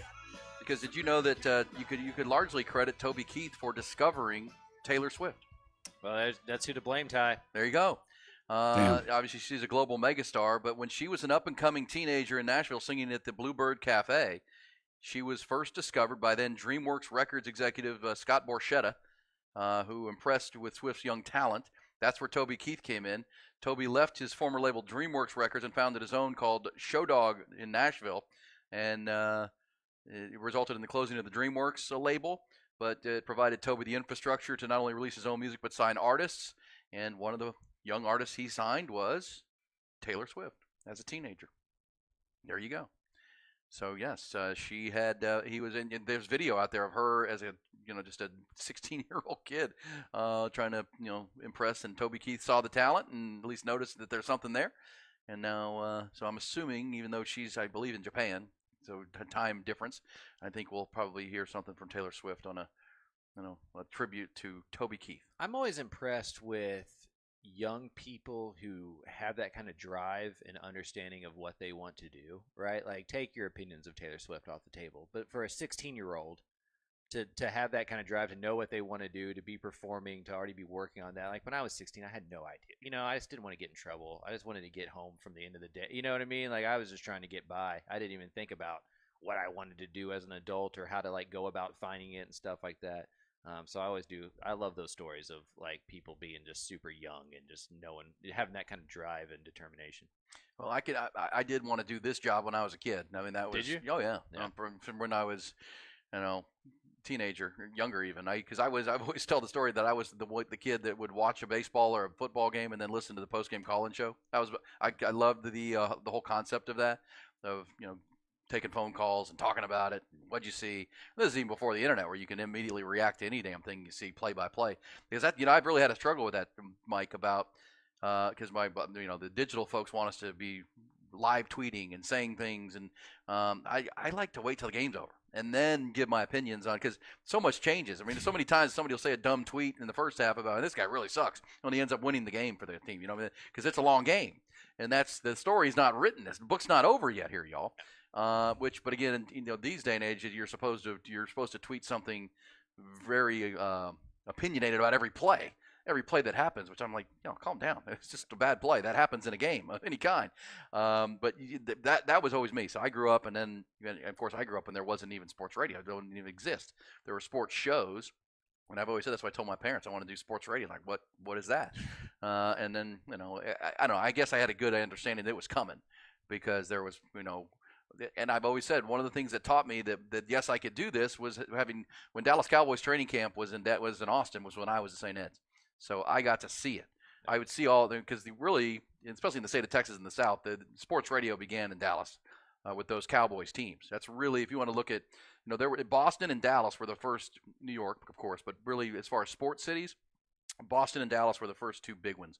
And Dallas, that Cowboys team that won the 3 Super Bowls, and Jimmy Johnson, and then the divorce and all that, I mean, that drove the ticket in those stations. I mean, because when you talk about how did the ticket become this Goliath, I mean, it was that the fan passion was so big and then you just tune into these guys on the radio, and then even when the Cowboys are bad, you're just the habit is formed. You're listening to these guys, and it grows, and that's what sports radio is, and that's why doing this for so long in this market.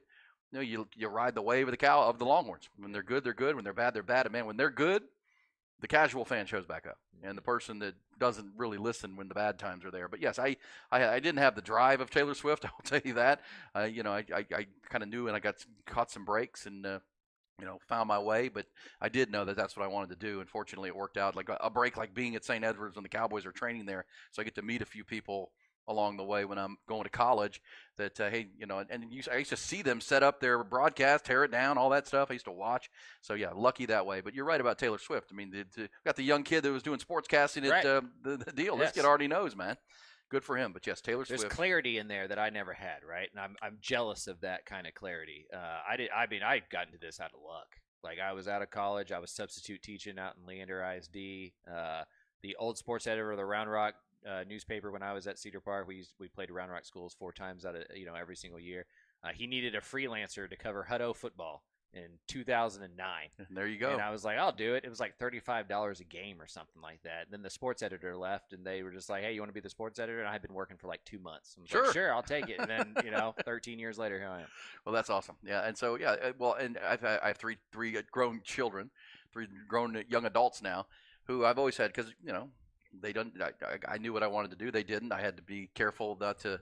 Come on, find what you're looking for. I always encourage them, but my daughter is more that way. My daughter is on a path, straight track. I mean, hey, I always knew this is what I wanted to do just by listening to you and others here on the station and before the station. It's and I've been lucky enough to have some good opportunities too. A lot of it's luck, and knowing what you want to do helps, but being lucky, knowing people helps. This says, I'm about your age, grew up in Dallas, and we had sports on the AM dial pretty early. We had sports in Houston. I mean, the call-in shows after. The KTRH had an afternoon sports talk show that was like 3 hours long, like 4 to 7 or something. But there wasn't like a full-time 24-hour sports radio channel until the 90s, at least that I was aware of in this area. And gosh, we put the first sports, the Zone was the first 24-hour sports station in Austin. We put that on the air in the late 90s, and I was a part of that. Then putting it on FM on 104.9 was the first one, and so now here we are. Now there's 2 or 3 stations, so that's good. That's what it is, and it takes the passion. It takes population growth, and Dallas and Houston have always had that. They've always had the population, but then they had multiple teams. Yeah, the fan passion that comes with being an Astros and a Rockets, and that's how I grew up. And that's why I'm a cynical. I assume the worst with my teams because I was a Houston fan my whole life. So the Astros would always disappoint. The Oilers would always disappoint. I've told you the reason that I struggle in relationships and stuff is because the Oilers left when I was like 9, and I just realized that like nothing is permanent. Nothing is. Your first love rips your heart out, and you're like, oh, this stinks. I'm not committing long term anymore. Yeah, that's kind of mine because my first love of a sports team, literally as a kid, was the Phi Slamma Jamma Houston Cougars. I mean, that was because I was 10, 11, 12 in that phase as they were coming through, and they never won one. Yeah. Damn Guy Lewis. Mine was Peter Gardere. Peter the Great. So I was born in '85. My first real memory of being at a football game is the Hurricanes Texas Cotton Bowl. Oh yeah, you told me that story. Yeah, and you kind of started rooting for the Hurricanes. Yeah, because I was young, and the Fab Five at Michigan with the baggy shorts, like rap music was getting really big. I'm from a very country family, right? So like I think every kid tries to be the opposite of their dad and stuff like that.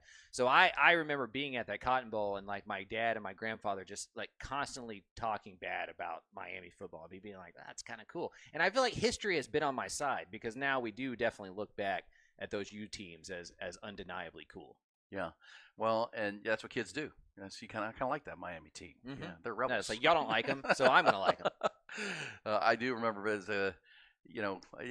so heartbreak was my sports growing up, and so I'm used to that for sure. All right, good stuff right there. Let me play some sound because it'll be heartbreaking, I think, for Kyle Shanahan if his team doesn't win the Super Bowl this year, right? I think as we agreed earlier, or you agree with the statement, the person involved in the Super Bowl with the most pressure is Kyle Shanahan. Like, he hasn't won one. Patrick Mahomes is a made man. Andy Reid's made. Travis Kelce. I mean, Niners. It's Kyle Shanahan here because it's his Super Bowl to win. They're favored. He's got, he's had bad health issues on his team where he's come in and key guys are hurt. And like last year in the NFC Championship game with Brock Purdy, well, here they are. They're healthy. And it's a full squad. You got 2 weeks to get ready to take on the great Andy Reid and the great Patrick Mahomes. Well, let's hear from Kyle Shanahan from last night. And Kyle, this was, we played the sound on the show this week or last week. Jed York, the owner, telling a story last week and getting a chuckle out of the media that when Brock Purdy was Mr. Irrelevant and the last pick of the draft, and they already had Jimmy Garoppolo and Trey Lance, and they traded a bunch of number ones to go get Trey Lance, and they paid Jimmy Garoppolo a lot of money. Kyle Shanahan told the owner that, my best quarterback's this third guy. And, of course, the owner got mad about it. I was like, what? What are you talking about? Why are we paying Jimmy Garoppolo? And listen to Kyle Shanahan talking about because later this week or over the weekend, it was John Lynch, the GM, who said, yeah, I was standing there and my jaw was on the ground. I was like, are you really telling the owner that that's the best? What are we doing here? That takes some balls, young man. Well, here's Kyle Shanahan explaining that he had just come off the practice field. He's a little irritated, but yes, he did tell the owner that 3 years ago, and here's why. Well, it's funny to hear Jed say that because it wasn't the smartest moment I've ever had. I mean, when an owner comes in after training camp practices and is like, hey, how's the quarterback? And what he means is the starter or the second. And you in irritation go, I don't know, but our third guy's the best. Like, that's not what he wants to hear. So that's why he remembers it very strong. But that was just more, Brock was so good right away with every rep he got. He was always the same. And he only got a couple of them. So it was easy for me to say, because in his few reps, he was the best. But if you know that for a fact, I mean, then you do what you do right away. But he was the best, but you ease that on. And every time he got a little more reps, it was the same as when he only got 2. And so when it was all said and done and he got a lot of playing time, it was like, oh, this looks exactly like what I told you. when I was irritated, and he only had 3 reps, and I said, no, he's the best, but that's what was so real about Brock. That's why after his 7 games, his rookie year, even when he got hurt, we knew what we had because he'd been that way in practice every day, and it was the exact same way in the games. All right, so there it is, that consistency. That's what the coach is looking for, especially at that position. Well, listen to this now. This one's a little different because I found this on social media, and they had recorded it from their television, so they saw the audio, but it's from the same interview and the same conversation from Kyle Shanahan last night. And this is him explaining the game manager concept, right? The whole fans, I think, struggle with the concept of game manager, and then what separates a game manager from an elite quarterback. Listen to Kyle Shanahan's explanation of the position of playing quarterback for last night's Monday opening night. So I don't get how being a system quarterback and a game manager is a negative. The job of a quarterback is to manage the game, and it is to run the system.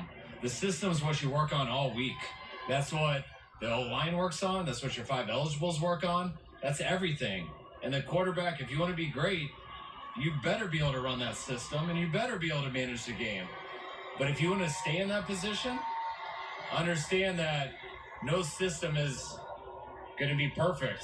There's going to be times where you have no answers. And if you want to stay there, you better make some plays. And that's how you become a consistent quarterback. You're a game manager, you run the system right, and you can make plays. And if you don't have those 3 things, it's a matter of time. 1 game, 2 game, 2 years, it's a matter of time. But Brock does all 3 of those things, so I don't get what we're talking about. There you go. And that's and I know I've heard Rod say similar, and of course Rod and Shano are good friends, and I'm sure they've had that conversation together. But that's it, right? The job is to manage the game. But then the elite quarterbacks, if you think about any of them, your favorite quarterbacks, when the play breaks down or the original play call didn't happen and you have to go off script, do you make some plays that help move the chains and or put the ball in the end zone? That's what the best quarterbacks do, period. He just laid it out for you. Think of Vince Young. I mean, Vince Young was the system when he was at Texas back in the day. But, even a guy like Patrick Mahomes, I mean, how often does he make a playoff script that keeps a drive alive and make a play like that? That's why he's the elite and the best. And you can play it right back into what Shanahan said. Like Jimmy Garoppolo in this Super Bowl 4 years ago just didn't make plays. There were plays there to be made. We need you to make that play. We need you to hit that pass, Mike. And if you watch the NFC playoffs and the Packers game and the Lions game, when they needed it most, Brock Purdy made a ton of plays. The quarterback position may be the most intangible base position in sports. And it's why we see Tom Brady become the GOAT, a 3-star quarterback, and Patrick Mahomes become maybe the next greatest of all time, the last pick of the NFL draft in the Super Bowl. It's not so much the rocket arm and the big size. It's the ability to handle the pressure, to make a mistake, to have the guts to put a ball in a place that may not be good, but you have to take the chance in this moment, and knowing when not to take the chance in that moment and taking the sack or throwing it away and punting the football.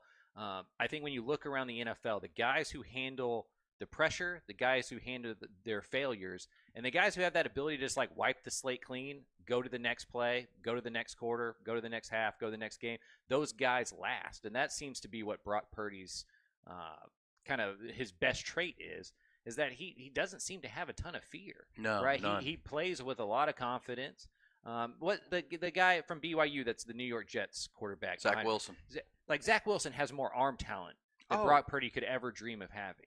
But he doesn't have that confidence and the ability to go make a mistake and know that it's not going to define him, right? And so he can't lead men with that kind of mentality. If you want to be a quarterback who walks into a locker room who leads men, you have to be somebody who has the confidence in yourself to make mistakes and the confidence in yourself to know when you shouldn't go make the mistake. And it seems like Brock Purdy's got both of those things. You're right about that. And as Kyle Shanahan just said, he noticed it from a very early stage of his professional career. And not to make it all about Dak Prescott, but that Cowboy fans know that's the problem with Dak Prescott. He's a great game manager. He runs the team. He's a great leader. He says the right things all the time. But boy, in the biggest moments, we need you to go make a play. We need you to go make a play because we're playing really good defenses here. And we also need you to not make that play. Where you throw it to the other team in this spot. You can't do that. And unfortunately for Dak, over his 8 years now, that's been the norm in biggest moments. And Brock Purdy at a young age has already shown, man, I can go make a play. You were a baseball guy. Sure. When you don't want the ball to come to you, it's getting hit to you every single time. And Dak E5. seems like the guy who doesn't want to make the mistake in the big moments, and so those mistakes happen. Like that you start thinking, if you're driving your car and you start thinking about not going to the right, you're going to start going to the right. Like, that's how our brains work. Powerful, yeah. And I think Purdy's superpower isn't his talent; it's his brain. It's his just his psyche, his ability to not worry about going and having the confidence to know that an interception is not going to define you, but you can get back up and go make 2 or 3 more plays, and it erases that. You're right about that.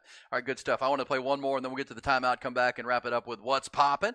But this is Brock Purdy, and listen to this as we talk about him. Talk about a humble guy. You know, he's obviously the star of the show. He was asked, "Do you mind being called Mr. Irrelevant?" And he's like, "No, I kind of embrace it. I'm happy to be sitting over here with not a lot of questions coming my way." But listen to him talking about his role on this football team and his place in the Niners locker room. I mean, the bottom line is, like, life isn't about you. Like, that's what I believe, you know, being a part of something bigger than yourself. You know, you get wrapped up in getting all the glory and the fame and the status.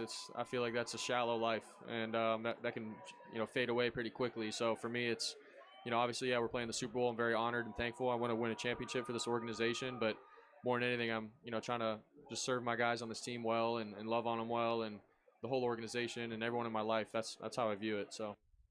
I love that quote. Yeah, isn't that good?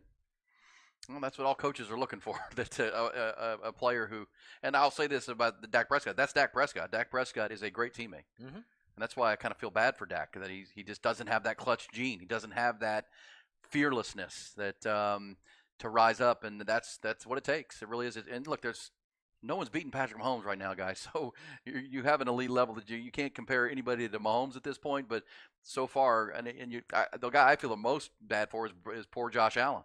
I mean, poor Josh Allen has been this close like 3 times to beating him, and he can't.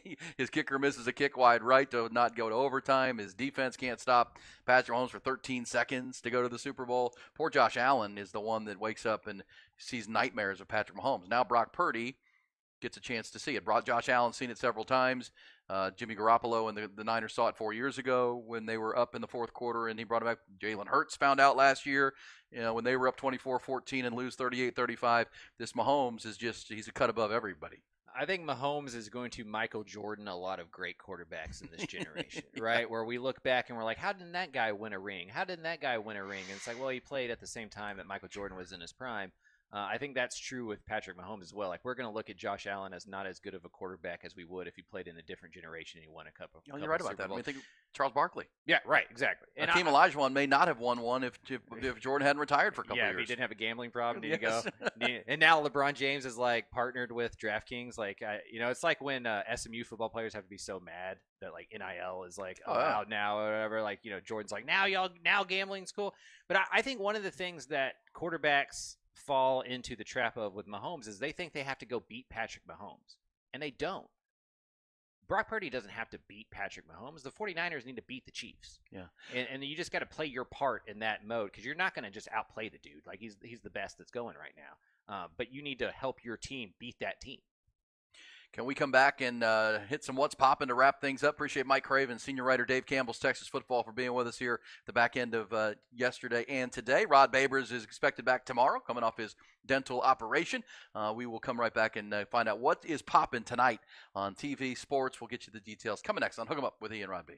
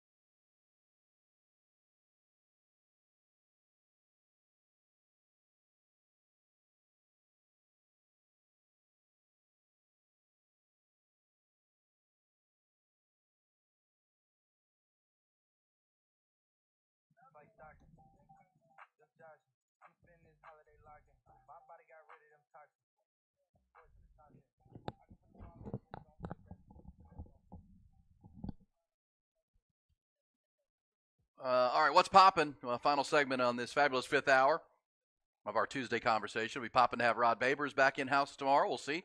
Hope he's feeling okay and ready to go and not just be here, but can he talk 5 hours after wisdom teeth extraction? We'll see. We'll manage regardless, that's for sure. Also popping tonight, we mentioned Texas, huge Texas basketball game. Got to win this one. Home court, you've already got 3 home losses, which are too many. You got to protect that. That's tonight with Iowa State. That is a 7 o'clock tip. They're an elite defensive team. They're coming off that loss at Waco, Mike, on Saturday. It was just wild with all the horrible officiating. And as we talked earlier this morning, if you missed a really good college basketball conversation in the 6 o'clock hour, long time ago now, we talked to Ari Temkin, my good buddy, who is the voice of Sirius XM's Big 12 radio, and he is a huge college basketball fan. And Kansas alum. KU, yeah. He's a big Kansas guy. So, yeah, that's why we were talking about the Big 12 and how jumbled it is, and his Jayhawks lost to Kansas State last night. And he told me, I didn't know this, Scott Drew's never been ejected from a basketball game. Mm-hmm. And the other night he got ejected for being outside his coach's box by a foot. Like, hello, Mr. Ref Show. Can we – and, of course, Mac Rhodes is – we're going to go after the – that is ridiculous. I mean, you have a perfectly good game going on here, and you decide you need to. How many times? Coaches run up and down the sidelines. Oh, it's so bad. I mean, Rodney Terry's all over the place over there. I mean, you watch a Marquette game, Shaka Smart is like on the court, showing his team how to play defense. I mean, what are we doing? And I think the video I saw, because I didn't watch that game live, I mean, Scott Drew was just kind of like squunched down like a catcher. Yeah, he was kneeling down like a catcher would, and watching his team, but he just wasn't in his box.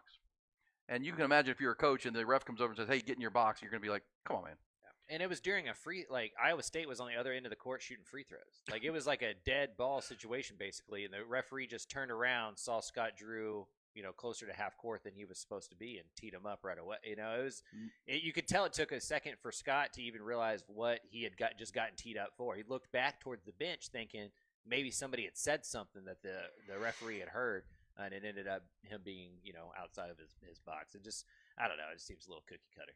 And ridiculous. Well, then he threw him out. Mm-hmm. And because obviously Scott Drew's like, come on, man. He reacted like most of us would. And then he threw out the assistant coach. He teed him up, yeah. Well, and this is the kind of stuff that'll make people ask, has he got money on that game? Is he trying to get the line? Because that seems completely, like in a game that's late in the second half and completely in control by Baylor. Like, what are we doing over here? Yeah, it was six free throws Iowa State got just from technical foul. And the ball. Yeah. 6 free throws and the ball. 12-point game becomes a 3-point game real fast. Mm-hmm. Like, what are we doing here? All right, so Big 12 tonight, Texas, Iowa State. So they're coming in with a bit of a sting because they almost won that game but ended up losing to Baylor. They'd been on a bit of a heater. Texas, of course, comes off the big win at TCU with 19 points tonight. Mike, Max Abmas will go past Oscar Robertson, the Big O, on the all-time NCAA scoring list. He went past Danny Manning in the game on Saturday, but he's 18 points back at the Big O. And this could be a big game for him. Iowa State's not a good three-point defensive team. Yep. So they switch so much, they double so much, they're going to leave guys open. So this is all about Texas's ability to shoot and make those shots. Like if they play like they did against Baylor at home a couple weeks ago, where they were making everything, they can win. They're going to win this basketball game. Speaking of Baylor, they will play Texas Tech tonight in the game of the night. And that's 5-3 against 5-3. They're both 16-5. The game's in Waco. That is an 8 o'clock tip tonight. The Texas Iowa State game is 7. BYU is at Oklahoma tonight. Oklahoma State is at Houston to get pulverized by the Cougars. Cougars are a 21-point favorite in that game. Longhorns are a 2-point favorite at home. NBA tonight, too. You've got the Dallas Mavericks in Brooklyn. You've got the Rockets in Indianapolis to play the Pacers. And you've got the game of the night is Milwaukee and Phoenix from Phoenix tonight. That'll be fun. You see that Doc Rivers is going to coach the All-Star game for the East after just won 3 games on the bench? Put your money on the West. Put your money on the West. And by the way, we'll get into this tomorrow, but I just found a story where the Las Vegas mayor on a podcast says that she doesn't think the A's should be moving there for Major League Baseball. She said her idea would be, as they're trying to relocate to Vegas, the Oakland A's in Major League Baseball, quote, figure out a way to stay in Oakland. Not a good idea. That's the mayor of Vegas saying, why don't you guys figure out a way to stay in Oakland? We don't really want you. We don't want your bad baseball team. We don't really want you. Oh, man. All right, man. Thank you, Mike. Appreciate it. Safe travels to College Station and back tomorrow. Look for another Eyes on Texas podcast he and I will do coming out this week. Thanks for being here. Absolutely. Appreciate you having me. Ty, thank you as well. Thanks to everybody. If you missed any part of the show, including that conversation with Ari Temkin, Craig Flowers was with us. It's all podcast at hornfm.com.